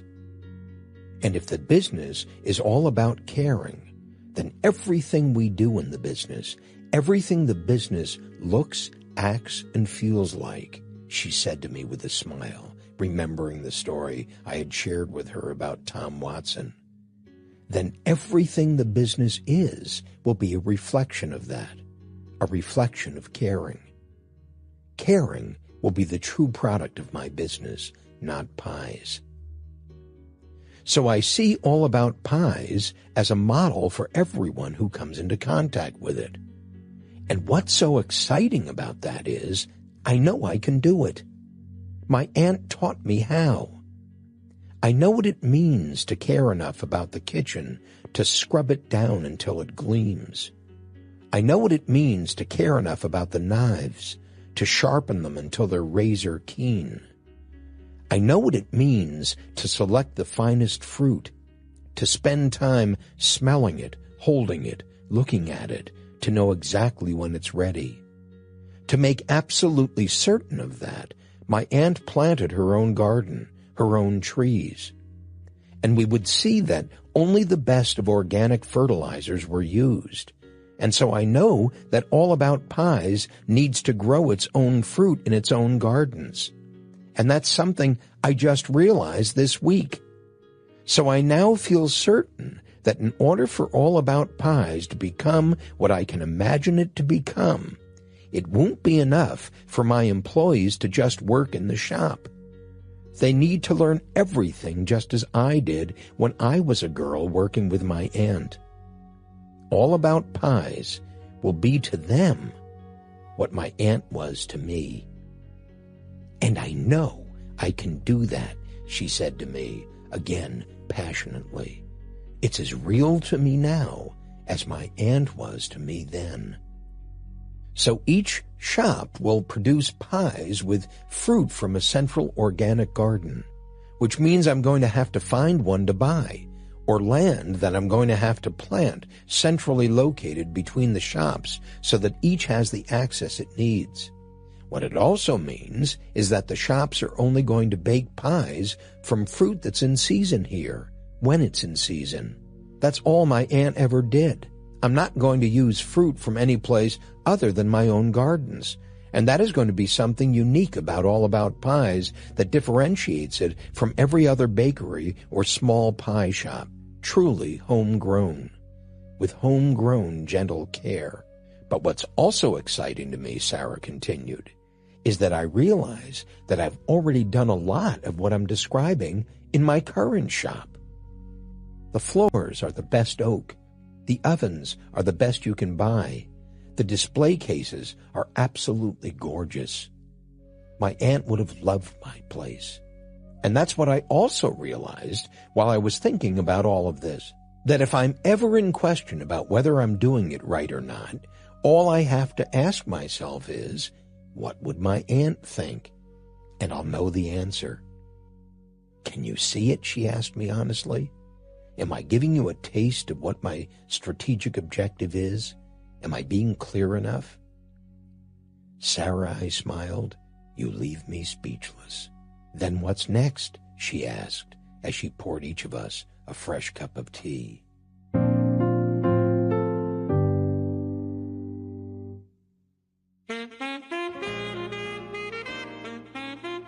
Chapter 14, Your Organizational Strategy. All organizations are hierarchical. At each level, people serve under those above them. An organization is therefore a structured institution. If it is not structured, it is a mob. Mobs do not get things done. They destroy things. Theodore Levitt, Management for Business Growth. Everybody wants to get organized, but when you suggest that they start by creating an organization chart, all you get is doubtful and sometimes hostile stares. Don't be ridiculous, a client once retorted. We're just a small company. We don't need an organization chart. We need better people. Despite his protestations, I persisted, because I knew something he didn't. I knew that the organizational development reflected in the organization chart can have a more profound impact in a small company than any other single business development step. Organizing around personalities. Most companies organize around personalities rather than around functions. That is, around people rather than accountabilities or responsibilities. The result is almost always chaos. To best show you what I mean, let's take a look at Widget Makers, a new company formed by Jack and Murray Hopeful, brothers and now partners in an enterprise that they're sure will make them rich. Jack and Murray start their partnership as most do, by sharing the work. When Jack's not making the widget, Murray is. When Jack's not helping the customer, Murray is. When Murray's not doing the books, Jack is. In the beginning, the business hums like a well-oiled machine. The shop is spotless. The windows gleam. The floors are meticulous. The customers smile. And Jack and Murray hustle. Taking turns, always taking turns. On Monday, Murray opens up. On Tuesday, Jack. On Wednesday, Murray. On Thursday, Jack. After all, they're partners, aren't they? If they don't do it, who will? It's only fair that they share the work. And they go on that way, and the business begins to grow. All of a sudden, there's more work than either Murray or Jack can handle. They have to get help. So they hire Jerry, a great guy, and a nephew to boot. As long as they have to pay someone, might as well keep it in the family. Now it's Jack, Murray, and Jerry, taking turns, taking turns. When Jack's not doing the books, Murray is, and when Murray and Jack aren't, Jerry is. Now, when Murray isn't working with a customer, either Jack or Jerry is, or when Jack isn't opening up, Murray is, or Jerry. Things are moving. The business is jumping. Jack and Murray and Jerry are as busy as three people can be. It isn't long before Herb joins them, Jack's wife's brother, a good guy, a hard worker, willing and eager. Now it's Jack, Murray, Jerry, and Herb, taking turns, taking turns. When Jack's not doing the books, Herb is, or Murray, or Jerry. When Murray's not working with a customer, it's Jack, or Jerry, or Herb. When Jerry's not making widgets, it's Murray, or Jack, or Herb. Everybody's opening up. Everybody's answering the telephone. Everybody's going out for sandwiches. Everybody's making deposits, taking turns, taking turns, taking turns. But suddenly, the widgets begin to come back. They don't seem to be working like they used to. "We never had this trouble before," says Jack to Murray. Murray looks at Herb. Herb looks at Jerry. All of a sudden, the books begin to look funny. "We never had this trouble before," says Murray to Jack. Jack looks at Jerry. Jerry looks at Herb. And that's not all. The shop is beginning to fall apart. Tools are missing. Dust is getting in the widgets. Corrugated cardboard is strewn about the work table. Nails are in the screw boxes and screws in the nail boxes. Jack and Murray and Jerry and Herb are beginning to bump into each other on their way in and out. They're elbowing for room in the workspace. Windows aren't getting cleaned. Floors aren't getting swept. Tempers begin to mount. But who's to say something? And what? And to whom? If everybody's doing everything, then who's accountable for anything? If Jack and Murray are partners, who's in charge? If both, then what happens when Jack tells Jerry to do something that Murray won't allow him to do? When Herb wants to go for lunch, who does he tell? Jack, Murray, Jerry? Who's accountable for making certain that the store is manned? When the widgets go bad, who's accountable for correcting the condition? When the books are unbalanced, who's accountable for balancing them? When the floors need cleaning, when the windows need washing, when the shop needs opening or closing, when the customers need tending, who's accountable for producing the results? What Jack and Murray don't understand is that without an organization chart, everything hinges on luck and good feelings, on the personalities of the people and the goodwill they share. Unfortunately, personalities, good feelings, goodwill, and luck aren't the only ingredients of a successful organization.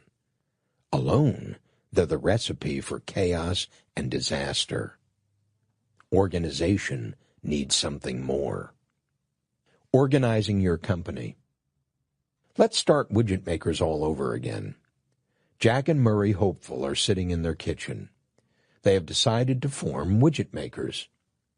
They are excited about its prospects, but know that if it's to succeed, they have to approach it differently from the way most people start a new business. The first thing they decide to do is to think about the business as a corporation rather than as a partnership. Rather than thinking of themselves as partners, they now think of themselves as shareholders. Having both worked in partnerships with other people and failed, Jack and Murray know that there's nothing more disastrous than a partnership gone bad, as so many do. Unless it's a family business, that is. Jack and Murray already know that family businesses are even worse than partnerships. But a partnership that's also a family business? No, Jack and Murray decide to do it a different way. Sitting there at the kitchen table, Jack and Murray each take a blank piece of paper and print their names at the top of the page. Under each name, they print Primary Aim. For the next hour or so, Jack and Murray each visualizes how he would like to have his life look and writes his conclusions on the page in front of him.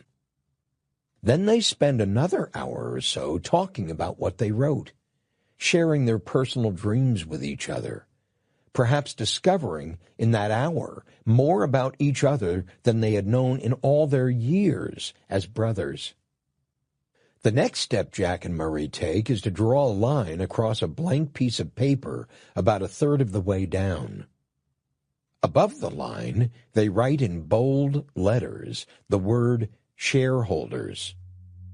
They have agreed with each other that is to be their role outside of the business. Inside of the business, they've agreed, they'll from this time forward think of themselves as employees. They realize this will save them a lot of trouble later on.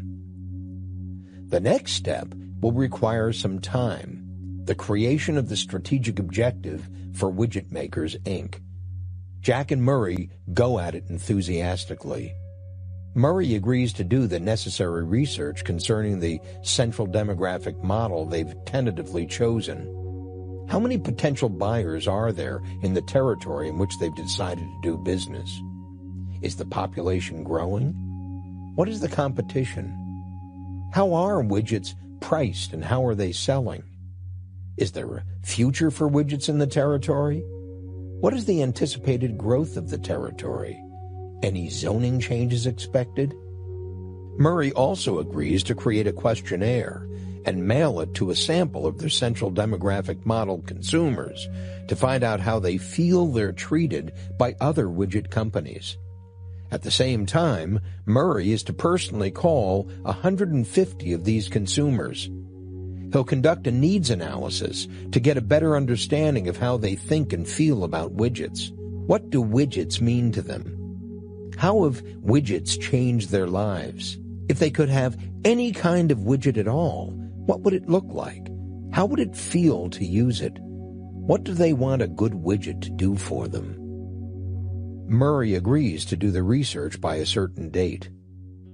Meanwhile, Jack agrees to pull together the preliminary financial data needed to secure a loan from the bank, an operating pro forma and a cash flow projection for the first year of operation. Once the information about the consumer, the competition, and the pricing is collected, Jack and Murray will meet again and complete their strategic objective and plug in the final numbers needed for the loan. Luck is with them. The information Murray collects about their central demographic model, the competition, and the pricing is more than encouraging. They complete their strategic objective and then begin the task of organizational development, the creation of their organization chart. Since their strategic objective has indicated how they'll be doing business, one location, assembling and selling widgets and widget-related accessories to a specific consumer within the territory described as North Marine West, Jack and Murray agree that their organization chart will require the following positions. First, President and Chief Operating Officer, COO, accountable for the overall achievement of the strategic objective and reporting to the shareholders, who include, on an equal basis, Jack and Murray. Second, Vice President Marketing, accountable for finding customers and finding new ways to provide customers with the satisfactions they derive from widgets at lower cost and with greater ease, and reporting to the COO. Third, Vice President Operations, accountable for keeping customers by delivering to them what is promised by marketing, and for discovering new ways of assembling widgets at lower cost and with greater efficiency so as to provide the customer with better service, reporting to the COO. Fourth, Vice President Finance, accountable for supporting both marketing and operations in the fulfillment of their accountabilities by achieving the company's profitability standards and by securing capital whenever it's needed and at the best rates, also reporting to the COO. Fifth, reporting to the Vice President Marketing are two positions, Sales Manager and Advertising Research Manager. Sixth, reporting to the Vice President Operations are three positions, Production Manager, Service Manager, and Facilities Manager. And seventh, reporting to the Vice President Finance are two positions, Accounts Receivable Manager and Accounts Payable Manager. Jack and Murray sit back and look at the completed organization chart of Widget Makers, Inc. and smile. It sure looks like a big company. The only problem is that Jack and Murray's names will have to fill all the boxes. They're the only two employees. But what they have effectively done is describe all the work that's going to be done in Widget Makers, Inc. when its full potential is realized. More importantly, they have described the work that has to be done right away. Jack and Murray realize that there's no difference between the widget makers of today and the widget makers of tomorrow. The work is the same, only the faces will change.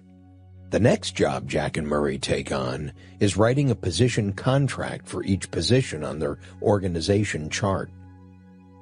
A position contract, as we call it at eMyth Worldwide, is a summary of the results to be achieved by each position in the company, the work the occupant of that position is accountable for, a list of standards by which the results are to be evaluated, and a line for the signature of the person who agrees to fulfill those accountabilities. Jack and Murray know that a position contract is not a job description. It is a contract, rather than just a description, between the company and an employee, a summary of the rules of the company's game. It provides each person in an organization with a sense of commitment and accountability. Accountability literally means stand up and be counted. Therefore, the position contract is the document that identifies who's to stand up and what they're being counted on to produce. Having completed the position contracts for the positions within their new company, Jack and Murray, as shareholders, proceed to the most critical task of their new association, naming the people to put in the boxes. And since there are only two of them, it becomes even more critical that they approach this task wisely and carefully if they're to avoid the errors of their past. Once they have that settled, they go below the horizontal line, and in the middle of the piece of paper, they draw a box in which they write the letters COO for Chief Operating Officer or President of their new corporation. The next most difficult step, of course, is to decide which one of them is going to fill that position, understanding that it can only be filled by one of them. There can't be two chief operating officers of a company. Someone has got to be accountable. Someone has got to be in charge. Will it be Jack? Will it be Murray? They ponder the question seriously. This is the person fulfilling the role that will ultimately be accountable to Jack and Murray for the realization of their dream. After careful thought, Murray decides on his own that Jack should do it. Although Murray is the older brother, he knows in his heart that Jack has always taken his accountabilities more seriously. Jack has always been more thorough than Murray, while Murray has always been the more creative of the two. Creativity is not necessarily what's called for here. Organization is. After all, their life savings are at stake. If the business is to give them both what they want, someone will have to take it very seriously indeed. Murray confers with Jack about his decision. They both understand what's at stake here. A commitment of trust, both to each other and to the strategic objective they fashioned together with great care. They both understand this is more than just a job. It's a heartfelt commitment. After a long discussion, they agree on Jack for COO, and Jack solemnly accepts the position as well as the authority that goes with it by signing the position contract for COO, or President. Next come the three vice presidential positions: marketing, operations, and finance. Jack asks Murray if he would agree to be vice president marketing, since he did such an exceptional job on the marketing research project at the outset of their venture. Murray agrees enthusiastically. This is the work he had hoped to do all along, and gladly signs the vice president marketing position contract. Jack then signs Murray's position contract as the president, the vice president marketing's manager, on behalf of the company. Next comes vice president operations. Jack agrees to take this position because it will be difficult, he reasons with Murray, for Murray to both sell the widgets and make them at the same time. This time, Jack signs the position contract both as vice president operations and as president. Finally, Jack takes on the accountability of vice president finance and signs the position contract for that position. There's no question between Jack and Murray who's best suited for that job. Murray now assumes the positions of sales manager and advertising research manager and signs those position contracts. Jack takes the positions of production manager, service manager, and facilities manager, as well as those of accounts payable manager and accounts receivable manager, and signs those position contracts. With all position contracts signed, Jack and Murray sit back for a second time to survey what they've done. When they see it, they're shocked. Jack has been given 8 jobs to Murray's 3. Something's got to be changed. After some thought, they agree to have Murray take on the accountabilities of accounts receivable and accounts payable, as well as that of service manager. That makes it 6 jobs each. Anyone should be able to do 6 jobs on an average day, Jack and Murray think to themselves ambitiously. And finally, the organization is done. Not a bit of work has been performed on the job, and yet the two of them were able to conceive of the company, the work that needs to be done, the standards by which they would hold each position accountable, and which position is accountable to which other position, and specifically for what. And upon completing this one preparatory act, A sense of order swept through Jack and Murray, a sense of elation. For despite the obvious size of the job ahead, somehow it looked doable. Somehow Jack and Murray knew they were going to get it all done. They were organized. They had some semblance of a plan. In creating their organization chart, Jack and Murray had also generated the blueprint for their franchise prototype. Prototyping the position, replacing yourself with a system. Having created a picture of the business as it will look when it's finally done, Jack and Murray start the prototyping process, but at the bottom of the organization, not at the top.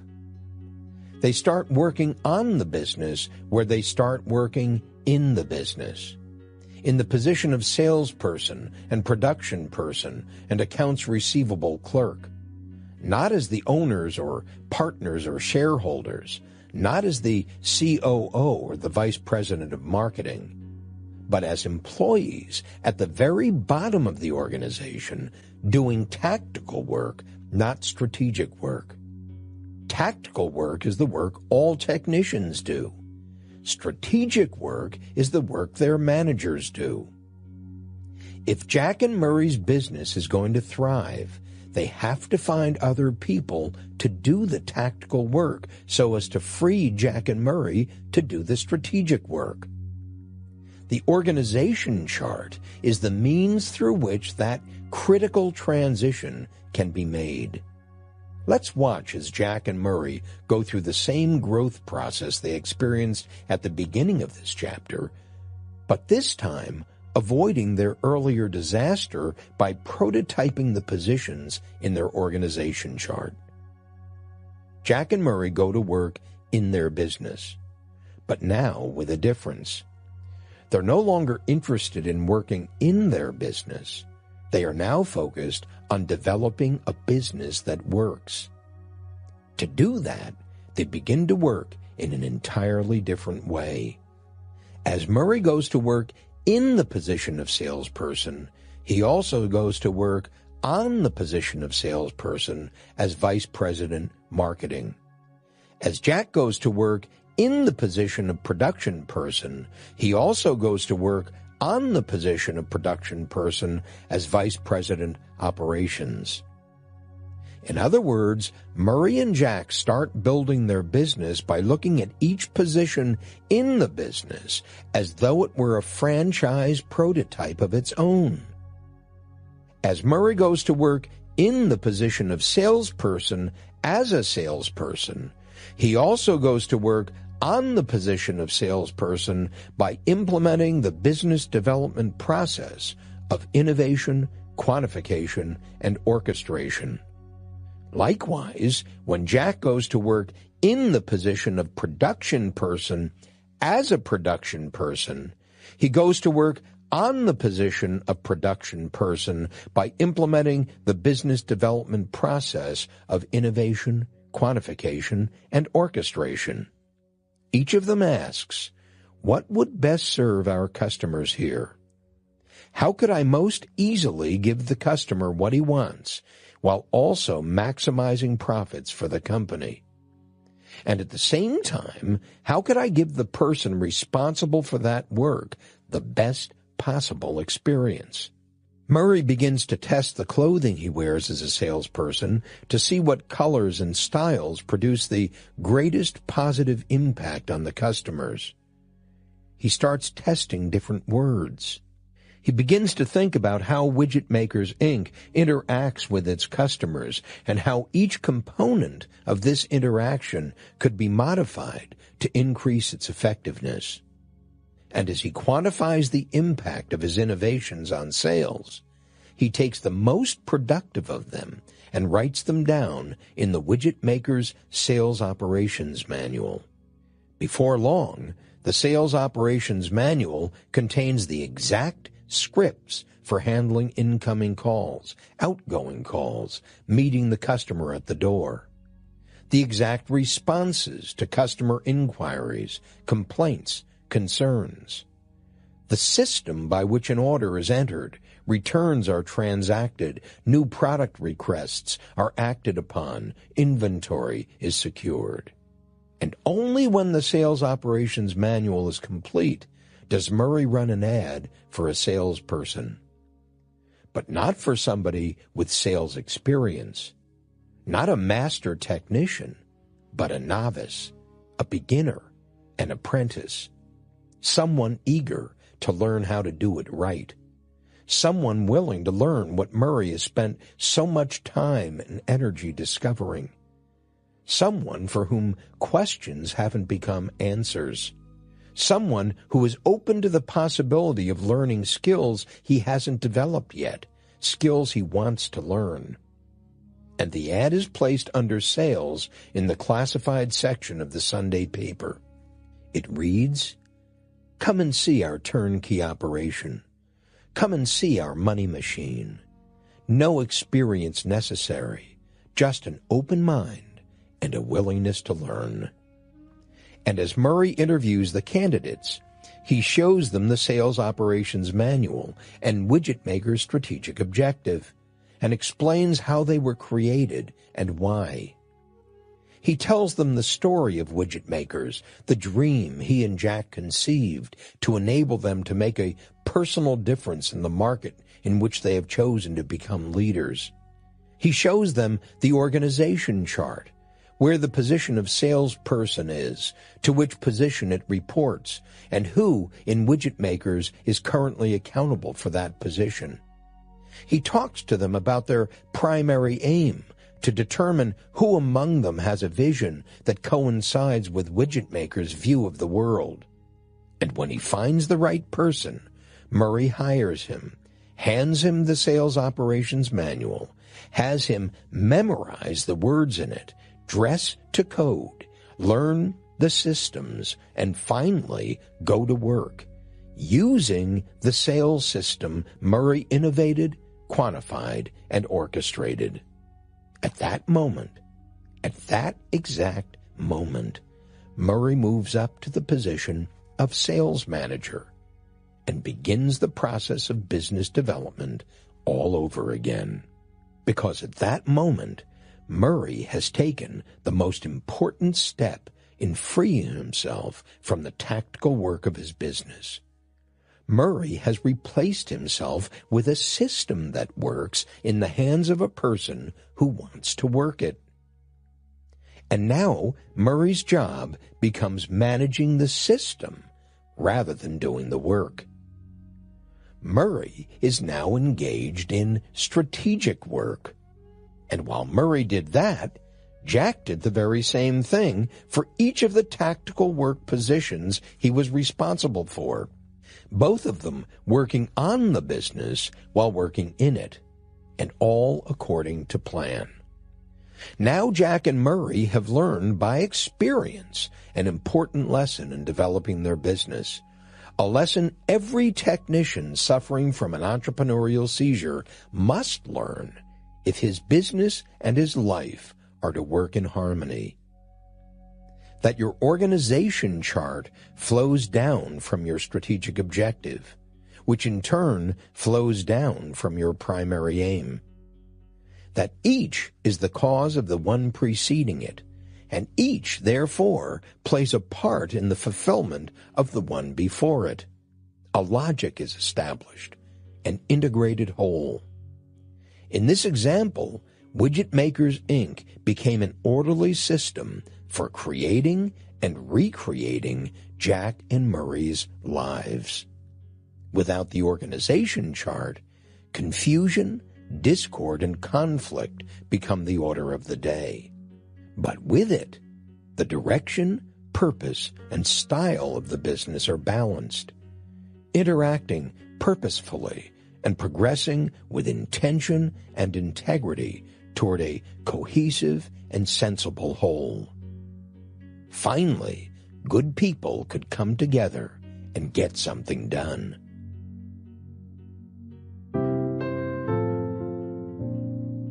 Sarah exhaled loudly and stretched. both arms extending fully toward the ceiling as though she was letting go of a feeling she was having difficulty handling. "Boy," she said, "you sure don't make it easy. The minute I think I've got this entrepreneurial thing handled, you give me some more work to do." I'd like to go back over this again because I'm not sure I've got it. "What you're saying," she continued, "is that I need to create an organization chart for All About Pies as it will look when it's done 7 years from now, rather than the way it is now?" "Yes," I responded. She continued with her question, "And that once I've created that organization chart, I need to put my name in all the positions I currently fill?" "Right again," I answered. She went on, "And that I need to create very detailed descriptions of each and every one of those positions, and then sign the position contracts for each, as though I were an employee taking responsibility for each job? Do you mean I actually need to sign each position contract exactly as though I were that employee?" "Yes," I said, "exactly as though you were that employee. Because if your business is going to work, you are each one of those employees. Until you replace yourself with someone else, that is." Sarah continued to press forward, her eyes shining like diamonds, intense, awake, engaged. "And the reason for that is," Sarah said, "that unless I act as I expect my employees to act, unless I work in my business exactly as I wish them to, I will never be able to create a system for doing it exactly the way I expect them to do it. In other words, unless I act in exactly the same way as I expect my employees to act, the system I create will indulge my preferences rather than what the business really needs to make it possible for everyone other than me to be as productive and happy as possible. And if I only indulge my preferences, I will never be able to replace myself with anyone other than another owner. Someone just like me, someone with the same interests as an owner, someone with the same goals as mine." She paused for a moment as though to catch her breath, and then she added, "Is that what you're saying?" "Exactly," I answered, "because it's critical, if you're to begin your business all over again, that you're able to separate yourself from the roles you need to play, to become independent of them, rather than these roles becoming dependent on you. Remember, we talked earlier about the crazy-making nature of all your different personalities, and that the only way to eliminate that craziness is to organize yourself and the world around you as clearly as possible so you can function as clearly as possible? Well, it's the dysfunctional nature of these unconscious personalities we have to combat. It's our automatic nature we have got to organize into an intentional nature. And the only way we can do that is intentionally, not automatically. And so one part of us, the part a man named Gurdjieff once called the driver, must order all the rest. The driver must take charge of the horse and carriage, Gurdjieff once said. And as the owner of your business, as the driver of your business, that's your primary job, to take charge of the horse and the carriage. And to do so, you must be able to differentiate among all the roles, to discriminate between what's most important and what's least important, to organize it in such a way that your best intelligence tells you your business must work. And once you have done that, once you've organized your business in the most intelligent way you can, your next most important job is to follow the rules of the game you've created with integrity. Because if you won't follow the rules, why should anyone else? If the rules don't apply to you, the leader, why should you expect anyone to follow you? If you don't obey the rules, honor them, extol them, why should you expect anyone else to take your game seriously? The answer is, you can't expect them to, because they won't. And that's what this whole process of organizational development is. It's the process through which you think through your business as best as you're able and then structure the way it is to work. Your organization chart is that structure. It is you talking to your people in the world, telling them exactly how you see your business working when it's done, when the dream is in place. It's you sharing your mind with the world. And then, once having shared it, it's you telling your people in the world that you believe enough in the vision to live it yourself.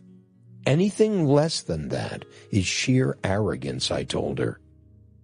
But when you live by your own rules, when you walk your talk, when you live as you think, then your business will become a thing to behold.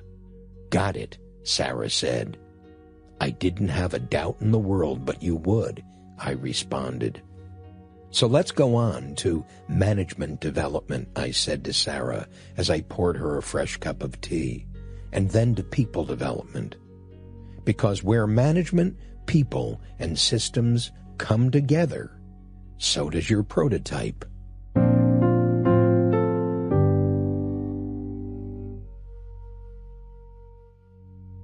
Chapter 15.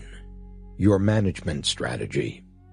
The system is the solution. AT&T. You may think that the successful implementation of a management strategy is dependent on finding amazingly competent managers, people with finely honed people skills, with degrees from management schools, with highly sophisticated techniques for dealing with and developing their people. It isn't. You don't need such people, nor can you afford them. In fact, they will be the bane of your existence. What you need instead is a management system. The system will become your management strategy, the means through which your franchise prototype produces the results you want. The system will become your solution to the problems that beset you because of the unpredictability of your people. The system will transform your people problems into an opportunity by orchestrating the process by which management decisions are made, while eliminating the need for such decisions wherever and whenever possible. What is a management system? It is a system designed into your prototype to produce a marketing result. And the more automatic that system is, the more effective your franchise prototype will be. Management development, the process through which you create your management system and teach your up-and-coming managers to use it, isn't a management tool as many people believe. It's a marketing tool. Its purpose is not just to create an efficient prototype, but an effective one. And an effective prototype is a business that finds and keeps customers profitably, better than any other. Let's look at how such a system was put into practice by a resort hotel I've patronized over the past 17 years. A match, a mint, a cup of coffee, and a newspaper. The first time it was an accident. That is, an accident for me. I hadn't planned to go there. I'd been driving for 7 hours and, tired of the road, decided to stop for the night before going on to San Francisco. The hotel was located in a redwood grove overlooking the Pacific Ocean. By the time I walked into the lobby, the sun was setting and the grove had turned dark as pitch. Instantly, something told me that I was in a special place. The lobby was warmly lighted. Redwood paneling reflected the red glow of the light onto beige, overstuffed couches that hugged the 3 walls surrounding the reception desk. A long, dark wood table faced the front door through which I had just entered. On the table rested a huge woven Indian basket overflowing with fresh fruit. Beside the basket stood a massive bronze lamp, its deep burnished light bouncing off the fruit and adding a festive look to the room. Running the full length of the table and falling down on either end almost to the floor was an intricately crocheted linen cloth, its bright exotic pattern accentuating the colors of the fruit, the bronze of the lamp, and the deep red ochre of the walls. At the far side of the table, against the far wall, in a massive fieldstone fireplace, a roaring fire filled the room with the cheerful crackling of its furiously burning oak logs. If I hadn't been so tired, the contrast between the heat of the flames on my face and the cold of the night at my back would have been enough to attract me to the room. As it was, I practically melted with delight. Behind the reception desk, a woman appeared dressed in a freshly starched red, green, and white gingham blouse and a deep red ochre skirt. A pin with the logo of the hotel atop a red ochre ribbon decorated her blouse like a badge of honor. A matching ribbon held her hair back from a glowing face. "Welcome to Venetia," she smiled warmly. It took me no more than 3 minutes from the moment she spoke that greeting to the time the bellboy ushered me into my room, despite the fact that I had no reservation. I couldn't believe the ease with which it all happened. And the room. The overall impression was one of understated opulence. Thick, muted pastel wall-to-wall carpeting, a 4-poster king-size white pine bed covered by a magnificent, impeccably clean, white-on-white quilt, original graphics depicting scenes and birds of the Pacific Northwest gracing the rough-hewn elegance of the natural cedar walls, a stone fireplace with oak logs already prepared and waiting on the grate for the fire someone knew I would appreciate, paper rolled ceremoniously beneath the grate, and an elegant, oversized match lying diagonally across the hearth, waiting to be struck. Delighted with my good fortune, I changed for dinner. The woman at the desk had made my reservation when she checked me in. I walked out into the night to find the restaurant. A sign by a path outside my room pointed me down another well-lit path through the dark redwood grove. The night air was still and clear. In the distance, I could hear the hushed, rhythmic patter of the Pacific Ocean surf. Or was it my imagination? It scarcely mattered. An aura of magic surrounded the place. The restaurant stood on a knoll overlooking the hotel and the ocean.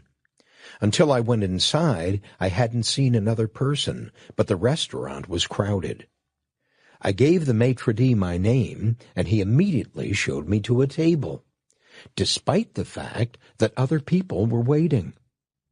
Evidently, reservations meant something in this restaurant. The meal was as delightful as everything I had experienced before it. The food attractively prepared, the service attentive yet unobtrusive. I lingered over a glass of brandy while enjoying a classical guitarist who played a selection of Bach fugues for the dinner guests. I signed the check and returned to my room, noting on the way that the lights had been turned up on the path, apparently to compensate for the growing darkness. By the time I arrived at my room, the night had become chilly. I was looking forward to a fire and possibly another brandy before going to bed. Somebody had beaten me to it. A brisk fire was already burning in the fireplace. The quilt was turned down on the bed. The pillows were plumped up, a mint resting on each one. On one of the night tables beside the bed stood a glass of brandy and a card. I picked up the card and read, "Welcome to your first stay at Venetia. I hope it has been enjoyable. If there is anything I can do for you, day or night, please don't hesitate to call. Kathy. As I drifted to sleep that evening, I felt very well taken care of. The following morning, I awoke to a strange bubbling sound in the bathroom. I arose to investigate. A pot of coffee, turned on by an automatic timer, was merrily perking away on the sink counter. A card resting against the pot said, "Your brand of coffee. Enjoy. K." And it was my brand of coffee. How in the world could they have known that? And then I remembered, at the restaurant the night before, they had asked me what brand of coffee I preferred. And here it was. Just as I caught on to what they had done, there was a polite knock at the door. I went to the door and opened it. Nobody. But there on the mat was a newspaper. My newspaper. The New York Times. How in the world did they know that? And then I remembered. When I checked in the night before, the receptionist had asked me what newspaper I preferred. I hadn't given it another thought. Until now. And there it was. And exactly the same scenario has occurred each and every time I've returned. But after that first time, I was never asked my preferences again. I'd become part of the hotel's management system, and never once has it let me down. The system knows what I like and makes certain that I get it in exactly the same way, at exactly the same time. What exactly had the system provided? A match, a mint, a cup of coffee, and a newspaper. But it wasn't the match, the mint, the cup of coffee, or the newspaper that did it. It was that somebody had heard me. And they heard me every single time. The moment I walked into the room and felt the fire, I knew that someone had thought about me, had thought about what I wanted. I hadn't said a word, and yet they had heard me. The moment I saw the mints on the pillows, the turned-down quilt, and the brandy on the table, I knew that someone had thought about me, had thought about what I wanted. I hadn't said a word, and yet they had heard me. The moment I heard the coffee pot perking in the bathroom and saw the card that identified it as my brand, I remembered that someone had asked for my preference, and they had heard my answer. The instant I saw the newspaper and recognized it as my newspaper, I remembered that someone had asked, and they had heard my answer, and it was totally automatic. Every single element was an orchestrated solution designed to produce a marketing result, an integrated component of the hotel's management system. After my third visit to the hotel, I asked to speak with the manager. I wanted to find out how he was able to produce the identical results for me every single time. How could he make certain that someone would ask the right questions so as to ensure the correct results for each and every guest? Was it because he hired extremely competent people? Were the employees owners? Was it some kind of special incentive system? The manager was a young man of 29. He invited me into his office to talk. It was well lit, modest in size, and overlooked the redwood grove I had walked through to get to the restaurant. His desk was clean and neatly organized, not a loose paper in sight. This is a very orderly young man, I thought to myself. Perhaps he's the reason the hotel works so well. The young manager obviously enjoyed his job because he warmed immediately to the conversation about his work and the task of producing the results for which he was held accountable by the hotel's owner. "You know," he said, smiling self-consciously, "it's funny sitting here talking to you about what we do here at the hotel. Because until 5 months ago, the only experience I had in the hotel business was as a guest for 2 nights at a Holiday Inn in Fresno 3 years ago." In fact, he continued, before this job, I was working as a short-order cook at a restaurant nearby. The owner and I got to know each other. He asked if I'd like to learn the hotel business, and before I knew it, he hired me. Everything I know about the hotel business, I've learned here. Here, let me show you. He reached behind his desk for a red binder. Printed on the spine were the initials OM and the logo of the hotel. What we do here is simple. Anyone can do it. He opened the binder to the table of contents. This is our operations manual. As you can see, it's nothing but a series of checklists. This one is a checklist for setting up a room. He opened the book to a yellow page. This group of pages is yellow. Everything in the manual is color-coded. Yellow has to do with room setup, blue with guest support services. For instance, when we light your fire at night, put the mints on your pillow, and so on. Each checklist itemizes the specific steps each room support person must take to do his or her job. There are 8 packages of checklists for each room support person waiting in their mailbox when they come in every day. Each package of checklists is used for one of the 8 rooms the room support person is accountable for. As a room support person goes about the process of taking care of his or her 8 rooms, a checklist is completed to confirm that each accountability was performed according to the standards. As you can see, here at the bottom of the checklist is a place for the RSP to sign, indicating that he or she did the prescribed work. To sign and not to have done the work is grounds for instant dismissal. But there's another part of the system that really makes it work. On the back of each checklist is a drawing of the specific room that identifies each task to be completed and the order in which it has to be done. The drawing takes the RSP through the routine, and as they complete each task, they check off the corresponding part of the drawing to show that it was done.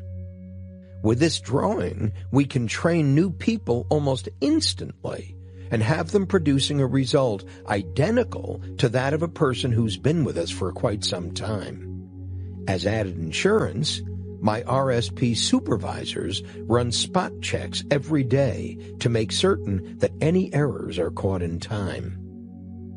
He paused and smiled. But there are rarely any errors. The system works like a charm. There's an equally effective system for everything we do here. The fact is, the owner worked it all out in advance.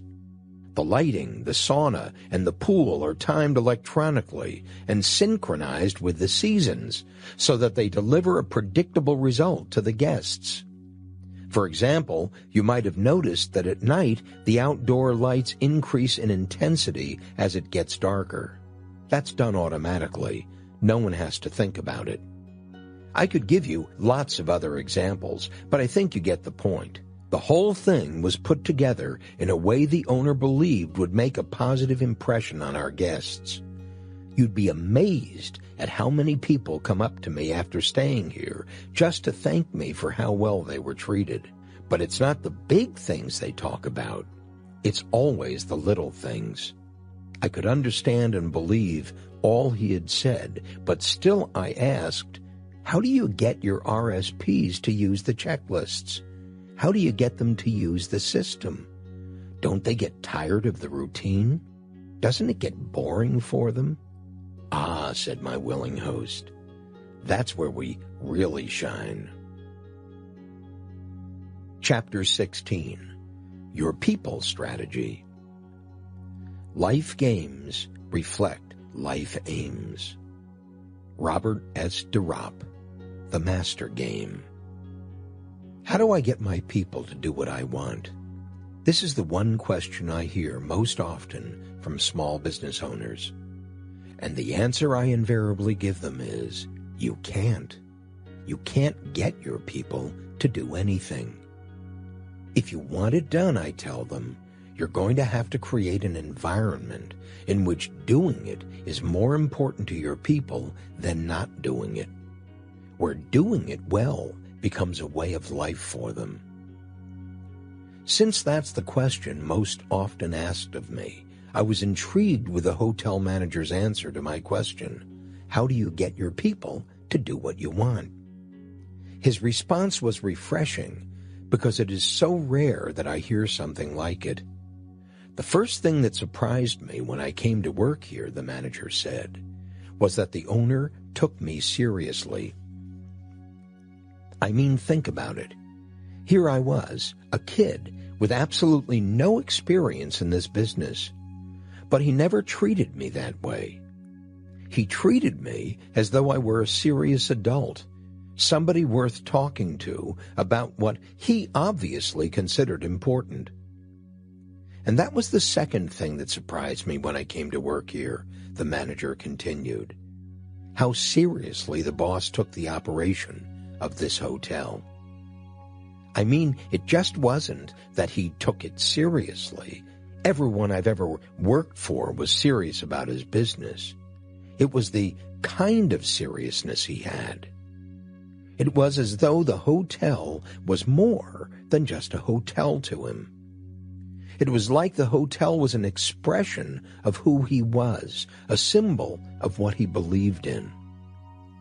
So if I hadn't taken the hotel seriously, it would have looked like I wasn't taking him seriously, as a man whose values I respected. I guess that's why he took me seriously. It established a level of communication between us that made it possible for me to listen to what he believed in and how the hotel expressed those beliefs on a day-to-day basis. I'll never forget my first day here, he went on. It was like I was being initiated into a fraternity or something. It was right here that it happened. He waved his arm in a circle, indicating the office in which we were sitting. This used to be his office. I was sitting where you're sitting, he said, and the boss was sitting here. He pointed at the chair in which he was sitting. It was a Monday morning, and they had just had a big weekend, so there was a ton of stuff to do. Usually when I start a new job, the first thing that happens is that the person who hires me takes a minute to describe what I'm supposed to do and then throws me out there to do it. So I was surprised when the boss asked me if I wanted a cup of coffee. He seemed so unhurried, so unbusinesslike, you might say. No, that wasn't it, the manager corrected himself. He was probably the most businesslike person I had ever met. But it was how he was about his business that struck me. He seemed to be saying that what we were going to talk about was the most important thing on his agenda that day, that discussing my job was more important to him than doing the work that was going on at the time. He wasn't hiring me to work. He was hiring me to do something much more important than that. The manager smiled. You know, I've never said this to anyone before. It's really strange, but while I'm telling you all of this, it's becoming clear to me why I have so much respect for this place. It's because I have so much respect for the boss.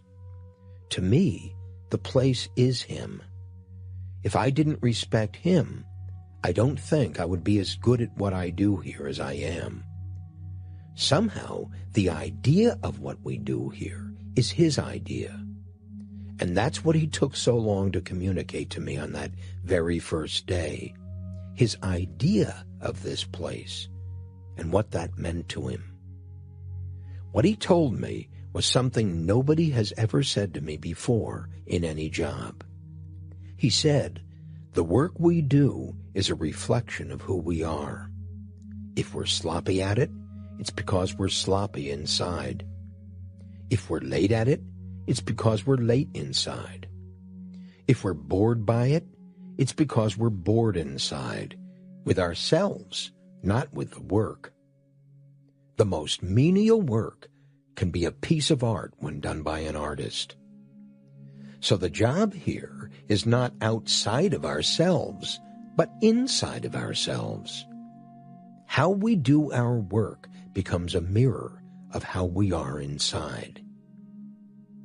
The manager continued, as if the owner were talking through him.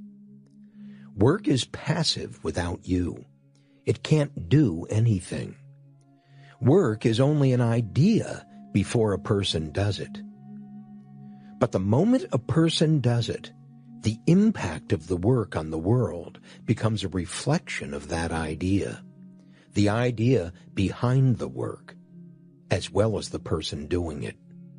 In the process, the work you do becomes you, and you become the force that breathes life into the idea behind the work. You become the creator of the impact on the world of the work you do. There is no such thing as undesirable work, he continued. There are only people who see certain kinds of work as undesirable. People who use every excuse in the world to justify why they have to do work they hate to do. People who look upon their work as a punishment for who they are and where they stand in the world, rather than as an opportunity to see themselves as they really are. What the boss said is that people like that don't bring life to the idea of the work they do. They bring death to it. The result of that is always what we experience as the sloppy, inconsiderate, inconsistent, and inhuman transactions that take place between most businesses and the people who buy from them. Exactly the opposite of what we have here. And the reason it's different here is because we give everyone who comes to work at the hotel an opportunity to make a choice. Not after they've done the work, but before. And we do that by making sure they understand the idea behind the work they're being asked to do. I guess that's what excited me most about taking this job, said the manager. It's the very first place I've ever gone to work where there was an idea behind the work that was more important than the work itself. The idea the boss expressed to me was broken down into 3 parts. The first says that the customer is not always right, but whether he is or not, it is our job to make him feel that way. The second says that everyone who works here is expected to work toward being the best he can possibly be at the tasks he's accountable for. When he can't do that, he should act like he is until he gets around to it. And if he's unwilling to act like it, he should leave. The third says that the business is a place where everything we know how to do is tested by what we don't know how to do, and that the conflict between the two is what creates growth, is what creates meaning. The idea the boss has about the business comes down to one essential notion, that a business is like a martial arts practice hall, a dojo, a place you go to practice being the best you can be. But the true combat in a dojo is not between one person and another, as most people believe it to be. The true combat in a martial arts practice hall is between the people within ourselves. That's what the boss and I talked about in our first meeting. His philosophy about work and about business. I came to understand that the hotel was the least important thing in our relationship.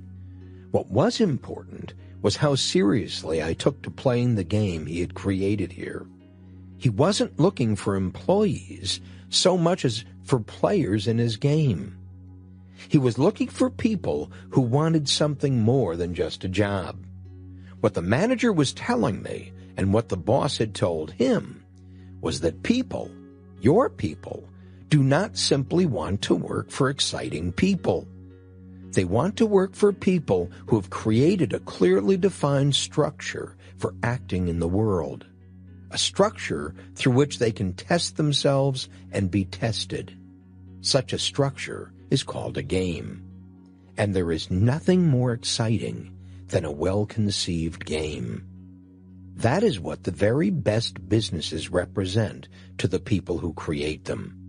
A game to be played in which the rules symbolize the idea you, the owner, have about the world. If your idea is a positive one, your business will reflect that optimism. If your idea is a negative one, your business will reflect that as well.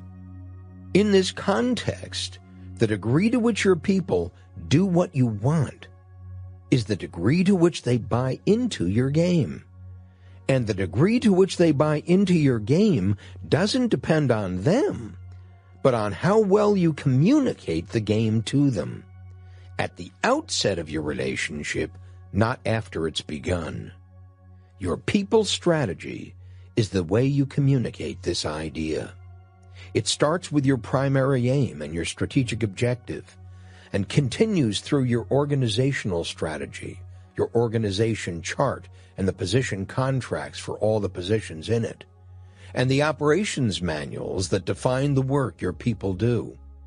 It is communicated through the beliefs you have and the way you expect your prototype to exemplify them, through the standards you establish for the performance of accountabilities at all levels and in all sectors of your prototype, through the words you use to describe what your business needs to become for your customer, for your people, for yourself, if it's to be more than just a place where people go to work.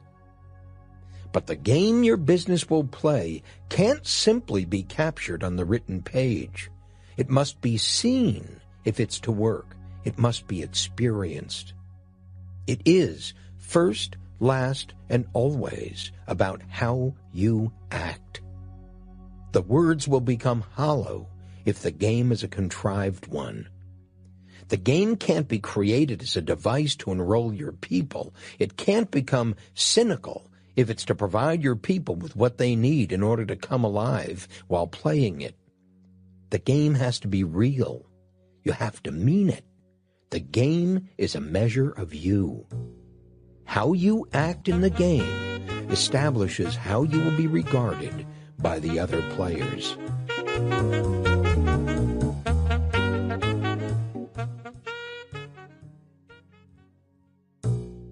The rules of the game. As in any game, the people game has rules that must be honored if you're to become any good at it. I've included a few here to give you a taste for them.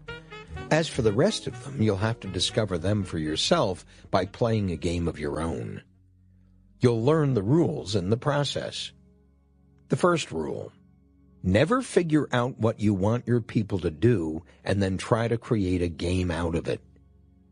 If it's to be seen as serious, the game has got to come first. What your people do, second. 2, never create a game for your people that you're unwilling to play yourself. They'll find you out and never let you forget it. 3, make sure there are specific ways of winning the game without ending it. The game can never end, because the end will take the life right out of your business. But unless there are victories in the process, your people will grow weary. Hence, the value of victories now and then. They keep people in the game and make the game appealing, even when it's not. Number 4, change the game from time to time. The tactics, not the strategy. The strategy is your game's ethic, the moral underpinning of your game's logic. This must remain sacrosanct, for it is the foundation of you and your people's commitment to each other. But change is necessary. For any game can become ordinary, no matter how exhilarating it may be at the beginning. To know when change is called for, watch your people. Their results will tell you when the game's all but over. The trick is to anticipate the end before anyone else does, and to change it by executive action. You'll know if you've pulled it off by watching how everyone responds to the change. Not at first, however. You can expect some resistance at first, but persist. Your persistence will move them through their resistance into your new and more enlivening game. Rule number 5. Never expect a game to be self-sustaining. People need to be reminded of it constantly. At least once a week, create a special meeting about the game. At least once a day, make some kind of issue about an exception to the way the game has been played and make certain that everyone knows about it. Remember, in and of itself, the game doesn't exist. It is alive to the degree that people make it so. But people have the unerring ability to forget everything they start and to be distracted by trivia. Most great games are lost that way. To make certain yours isn't, don't expect your people to be something they're not. Remind them, time after time, of the game they're playing with you. You can't remind them too often. 6. The game has to make sense.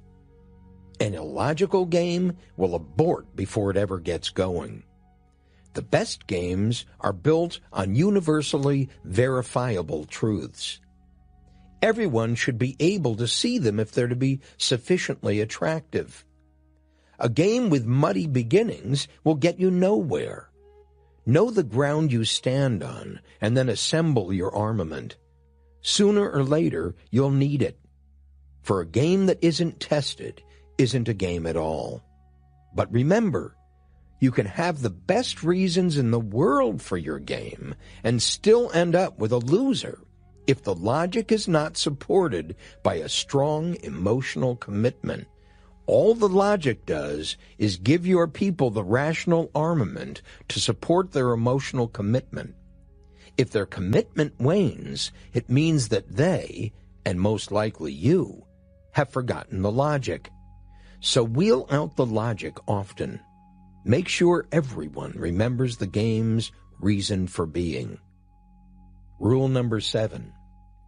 The game needs to be fun from time to time. Note that I said from time to time. No game needs to be fun all the time. In fact, a game is often no fun at all. That's part of the thrill of playing a game well. Learning how to deal with the no fun part so as to retain your dignity while falling on your face.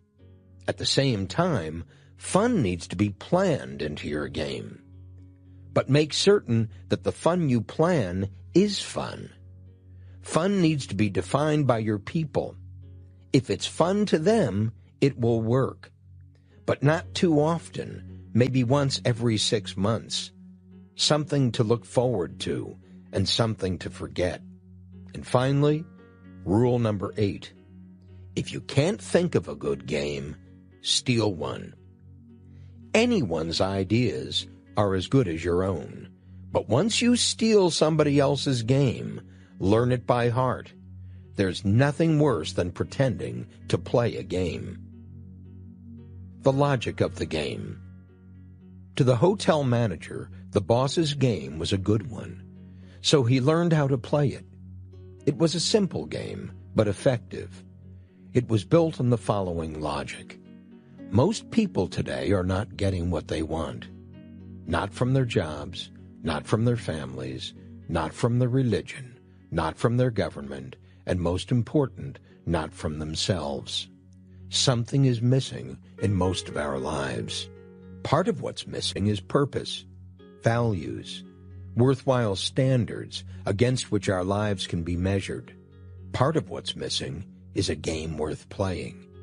What's also missing is a sense of relationship. People suffer in isolation from one another. In a world without purpose, without meaningful values, what have we to share but our emptiness, the needy fragments of our superficial selves?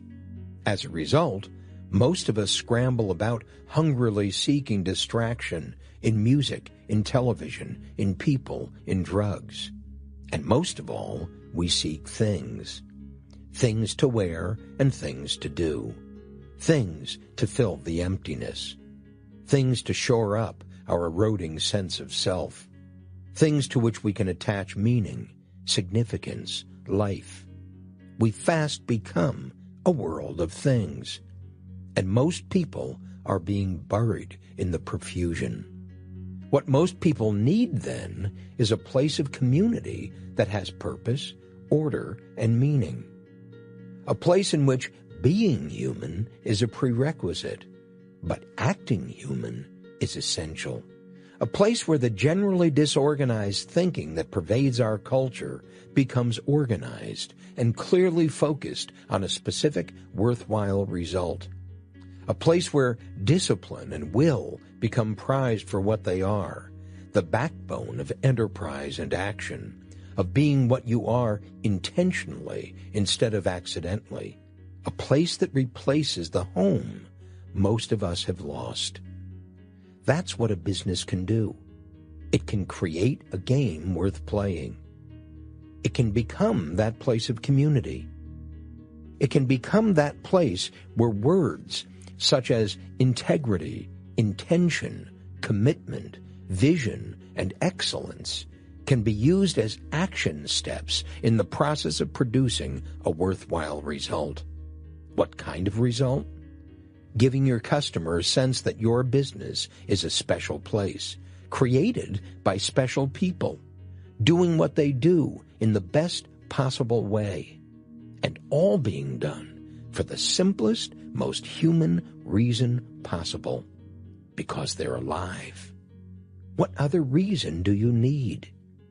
Human beings are capable of performing extraordinary acts, capable of going to the moon, capable of creating the computer, capable of building a bomb that can destroy us all. The least we should be able to do is run a small business that works. For if we can't do that, then what's the value of our grand ideas? What purpose do they serve but to alienate us from ourselves, from each other, from who we are? Playing the game. Thinking the way the hotel owner did, you can begin to construct a mental map of the game he created. His hotel became a world in which the sensory experiences of his customer were greeted by a profound dedication to cleanliness, beauty, and order. But this dedication didn't rest on a purely commercial justification, though there was that too. No business could be successful without it. But a moral one, on the boss's philosophy, his view of the world, his idea. The idea was then communicated to his people, both in word and deed, through a well-planned process. The importance of this cannot be overstated. The boss communicated his idea through documented systems and through his warm, moving, and positive manner. He knew that he could communicate the orderly yet human process of pleasing customers to his people only if it were communicated to them in an orderly and human way.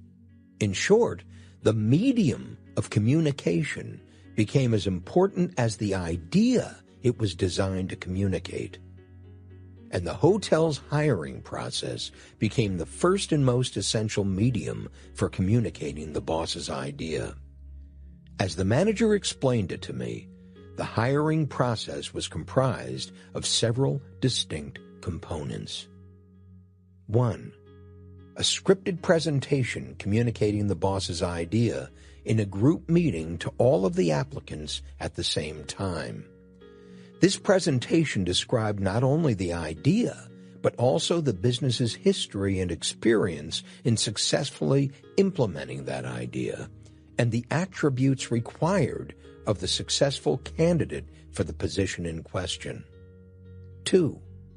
Meeting with each applicant individually to discuss his reactions to and feelings about the idea, as well as his background and experience.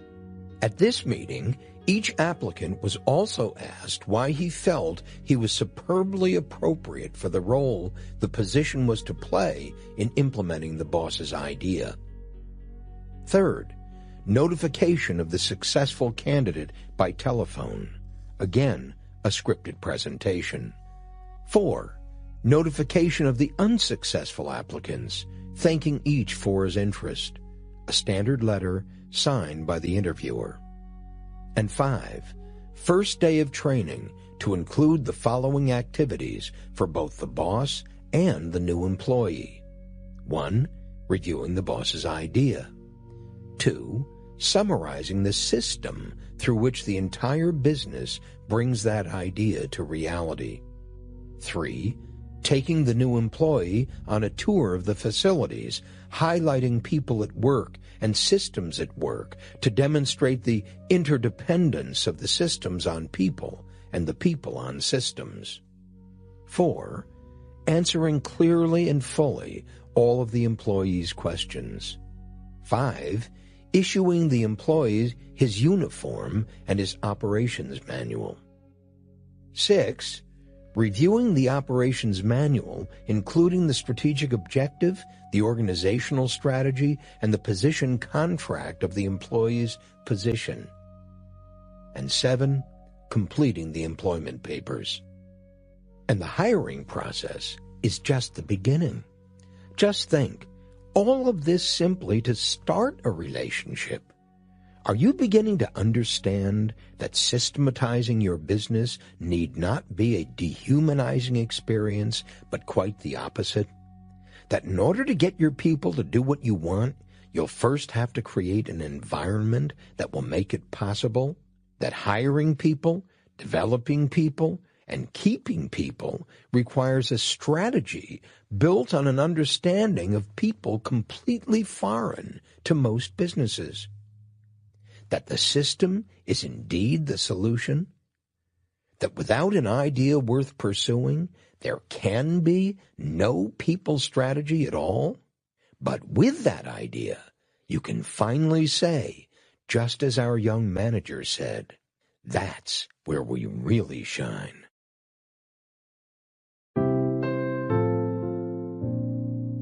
Management, people, systems. As I watched Sarah take all this in, I saw that the idea of this integrated view of business had begun to take hold of her imagination. Gone was the resistance, the doubt, and the fear that what I had brought to her door was beyond her, something unreachable for the baker of pies she had come to believe she was. What she was beginning to grasp is that she was a worthy opponent, more worthy than she had ever realized, and that the game I was describing for her was the same game she'd been taught to play by her aunt years ago in her mother's kitchen with such loving attention, that there was absolutely no difference. She smiled at me, as though reading my thoughts. She went on to say, I'm beginning to see the connection between all these things we've talked about. They're all beginning to make sense. The puzzle is coming together. I can see the pieces merge into an exciting picture that I now know has been there all along. All that needed to be done for the picture to take form was for someone to move the pieces into their proper place. I'd like to describe it for you, the picture I'm beginning to see, before I ask you some more questions. Go right ahead, I smiled. In fact, I'd be disappointed if you didn't. Sarah continued, It all goes back to my childhood, of course, to the spirit I spoke about earlier, to what I felt like as a little girl. And I know now that I'm not alone, that I'm not the only one who's ever felt that way, that there were probably lots of other little girls and boys who were suffering the same sort of experience that I was, and lots of grown men and women who, like me, are still carrying around the impact of their early childhood experiences. And so I see my experiences, the corralling of the wild horse, the stuffing away of the spirit my teachers and my parents trained me to do so well, as the beginning of a philosophy for my business, a philosophy that my business needs if I'm ever going to offer anything of true value to my employees and my customers. There'll be no stuffing of the spirit here, my business will say. Maybe I should put it up above the door to remind everyone who comes in what our purpose is." She grinned. "Or maybe, better yet, let thy spirit run free." "Yes, that's better. It even feels better." She laughed aloud with the joy of it. As she continued, it became so clear to me what a miraculous gift speaking can be. I saw that Sarah wasn't so much talking to me, but to herself, discovering as she spoke the miracles that lived within her experience, within her relationship with her aunt, within her extraordinary imagination, discovering truths she never knew she knew, discovering all the wealth that was waiting there inside of her to be unearthed, to be explored, to be treasured as the words came tumbling forth. As though the words, once freed by the speaking of them, combined with the air to become something else again, a vision, understanding, expansion. Sarah continued, "My picture of the business also goes back to what my aunt taught me about caring. If my aunt were alive today, she would say, if everyone cares, the pies will take care of themselves." And so I can see my business as a school about caring that teaches all the little things to my employees that my aunt tried so hard to teach me. What it means to pay attention, what it means to our spirits to be present with the whole of ourselves in everything we do. "My God, I thought I hadn't learned anything," she said to me, her eyes wide with the astonishment of what she had just understood. "But I had. And now I'm going to take her place. That lovely woman, that sweet, gentle, determined old woman, I'm going to take her place. I'm going to become the master in my own kitchen, just as she was the master in hers. And the rules of the game, what a joy it's going to be to create them. Rules about dress, rules about comportment, rules about the tools we use and how we use them, rules about the floor and the walls and the counter space, how we clean them every night and every morning, how we give them their final touch so that they absolutely glow. Rules about the pie tins and about the cupboards in which we store things. Rules about glass. Rules about silver. Rules about tin. Rules about the ovens, how they're heated, how they're opened and closed, how they're cleaned. Rules about opening up and closing up. Rules about money, about keeping the books, about balancing at the end of each day. Rules about hair, about fingernails. Sarah's eyes were flashing as she poured out the beginning of her vision, as her vision began to take shape. She didn't need to know what the specific rules were yet. What was important, that she get a taste of the exercise. As her aunt said, the pies will take care of themselves. Sarah was on her way. "Talk to me more about management," Sarah said. "I heard you say earlier that I don't need professional managers to be successful in my business, that in fact I'm better off without them.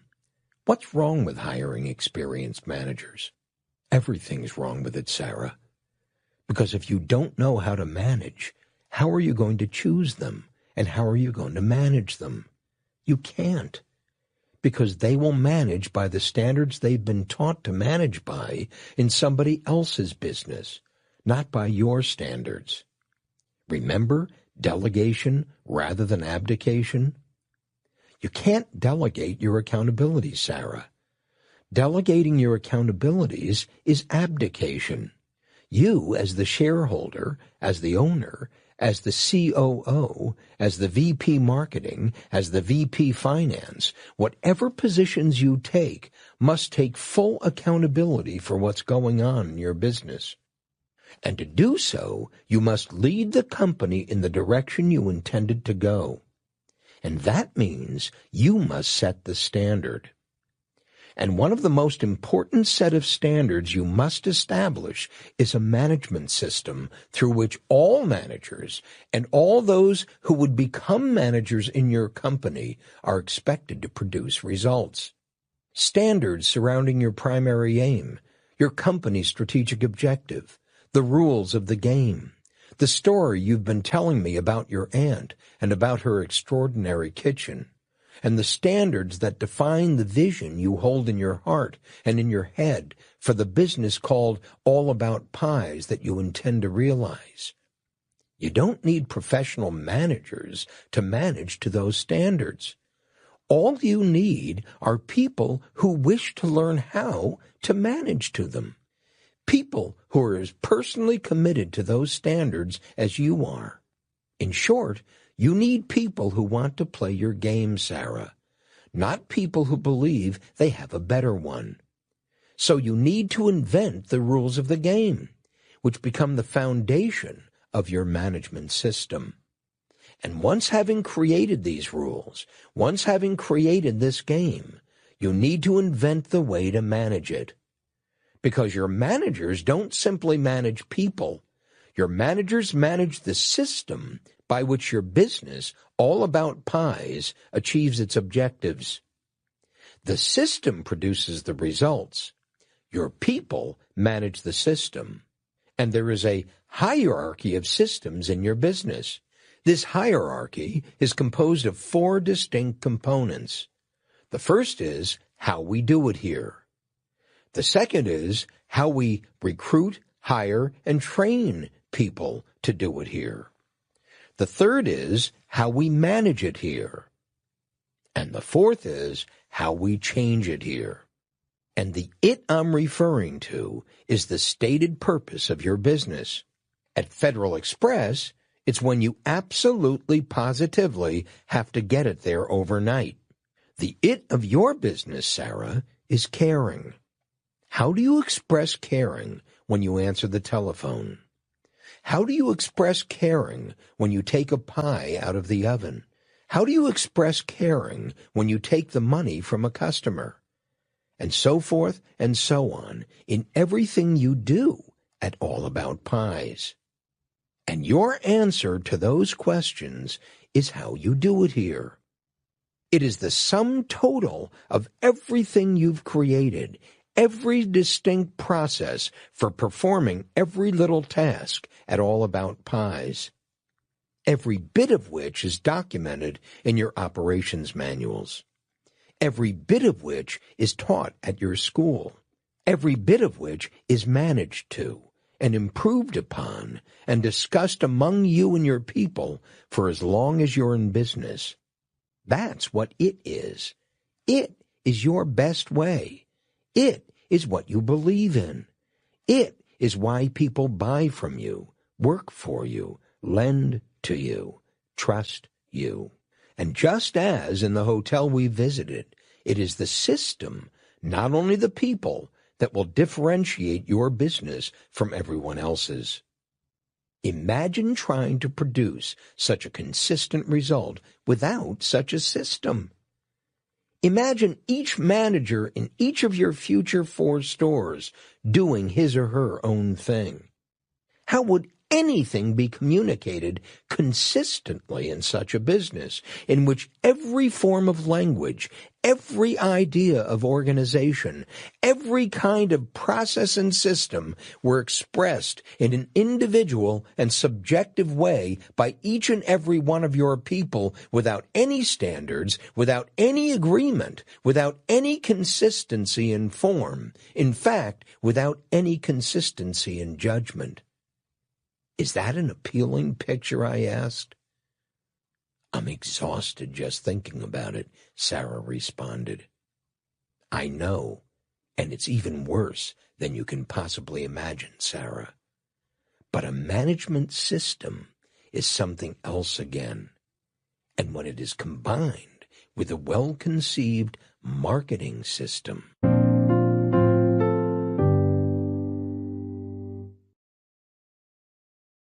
Chapter 17, Your Marketing Strategy. What we have here is a failure to communicate. Anonymous. Your marketing strategy starts, ends, lives, and dies with your customer. So in the development of your marketing strategy, it is absolutely imperative that you forget about your dreams, forget about your visions, forget about your interests, forget about what you want, forget about everything but your customer. When it comes to marketing, what you want is unimportant.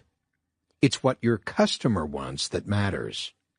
And what your customer wants is probably significantly different from what you think he wants. The irrational decision maker. Try to visualize your customer. He's standing before you. He's not frowning, nor is he smiling. He is perfectly neutral. Yet there's something strange about him. Coming out of his forehead, reaching up toward the ceiling, is an antenna. And at the end of the antenna is a sensor beeping away like crazy. And the sensor is taking in all of the sensory data around it, the colors, shapes, sounds, and smells of your store or your office or the restaurant where you're meeting for lunch. The sensor is also taking in sensory data from you. How you're standing or sitting, the color of your hair, how your hair is combed, the expression on your face.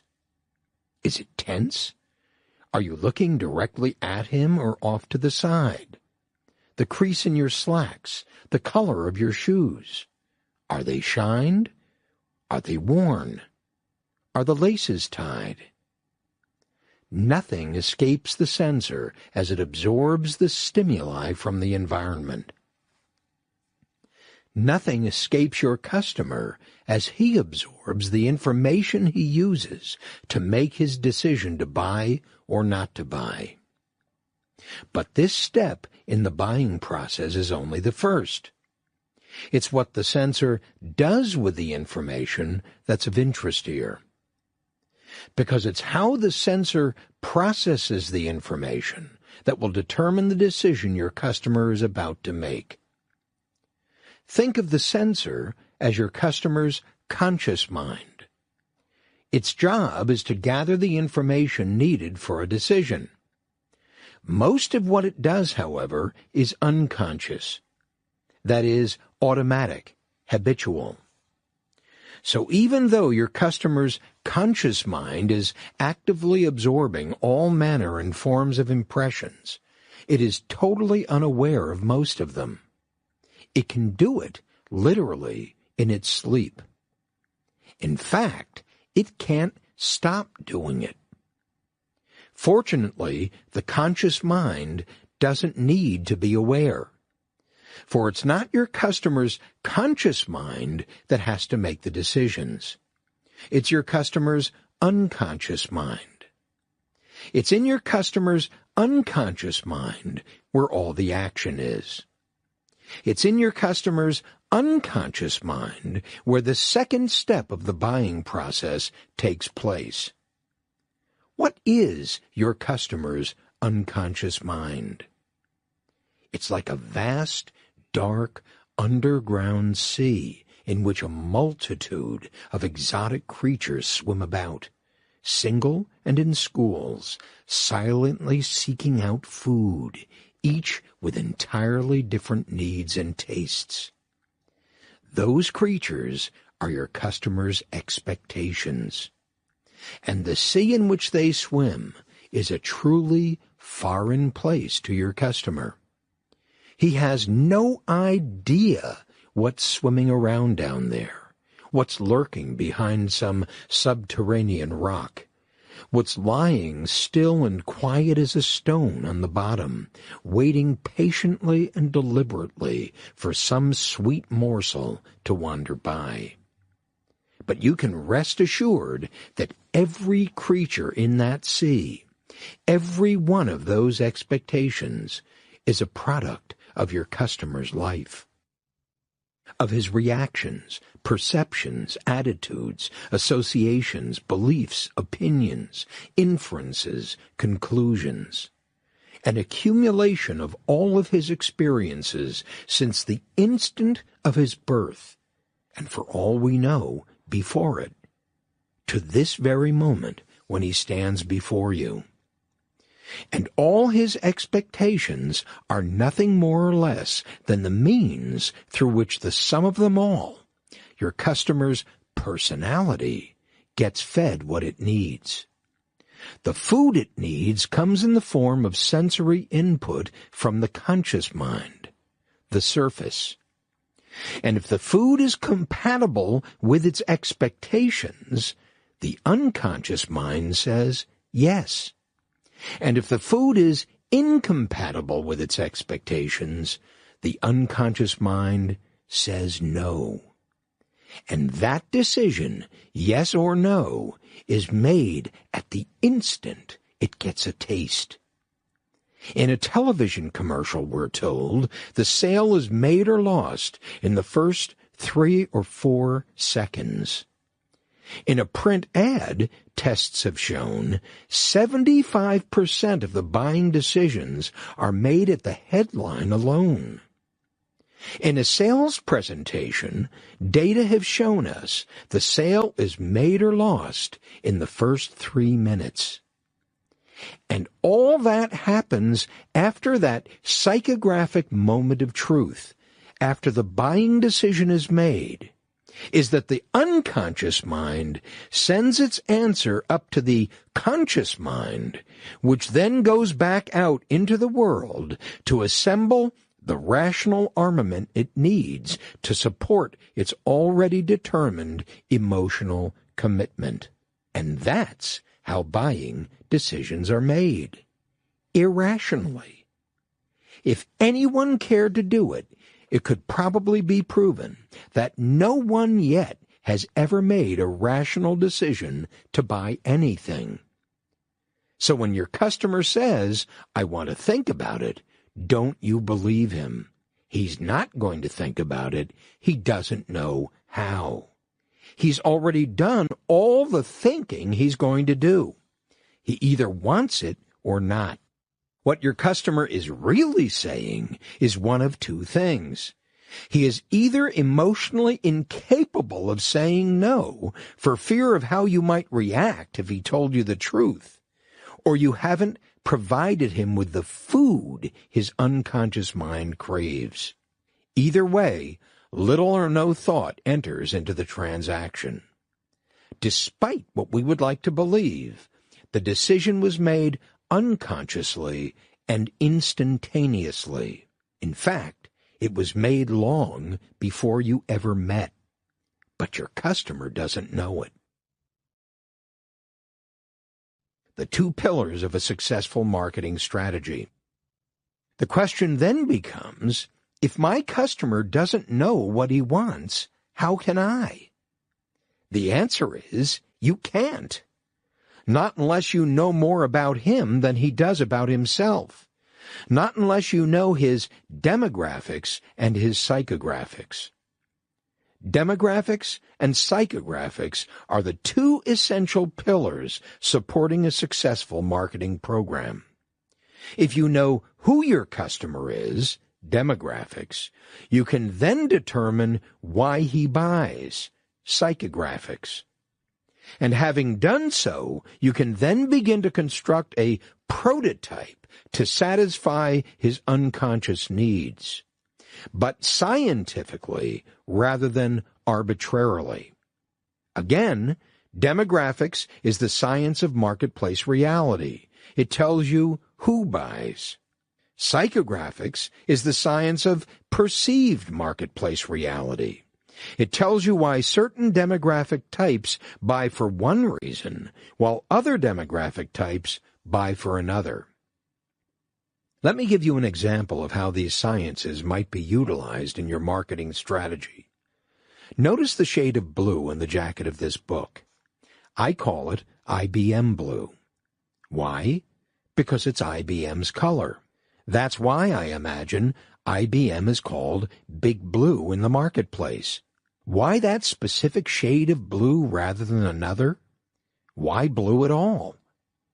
Because that shade of blue has an extraordinarily high appeal and preference to IBM's central demographic model. They see that shade of blue, and it's love at first sight. Ever heard the expression, true blue? That's what that particular color is. The color IBM's central demographic model consumer knows it can depend on. What do you think would have happened had IBM chosen orange instead of blue? Well, since orange is at the opposite end of the preferential spectrum for IBM's consumer, the IBM success story may not have been so momentous. It's hard to imagine big orange instead of big blue. I think IBM's customer would have had trouble buying an orange computer. Now, I know that sounds ridiculous, but you can test it if you like. Remember the little test I suggested earlier in this book, the one with the navy blue suit?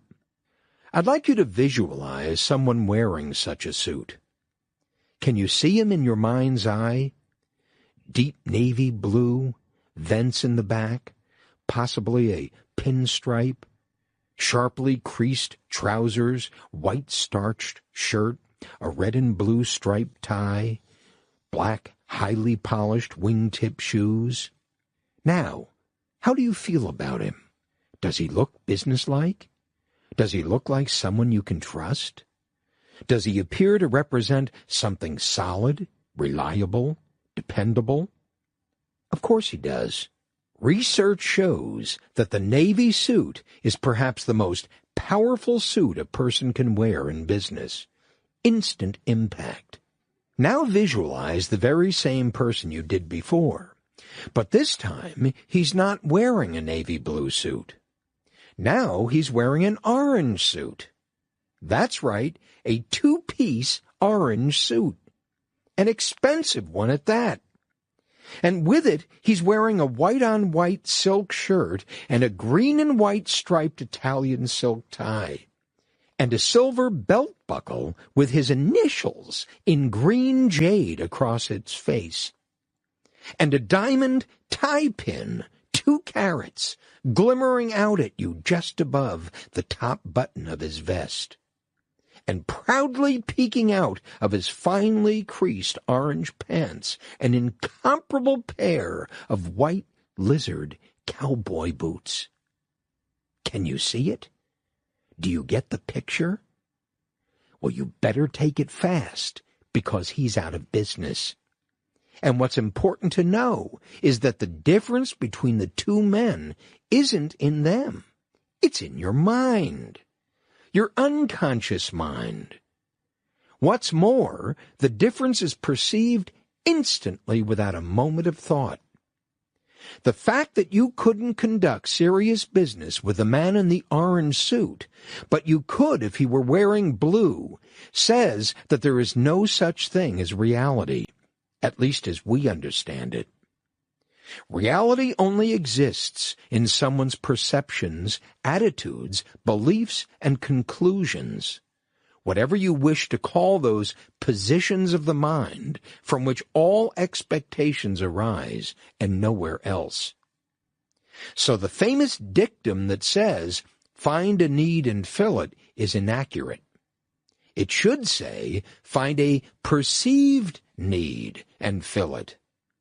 Because if your customer doesn't perceive he needs something, he doesn't, even if he actually does. Get it? Those perceptions are at the heart of your customer's decision-making process.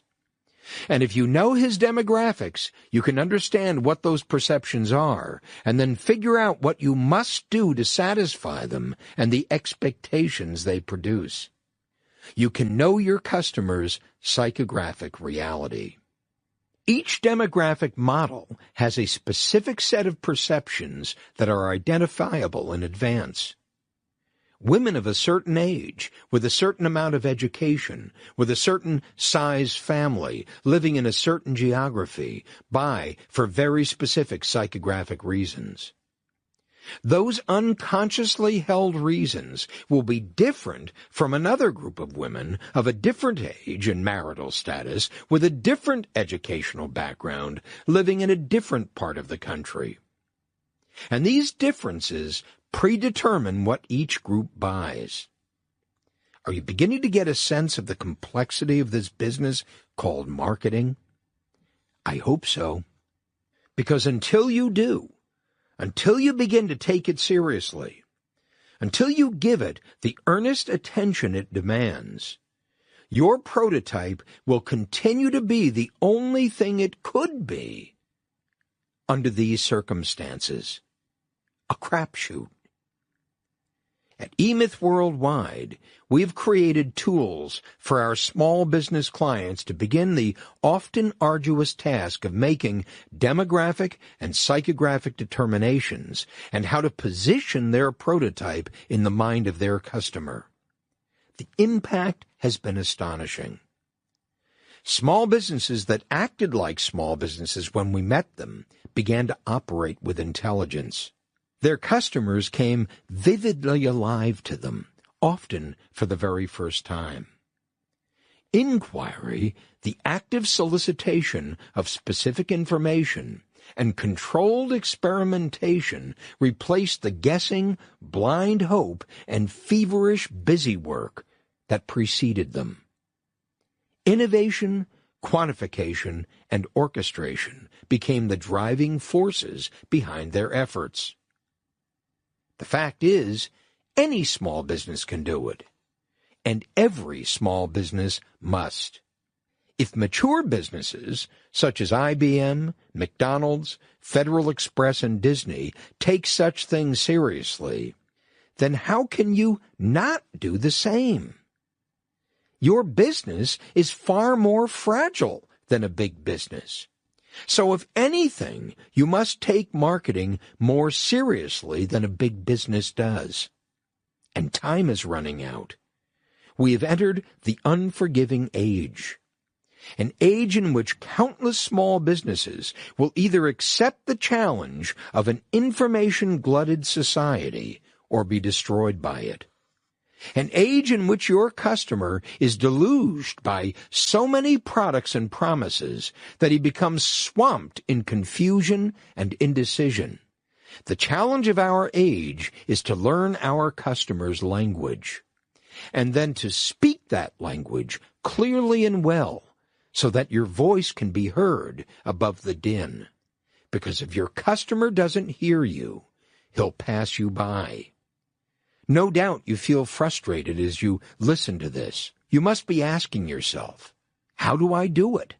How do I determine my customer's demographics, his psychographics, what colors to use, what shapes, what words? But if you're asking these questions, you're well on your way. For the purpose of this book is not to answer these questions, but to raise them. Not how to do it, but what needs to be done. Unless you understand what needs to be done, unless you understand the essential importance of marketing to your prototype, unless you understand that your customer is far less rational in his convictions and expectations than you had ever imagined, unless you understand that your prototype is your product, all the how to do it in the world won't make a bit of difference to you. But we're not finished yet. We have one more step to take in your business development program. Your systems strategy, the glue that holds your prototype together.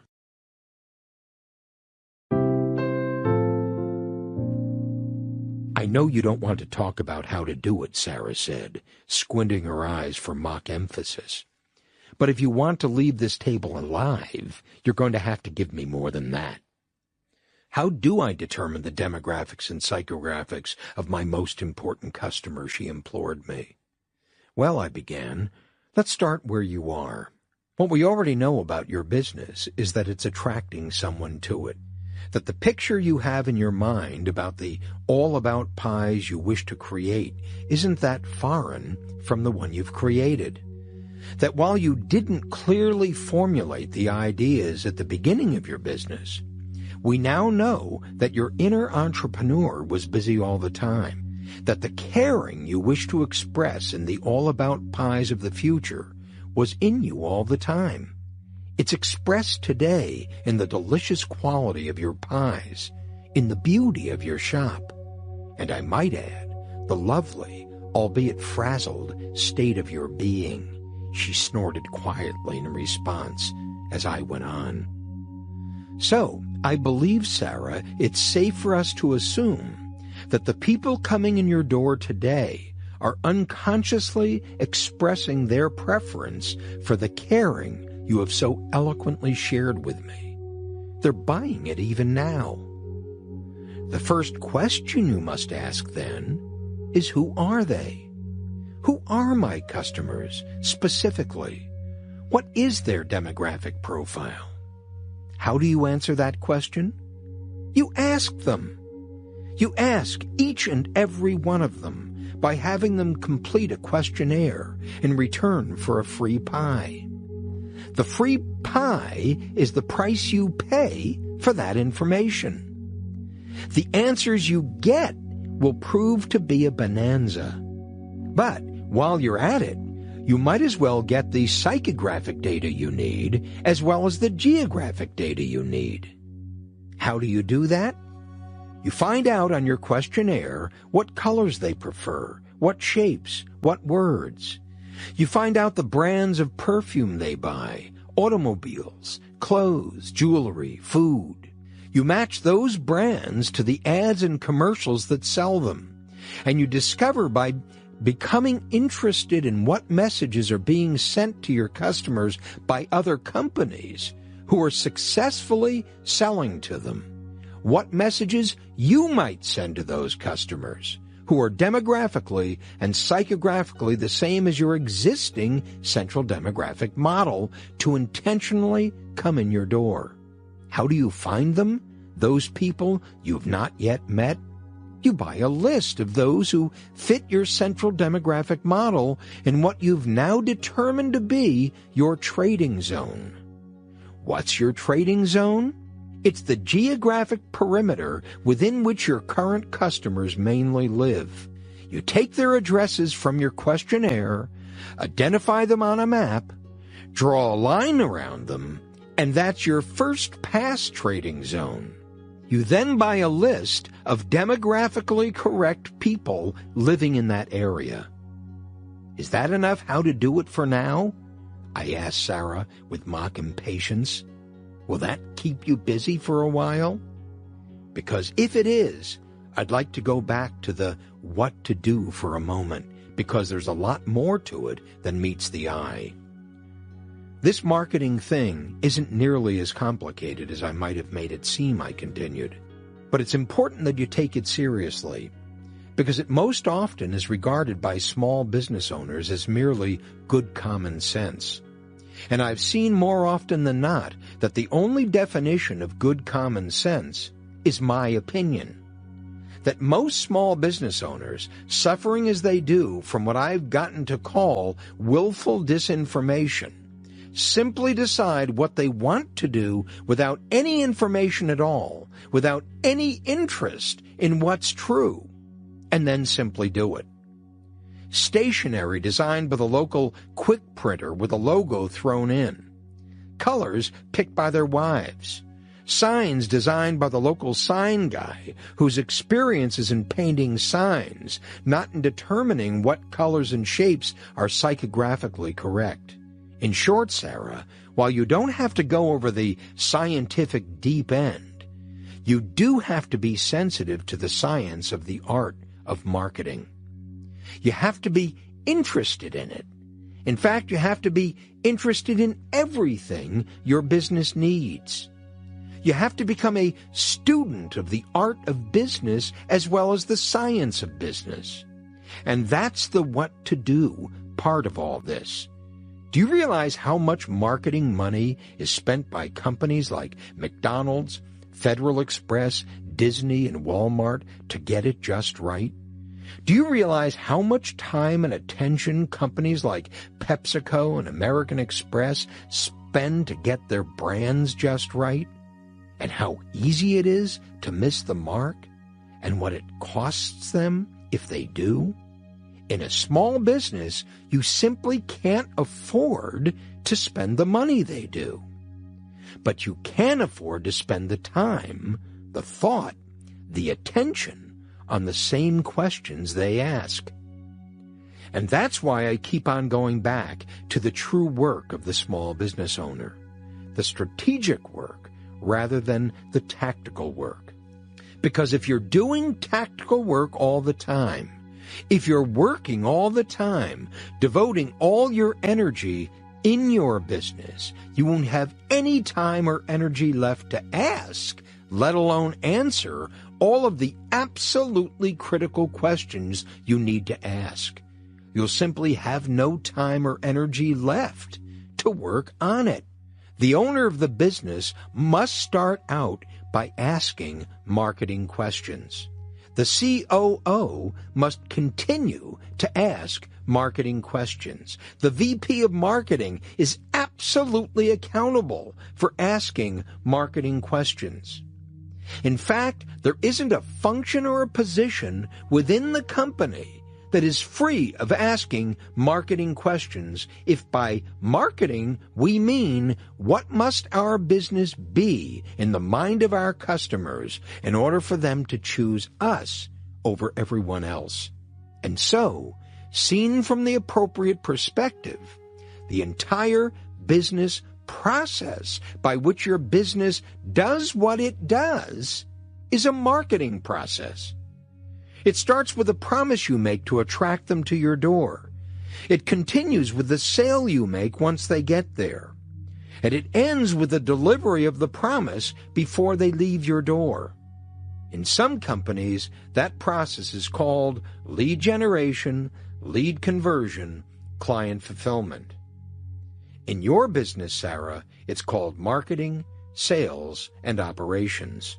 But whatever you call it, it is the essential key process that runs through every business. And it is how well integrated that process is, how totally and completely connected each part of the process appears in relation to the rest of the process that will determine how successful you are at getting them to come back for more. And it is getting them to come back for more that is the primary aim of every business. Because what McDonald's knows, and what Federal Express knows, and what Disney knows, indeed what every extraordinary business knows, is that the customer you've got is one hell of a lot less expensive to sell to than the customer you don't have yet. And that's why the business process of lead generation, lead conversion, and client fulfillment is so critical to the growth of your business. And that's what marketing is, the whole process. Not just a part of it, but the entire thing. And it never stops.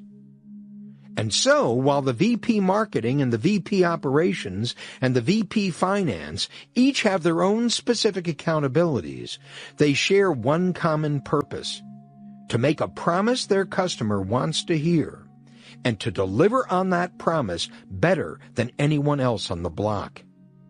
And the place where they join each other is at the position of COO. The COO is the driver of all this. The COO connects each part of the business process. The COO maintains the integrity of the whole by acting as the arbiter of the strategic objective he is accountable for fulfilling, of the rules of the game he is accountable for maintaining, of the game the business has chosen to play. And it is there, at that point in the middle, where hierarchy and process meet. It is there, at that point in the middle, that your business comes together.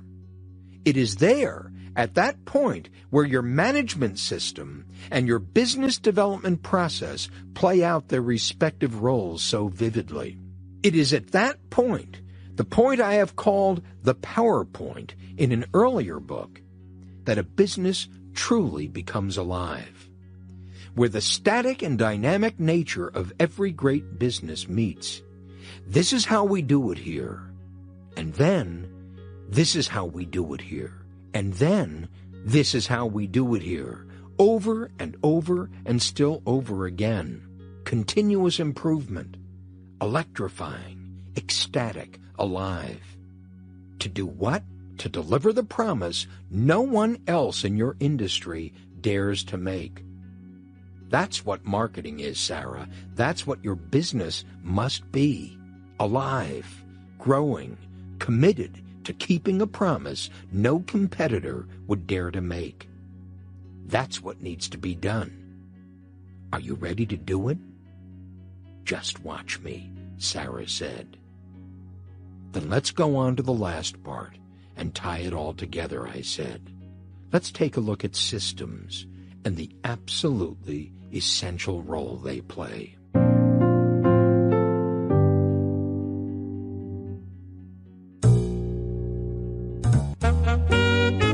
Chapter 18. Your Systems Strategy. The world thus appears as a complicated tissue of events in which connections of different kinds alternate or overlap or combine and thereby determine the texture of the whole. Werner Heisenberg, Physics and Philosophy. Throughout this book, I have talked about systems without really defining what a system is. So let me do that here. A system is a set of things, actions, ideas, and information that interact with each other, and in so doing, alter other systems. In short, everything is a system. The universe, the world, San Francisco Bay, the office I'm sitting in, the computer I'm using, the cup of coffee I'm drinking, the relationship you and I are having. They're all systems. Some systems we can understand, and some we can't. Let's take a look at the ones we can. The systems in your business. 3 kinds of systems. There are 3 kinds of systems in your business.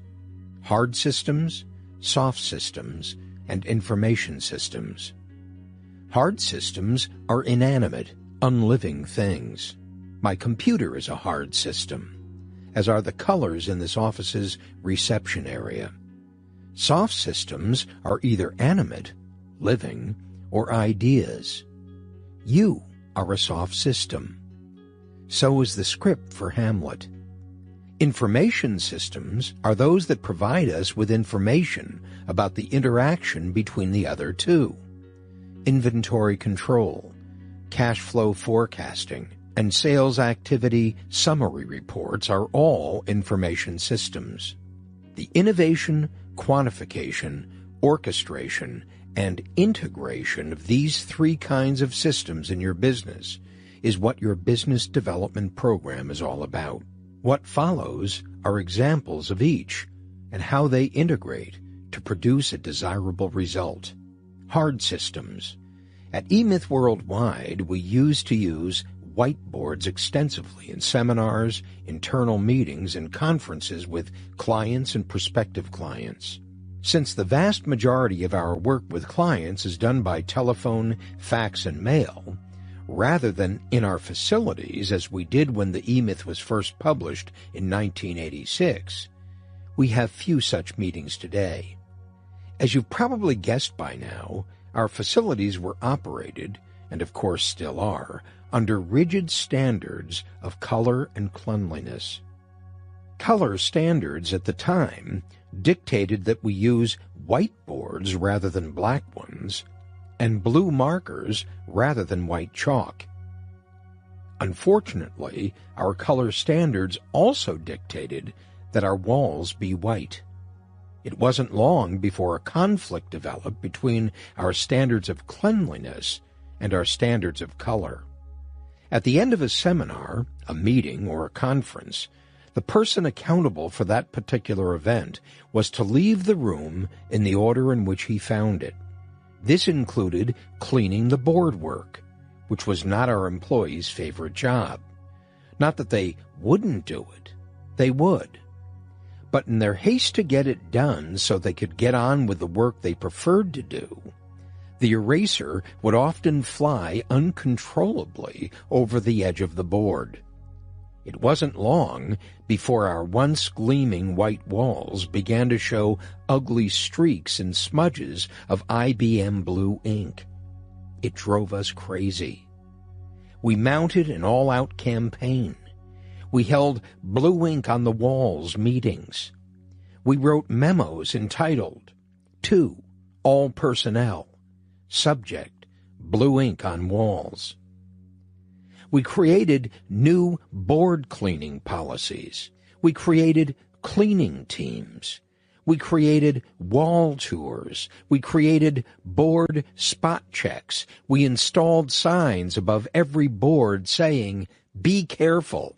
But no matter what we did, no matter how hard we tried, no matter what we said to our normally meticulous people, blue ink got on the walls. Our only apparent recourse was to paint the walls white over and over again, or go back to blackboards and white chalk. Neither was acceptable, and that's how our prevent-a-smudge system was born. We had one standard that insisted on impeccably clean walls, and another standard that made the first one seemingly impossible to uphold. White boards, white walls, blue ink.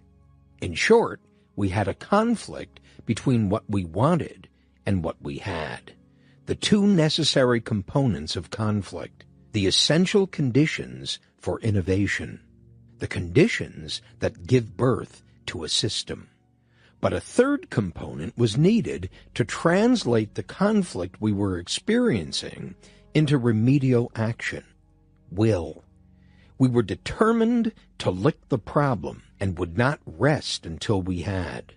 Will, applied to any conflict, creates energy. Conflict without will creates frustration, an engine turning but going nowhere. Conflict with will creates resolution, a movement beyond the dilemma. Voila! The E-Myth Worldwide Prevent-a-Smudge system. It was so obvious, so simple. We installed a clear lucite collar around each board. Extending 4 inches out from each edge of the board, the lucite collar literally stopped the blue ink carnage in its tracks. In one fell swoop, the walls were clean. Our people were delighted, our clients amazed. The constant painting, memo writing, sign creating, team invading, policy polluting activities that had pervaded our organization for more than 3 weeks were history, and all because of a 4-inch lucite collar. A hard system for producing a human and totally integrated result. A system solution to a typically people-intensive problem, without anyone having to pay attention to it, leaving me free to write this book or anything else I care to do. After all, that's the purpose of a system, to free you to do the things you want to do. Soft systems. Things need to be sold, and it's usually people who have to sell them. Everyone in business has heard the old saw: 80% of our sales are produced by 20% of our people. Unfortunately, few seem to know what the 20% are doing that the 80% aren't. Well, let me tell you, the 20% are using a system, and the 80% aren't. A selling system is a soft system. And I've seen such systems produce 100% to 500% increases in sales in almost no time. What is a selling system? It's a fully orchestrated interaction between you and your customer that follows 6 primary steps. 1. Identification of the specific benchmarks or consumer decision points in your selling process. 2. The literal scripting of the words that will get you to each one successfully. Yes, written down like the script for a play. 3. The creation of the various materials to be used with each script. 4. The memorization of each benchmark's script. 5. The delivery of each script by your salespeople in identical fashion. 6. Leaving your people to communicate more effectively by articulating, watching, listening, hearing, acknowledging, understanding, and engaging each and every prospect as fully as he needs to be. At eMyth Worldwide, we call it the PowerPoint selling system. A career development company we work with put it in the hands of people with no experience, and revenues increased 300% in 1 year. An advertising agency put it into the hands of people with no experience in either selling or advertising, and revenues increased 500% in 2 years. A health spa put it in the hands of people with no experience, and revenues increased 40% in 2 months. If you put it to work in your company, it will do the same for you, no matter what kind of business you're in. The PowerPoint selling system is composed of 2 parts, structure and substance. Structure is what you do. Substance is how you do it. The structure of the system is all of the predetermined elements of the process and includes exactly what you say, the materials you use when you say it, and what you wear.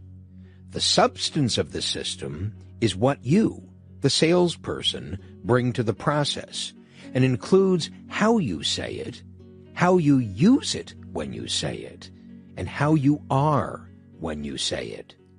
Structure and substance merge in the selling process to produce a far more extraordinary result than any single salesperson can do if left to his own devices.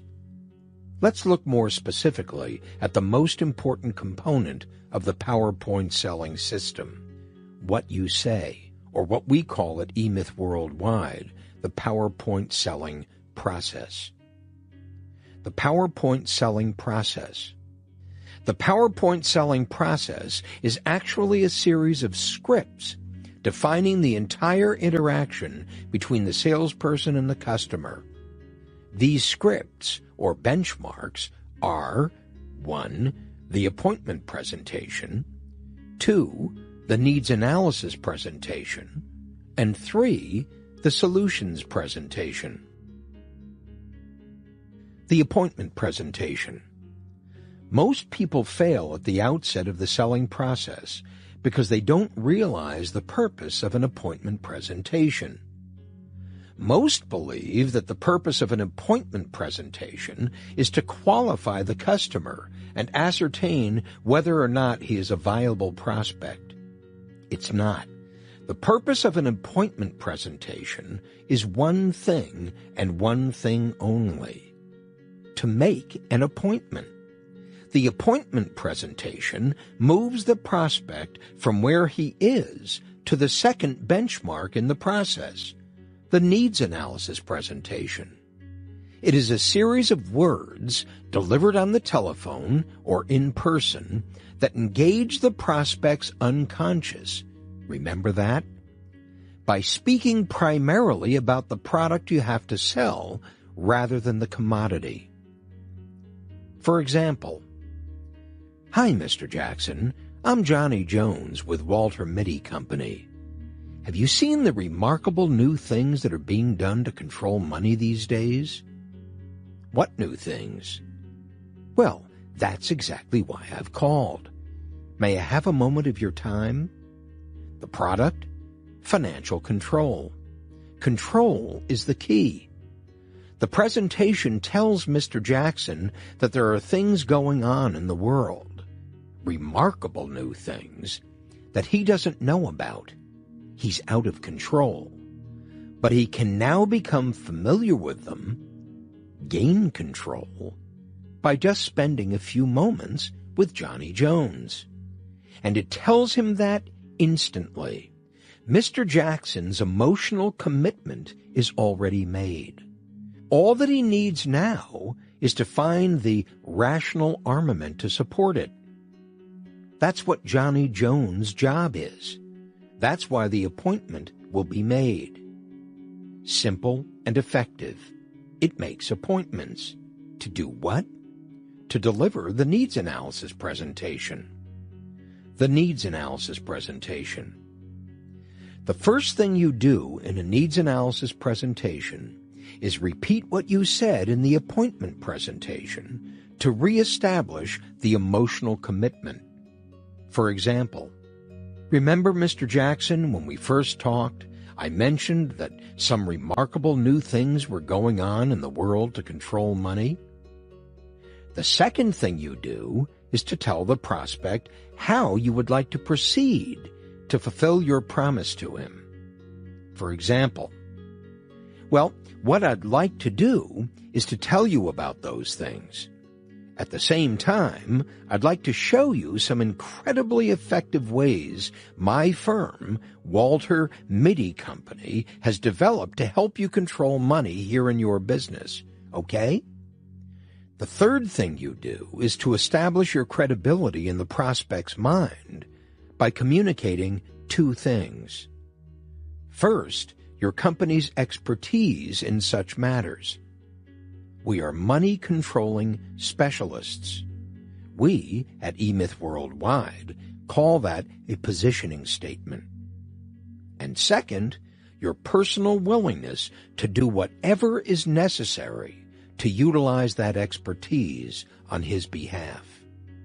For example, let me tell you why we created our company, Mr. Jackson.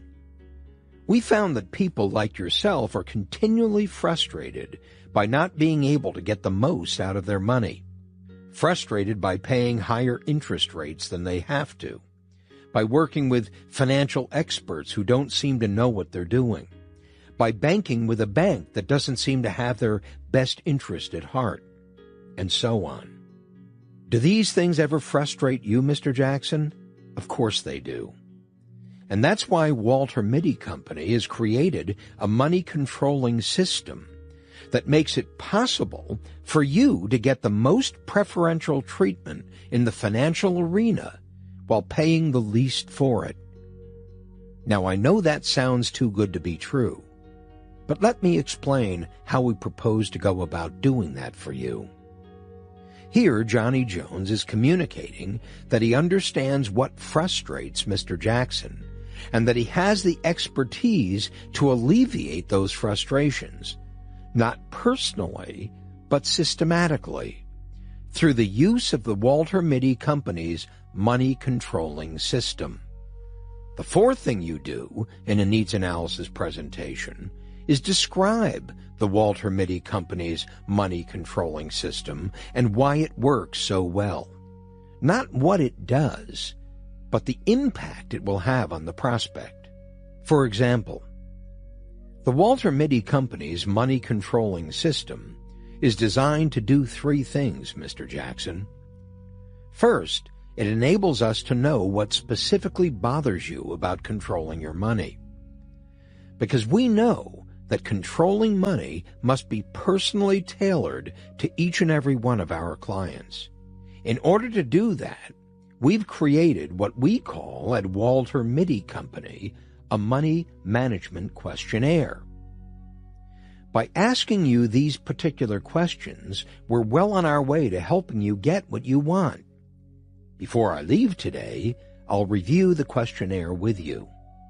Once the questionnaire is completed, we return it to our financial systems group.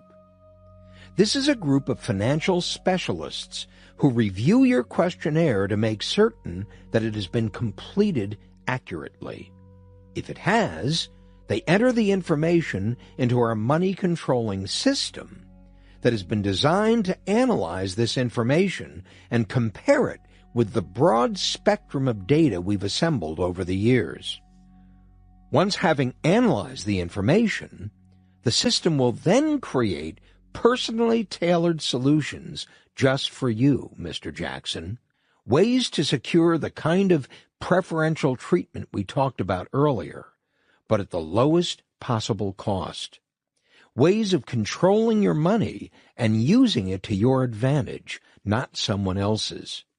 These solutions will then be prepared in the form of a financial report that I'll deliver to you personally and review with you at that time.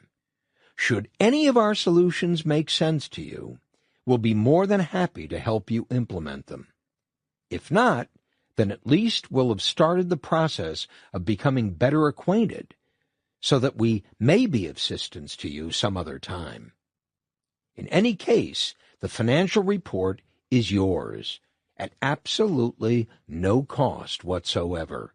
It's our way of saying we're serious about what we do and would be happy to work with you, whether now or in the future.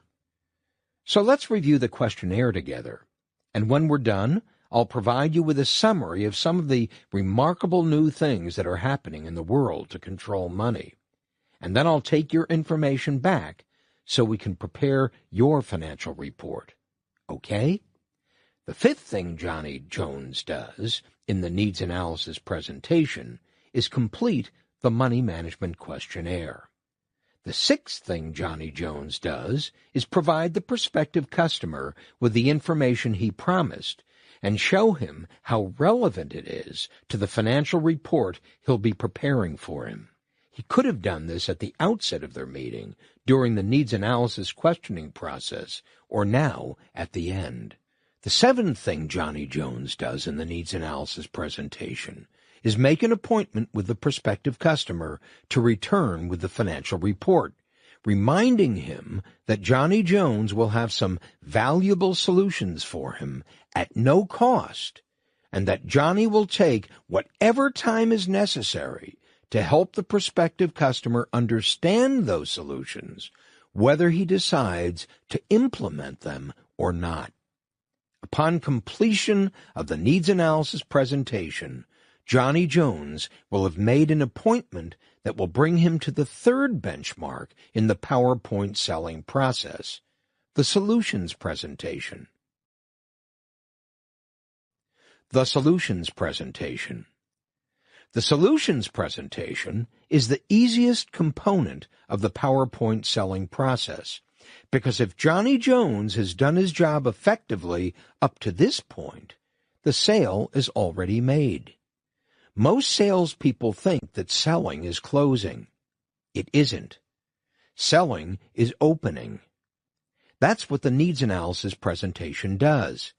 It opens up the prospective customer to a deeper experience of his frustration and to the opportunities available to him by going through the questioning process with you.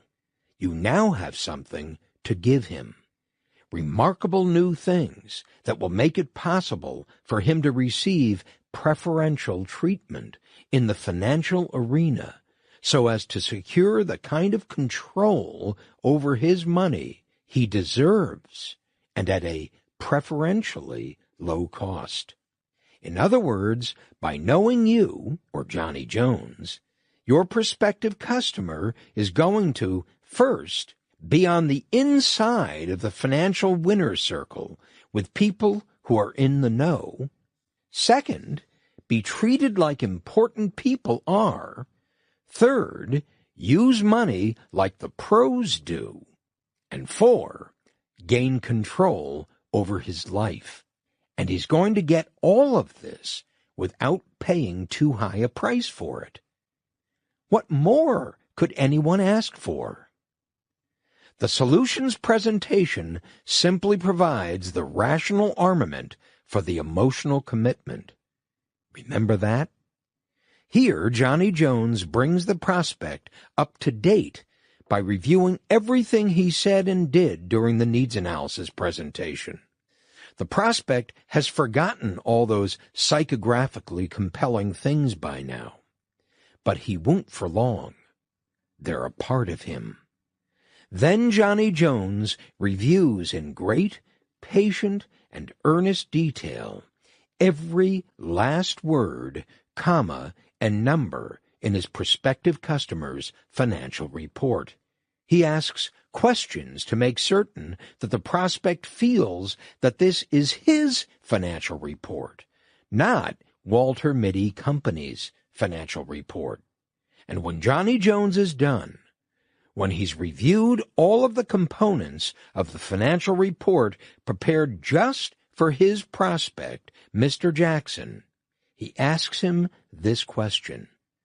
Of the options we've suggested here, Mr. Jackson, which do you feel would best serve you right now?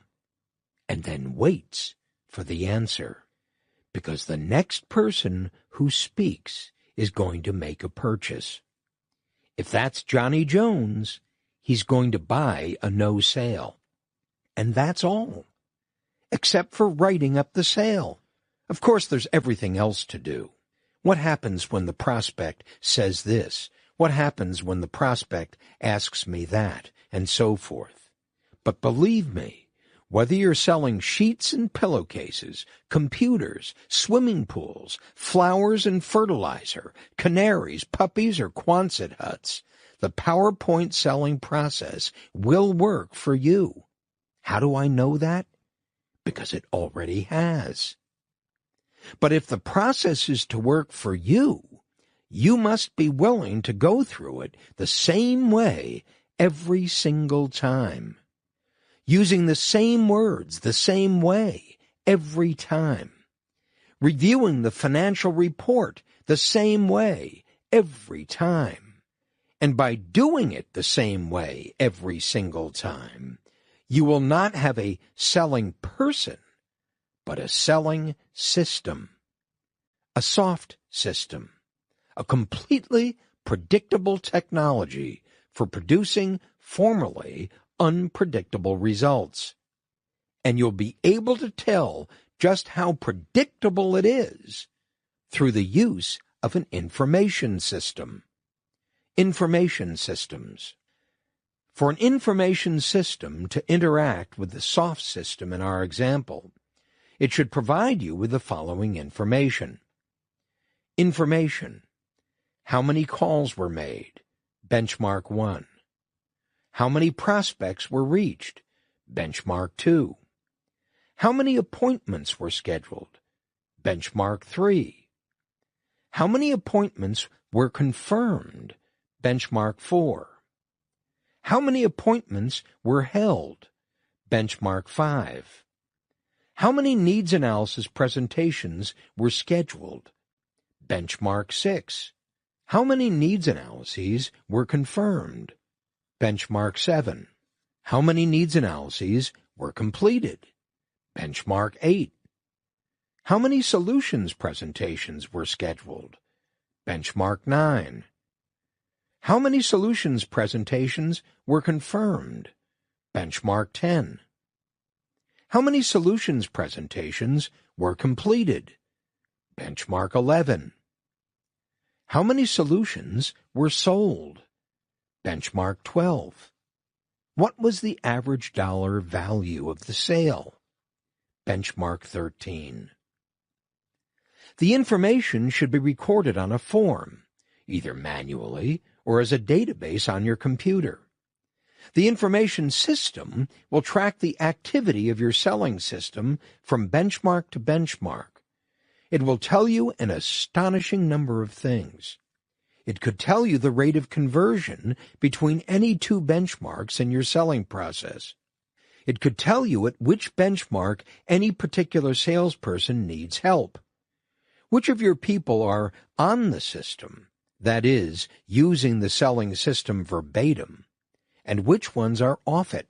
If you had calculated the cost of making a call, you could then calculate the cost of completing the next benchmark in the process, and from that derive the next and so on until you calculate the actual cost of making one sale. In short, the information system could tell you the things you need to know. Things you don't know now. Things you need to know in order to develop, control, and change your selling system. And things you also need to know in finance and production and product development.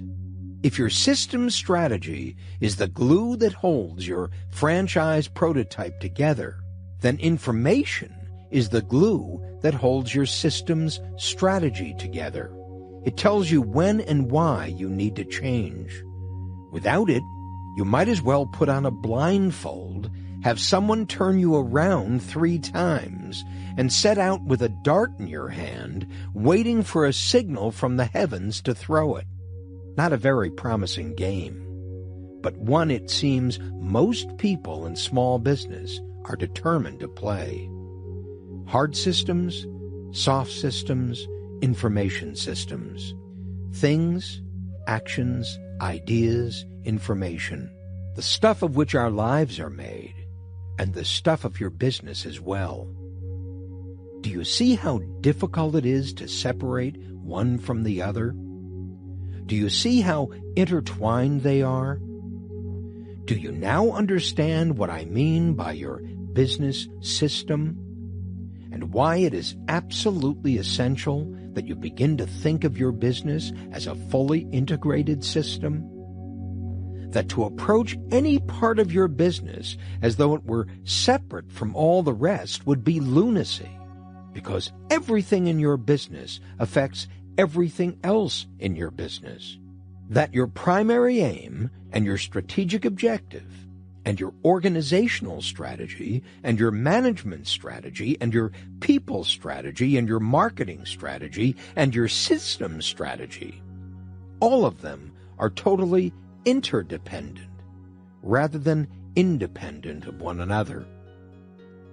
That the success of your business development program totally depends on your appreciation of that integration, and that your prototype is that integration.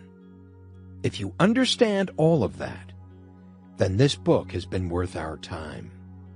If you don't, take off the blindfold, because there's no going around one more time. We've got business to attend to. There's no time left to trust a dart in the dark.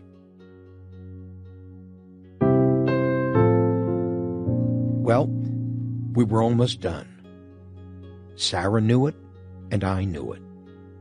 All that was left was to tie the pieces together, to help her to integrate everything we had talked about together, to help her to see how it was all applicable, indeed essential, to her business all about pies. I understand what you mean by hard systems, she said. The sign in my shop, the floors, the walls, the display cases, the tables, my people's uniforms, and so forth.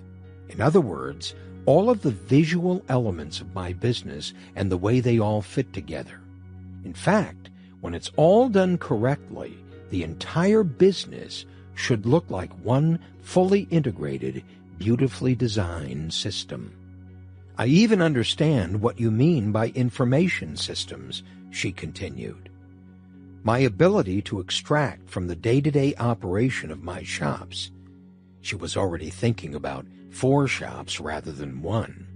How many pies are sold? What kind of pies? The time they were sold? How many customers came in each shop and when? How many bought pies to go? How many slices of pie were sold to eat on the premises? How many of the customers who bought pie to eat on the premises bought a pie to go, and so forth? And I can imagine a good deal more than that I would like to know now that I've begun to think about it. What I don't fully understand is the soft systems part. Can you tell me a little bit more about that? I can't possibly imagine my people using, what did you call it, the PowerPoint selling system? I suspect you do without realizing it, I said. Remember what I talked about early on when we were discussing innovation? Hi, have you been in here before? As opposed to, hi, can I help you? Well, what's your version of that? Remember when we talked about the game worth playing and the recruitment process the manager used at the hotel? What about the script he used when he told the story about the boss's game? What's your version of that? And remember when we talked about the hotel's checklists and then went on to describe the management system that defined them? What's your version of that? In fact, I continued, every written or verbal communication with anyone who comes into contact with your business is a soft system. What so few of us understand is the power of those words when they are totally integrated. That your recruitment script and your shop's name and the training you conduct in your school and the words in your customer brochures and your ads, everything you say must work together just as the visual components of your shop must work together to make one powerfully effective message. That you are all about pies, and that there is no one, absolutely no one else like you. There was no one else telling the same story. There was no one else using these same words in exactly the same way as you are. And that these words represent the idea behind All About Pies, the idea that comes from your mind and your mind alone, the idea that your aunt understood so well and that you understand so well, the idea of your business, which is the lifeblood of your business, which is the heart of your business, which is the spirit of your business. And you know now how valuable that spirit is, Sarah. It's got to be cherished. It's got to be shared with others. It's got to be set free upon the world. That's what soft systems are. Do you get it now? Do you see how all of this fits together into one lovely, endurable, however ever-changing, wonderful whole? Can you see now why I say that the technician's role is not enough by far? That there's so much more to be done if your business is ever to live up to its potential? And that it's fun? Sarah was grinning from ear to ear. Chapter 19. A Letter to Sarah. Freedom does not come automatically. It is achieved. And it is not gained in a single bound. It must be achieved each day. Rollo May, Man's Search for Himself. Dear Sarah, it has been said that there are no accidents in the universe, and so I might consider it to be providential that on this very day that I'm writing this letter to you, I have just finished reading, for the third time, Rollo May's remarkable book, Man's Search for Himself. What a lesson that book holds for all of us in business who would believe that today's hot subjects of core values, meaning, purpose, and empowerment are advanced thinking, when in fact, Rollo May spoke more eloquently about those very same subjects in 1953. For that matter, who among us today in business recalls Rollo May's Age of Anxiety, or Camus, or Dostoevsky, or Kierkegaard, or Kafka, or Orwell, or T.S. Eliot in The Hollow Men, or David Riesman in The Lonely Crowd? To them, however, the question was not one of success in business, but of life and death. If we had such a yearning for values in 1953, when Rollo May's book was first published, and we have such a yearning for values today, what's happened to us in the interim? The Cold War? A trip to the moon? Korea? The Vietnam War? Cambodia? The sexual revolution? the feminist revolution, the civil rights explosion, the psychological revolution, the New Age manifesto, and the coming millennium? One hell of a lot, I would say. And yet, after all that, and 40 years, we're still searching for meaning, for something to believe in, and speaking about it as though it were brand new. What lessons haven't we learned here at the end of the 20th century, Sarah? Maybe we just don't care enough. Meaning, it seems to me, is the product of caring, not vice versa. What we care about, we value. And so, as I look around, I see that we're in some very fundamental way disconnected from caring sufficiently to be able to find true meaning in the things that we do. Which is not to say that we don't care about anything. We obviously do. We care about making money. We care about being safe. We care about being protected. We care about the Super Bowl. But I think that the things we have come to care about are insignificant when placed on the scale that Dostoevsky or Camus or Tolstoy or Kierkegaard or Kafka or the Old Testament or the New Testament or Rollo May would use. The problem is, Sarah, we're just not very serious people these days. We even speak about values when we speak about them, as though they were a commodity like a sweater or a pair of Gucci pumps that can be acquired by writing a check. Much like the leadership, empowerment, management, relationship, and quality training seminars that abound today. As though by getting a little training, we'll suddenly find ourselves full of more substantial stuff. I think not, Sarah.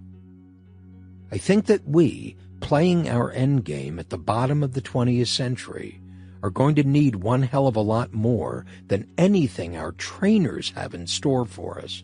I think we need a shock, a self-administered shock, so jolting, so outrageous, so unsympathetic to our little wants, that we'll either be blown off the planet we've each shaped for ourselves, our personal little spaces, when we least expect it, or we'll burn to a crisp right there in the spot, never to be heard from again. And therein lies the problem, Sarah, and of course, the opportunity. How does one come to the point in his or her life when he or she is not only ready, but eager and willing, however terrifying the prospect might be, to self-execute such a leap of faith without any guarantees that it will do any good? That, dear Sarah, is where I believe we left each other not too long ago, at a crossroads, where I stood and watched you walk off on your newly discovered path, thinking to myself that I knew where you were going and what you would discover there, and at the same time realizing I knew nothing of the sort, that the path you had chosen reached both forward in time and back to your childhood, and the spirit you had thought you lost. But what I know to be true from my own life experience is that you will not truly rediscover your spirit in the past, but will discover it is waiting for you in the future on the path you have now chosen. Your spirit isn't behind you. It is way ahead of you. It has already made its choice. All that needed to happen was for you to make yours, and you were together again.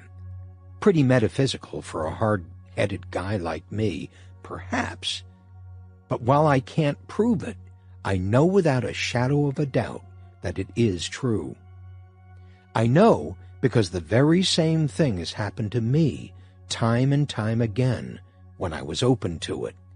I know that my spirit is waiting out there in front of me on one of any number of 1,000 paths, and that it's up to me to choose that one path on which my spirit waits, and to step out on it brightly, without hesitation, to pursue the I, which is the greatest one I can possibly be. To be spirit-full, that is spiritual, that is to be in touch with my soul. And there, in our spirit, Sarah, is where meaning lies. There, in what your aunt called caring. It is your spirit that cares, Sarah. While your parents and teachers thought it was disruptive and tried to take it away from you, your aunt knew, Sarah, what you've just found out. That your spirit was waiting there all the time. It hadn't gone anywhere. You had. And the path you are now on is the same path you and your aunt were on. There in the kitchen, and there in your little girl's bed on the summer morning as you breathed in the rich, delicate summer air. And there among the 4 oaks, and there with your hand on the face of the black horse. Your path has always been there for you, Sarah. You simply got lost. You didn't trust it. In your need to be assured, as any little girl would, that your parents wouldn't leave you and that your teachers would love you, you became disconnected from yourself. But fortunately, not forever. Because this path you're now on, this entrepreneurial path, winds around corners that will amaze you at times and even shock you at others. To be sure, it will be anything but certain. But that's why it's so exciting. It's the path of surprise. It's the path of constant engagement. And because it's all those things, it is truly the path of life, or as Rollo May might have called it, the path of freedom. He said, "Thus freedom is not just the matter of saying yes or no to a specific decision. It is the power to mold and create ourselves. Freedom is the capacity, to use Nietzsche's phrase, to become what we truly are." And so, Sarah, while we've talked a great deal about your business and its relationship to you, while we've spoken about planning and systems and controls and management, about people development and organizational development and marketing development and all those many parts of your business you must become not only aware of, but attentive to, I would be remiss if I left you with the impression that any of those things will make any difference at all unless you remember one thing. Keep the curtain up. The curtain is your comfort zone, and your comfort zone has been the false mask you put on when you were a little girl, because it was safe when your spirit was not. Your comfort zone has been the curtain you've placed in front of your face and through which you view the world. Your comfort zone has been the tight little cozy planet on which you've lived, knowing all the places to hide because it's so small. Your comfort zone has seized you before, Sarah, and it can seize you again when you're least prepared for it, because it knows what it means to you, because it knows how much you want to be comfortable, because it knows what price you're willing to pay for the comfort of being in control, the ultimate price, your life. So, Sarah, if this new path, if living with your spirit means anything to you at all, if you truly, truly care about it, then guard it with your life. Because comfort overtakes us all when we're least prepared for it. Comfort makes cowards of us all. And so goodbye for now. Please let me know how you're doing, how the business is going.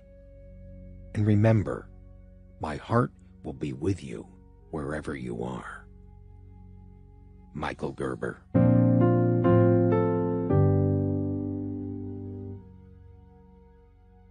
Epilogue. Bringing the dream back to American small business. You should know now that a man of knowledge lives by acting, not by thinking about acting, nor by thinking about what he will think about when he is finished acting.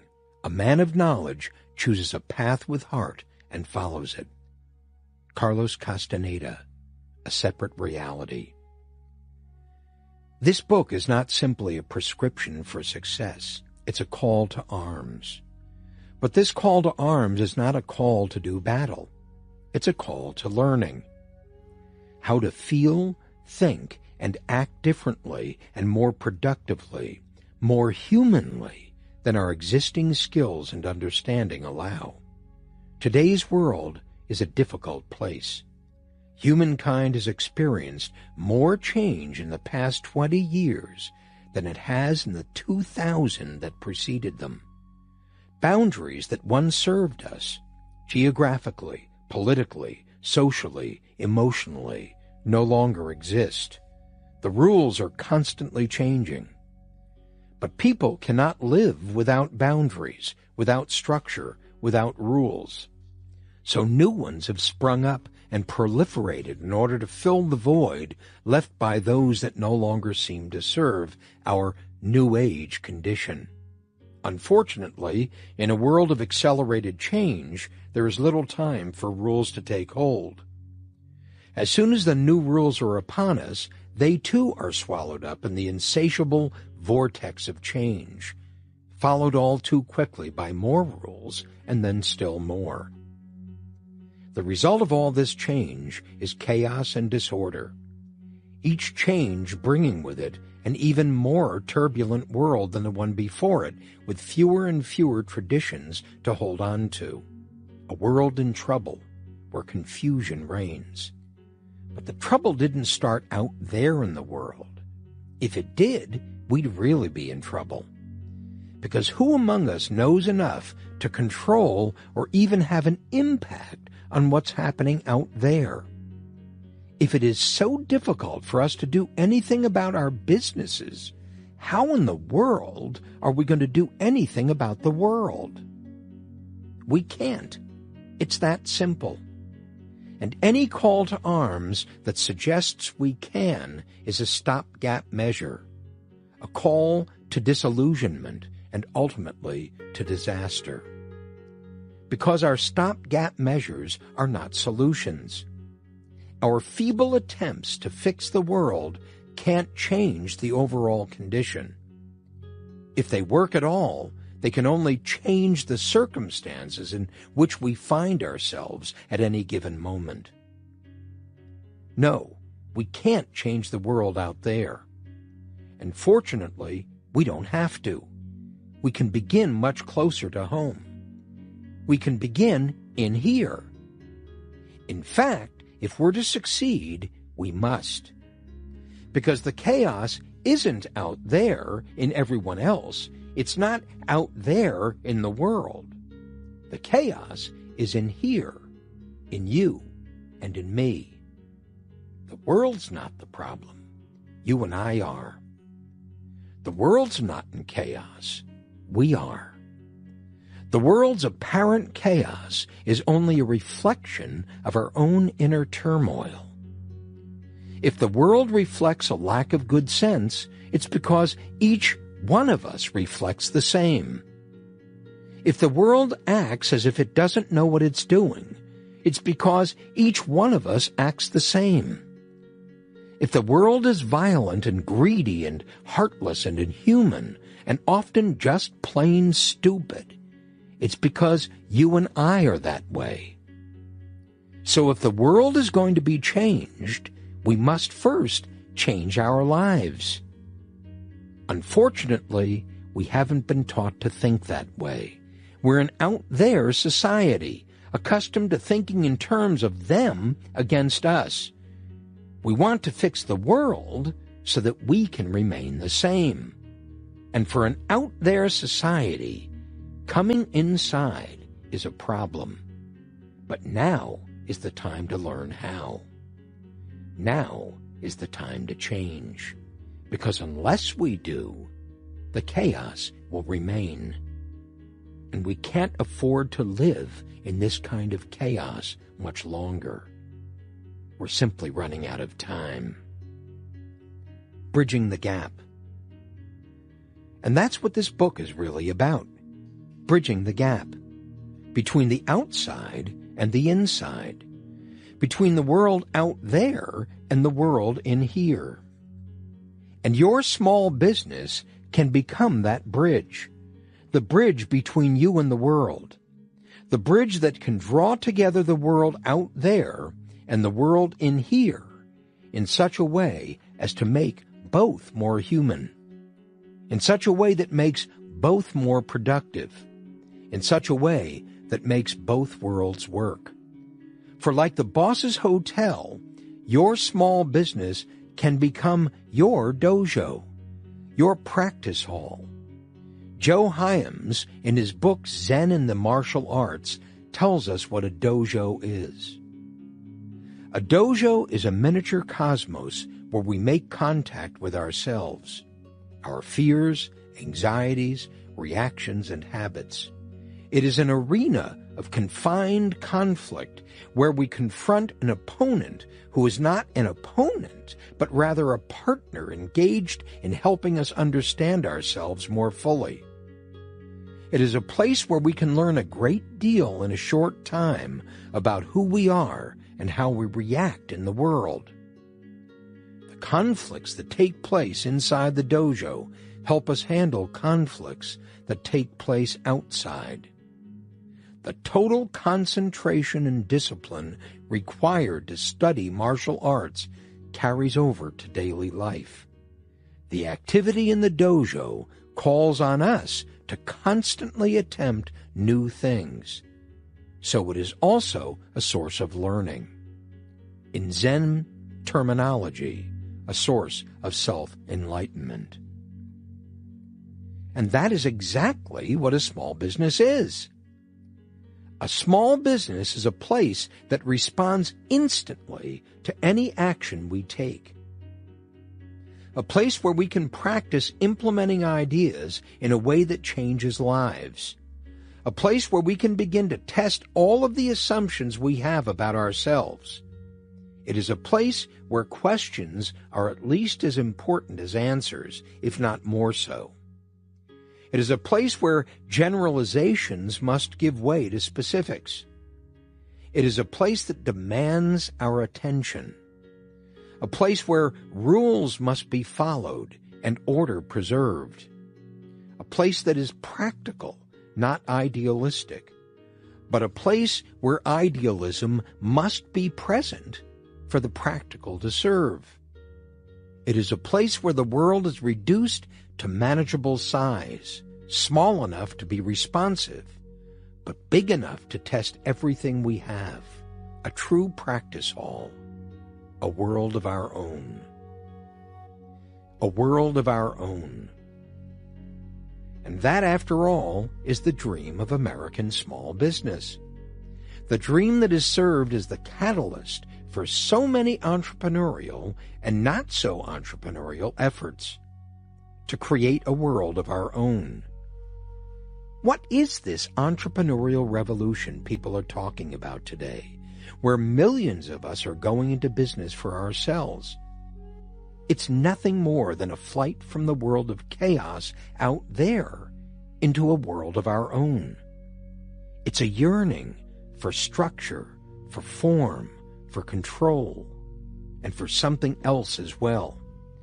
Something more personal, something less distinct, yet much more intimately connected with who we are as human beings.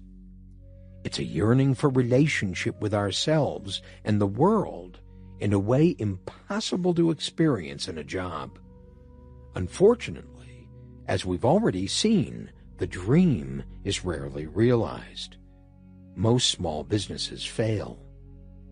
And the reason is obvious. We bring our chaos with us. We don't change. We try to change out there. We try to change the world by starting a small business. But we stay the same. And so the small business that was started to give us a new world becomes instead the worst job in the world. The lesson to learn from all of this is simple. We can't change our lives by starting out there. All we can produce in the process is more chaos. We can only change our lives and create a world of our own if we first understand how such a world is constructed, how it works, and the rules of the game. And that means we have to study the world and how we are in it. And in order to do that, we need a world small enough in scope and complexity to study.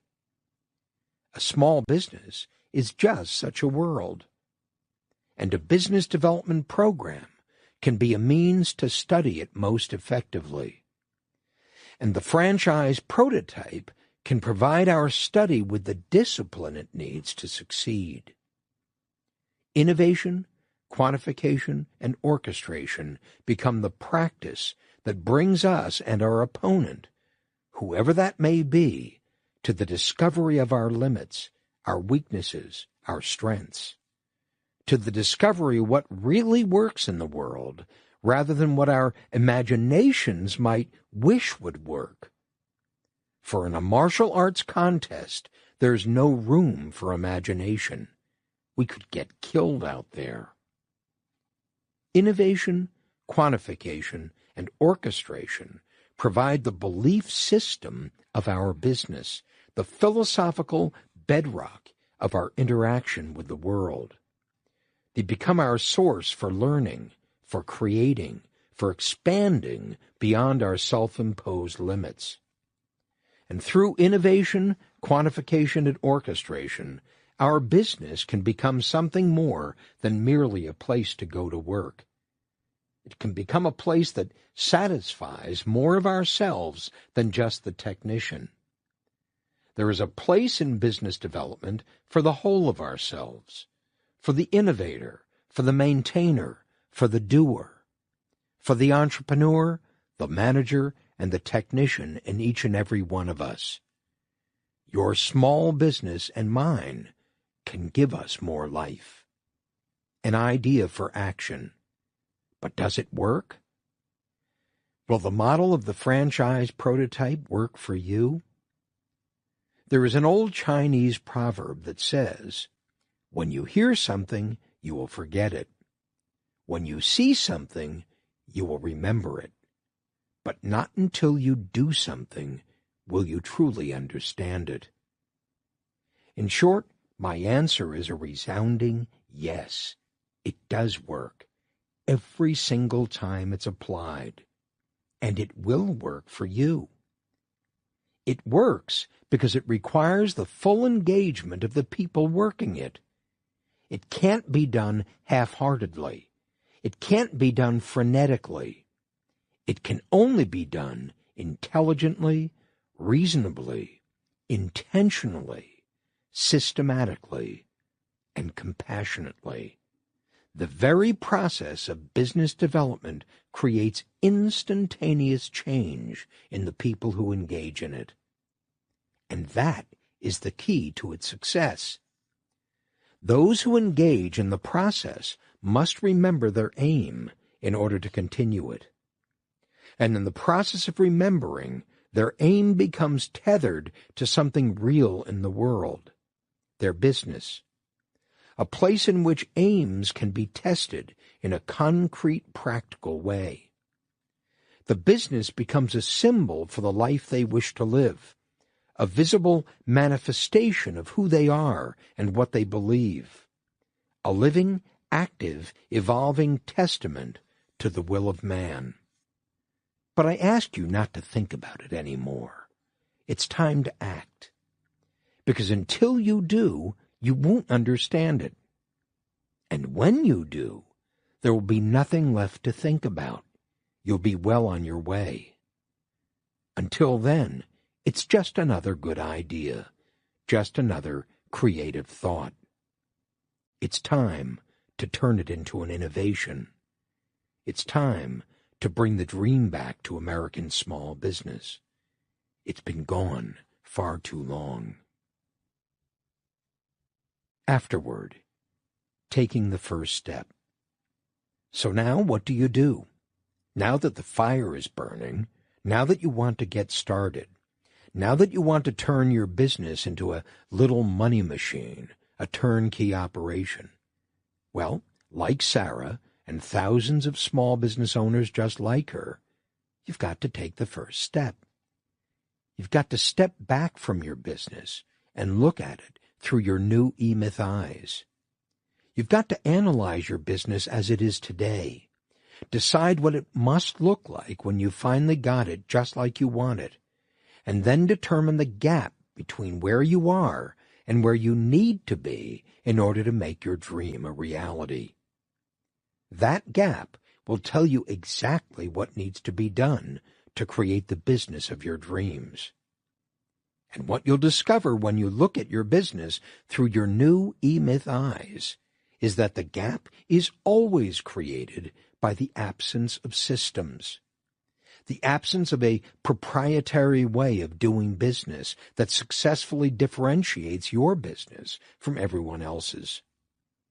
Since the E-Myth first appeared in 1986, we at E-Myth Worldwide have assisted tens of thousands of small business owners in taking that first step back from their businesses to discover what the gap was in each of their cases.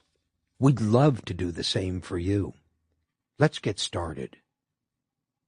I'm Michael Gerber at E-Myth Worldwide in Santa Rosa, California.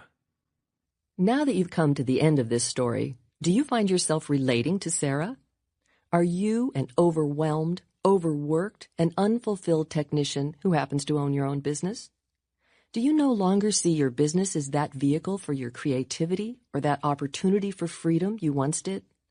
Are you torn between the demands of your customers, your employees, your partners, your competitors, and taking care of your own needs as a human being trying to lead a balanced life? If you answered yes to any of these questions, then E-Myth Worldwide wants to help you take the next steps to breaking out of that deadly trap. In the E-Myth Revisited, Sarah shifted from the overwhelmed technician to the motivated entrepreneur through her conversations with Michael Gerber. Conversations like this happen every day at E-Myth Worldwide between E-Myth coaches and their clients. Using the E-Myth Mastery Curriculum as our guide, we help our clients achieve measurable and positive changes in their businesses and their lives. Are you prepared to let your business run without you? Can you envision what that might look like? Are you ready today to begin working on it instead of in it? Are you beginning to see the possibilities? Take the next step, now, before the technician takes over again.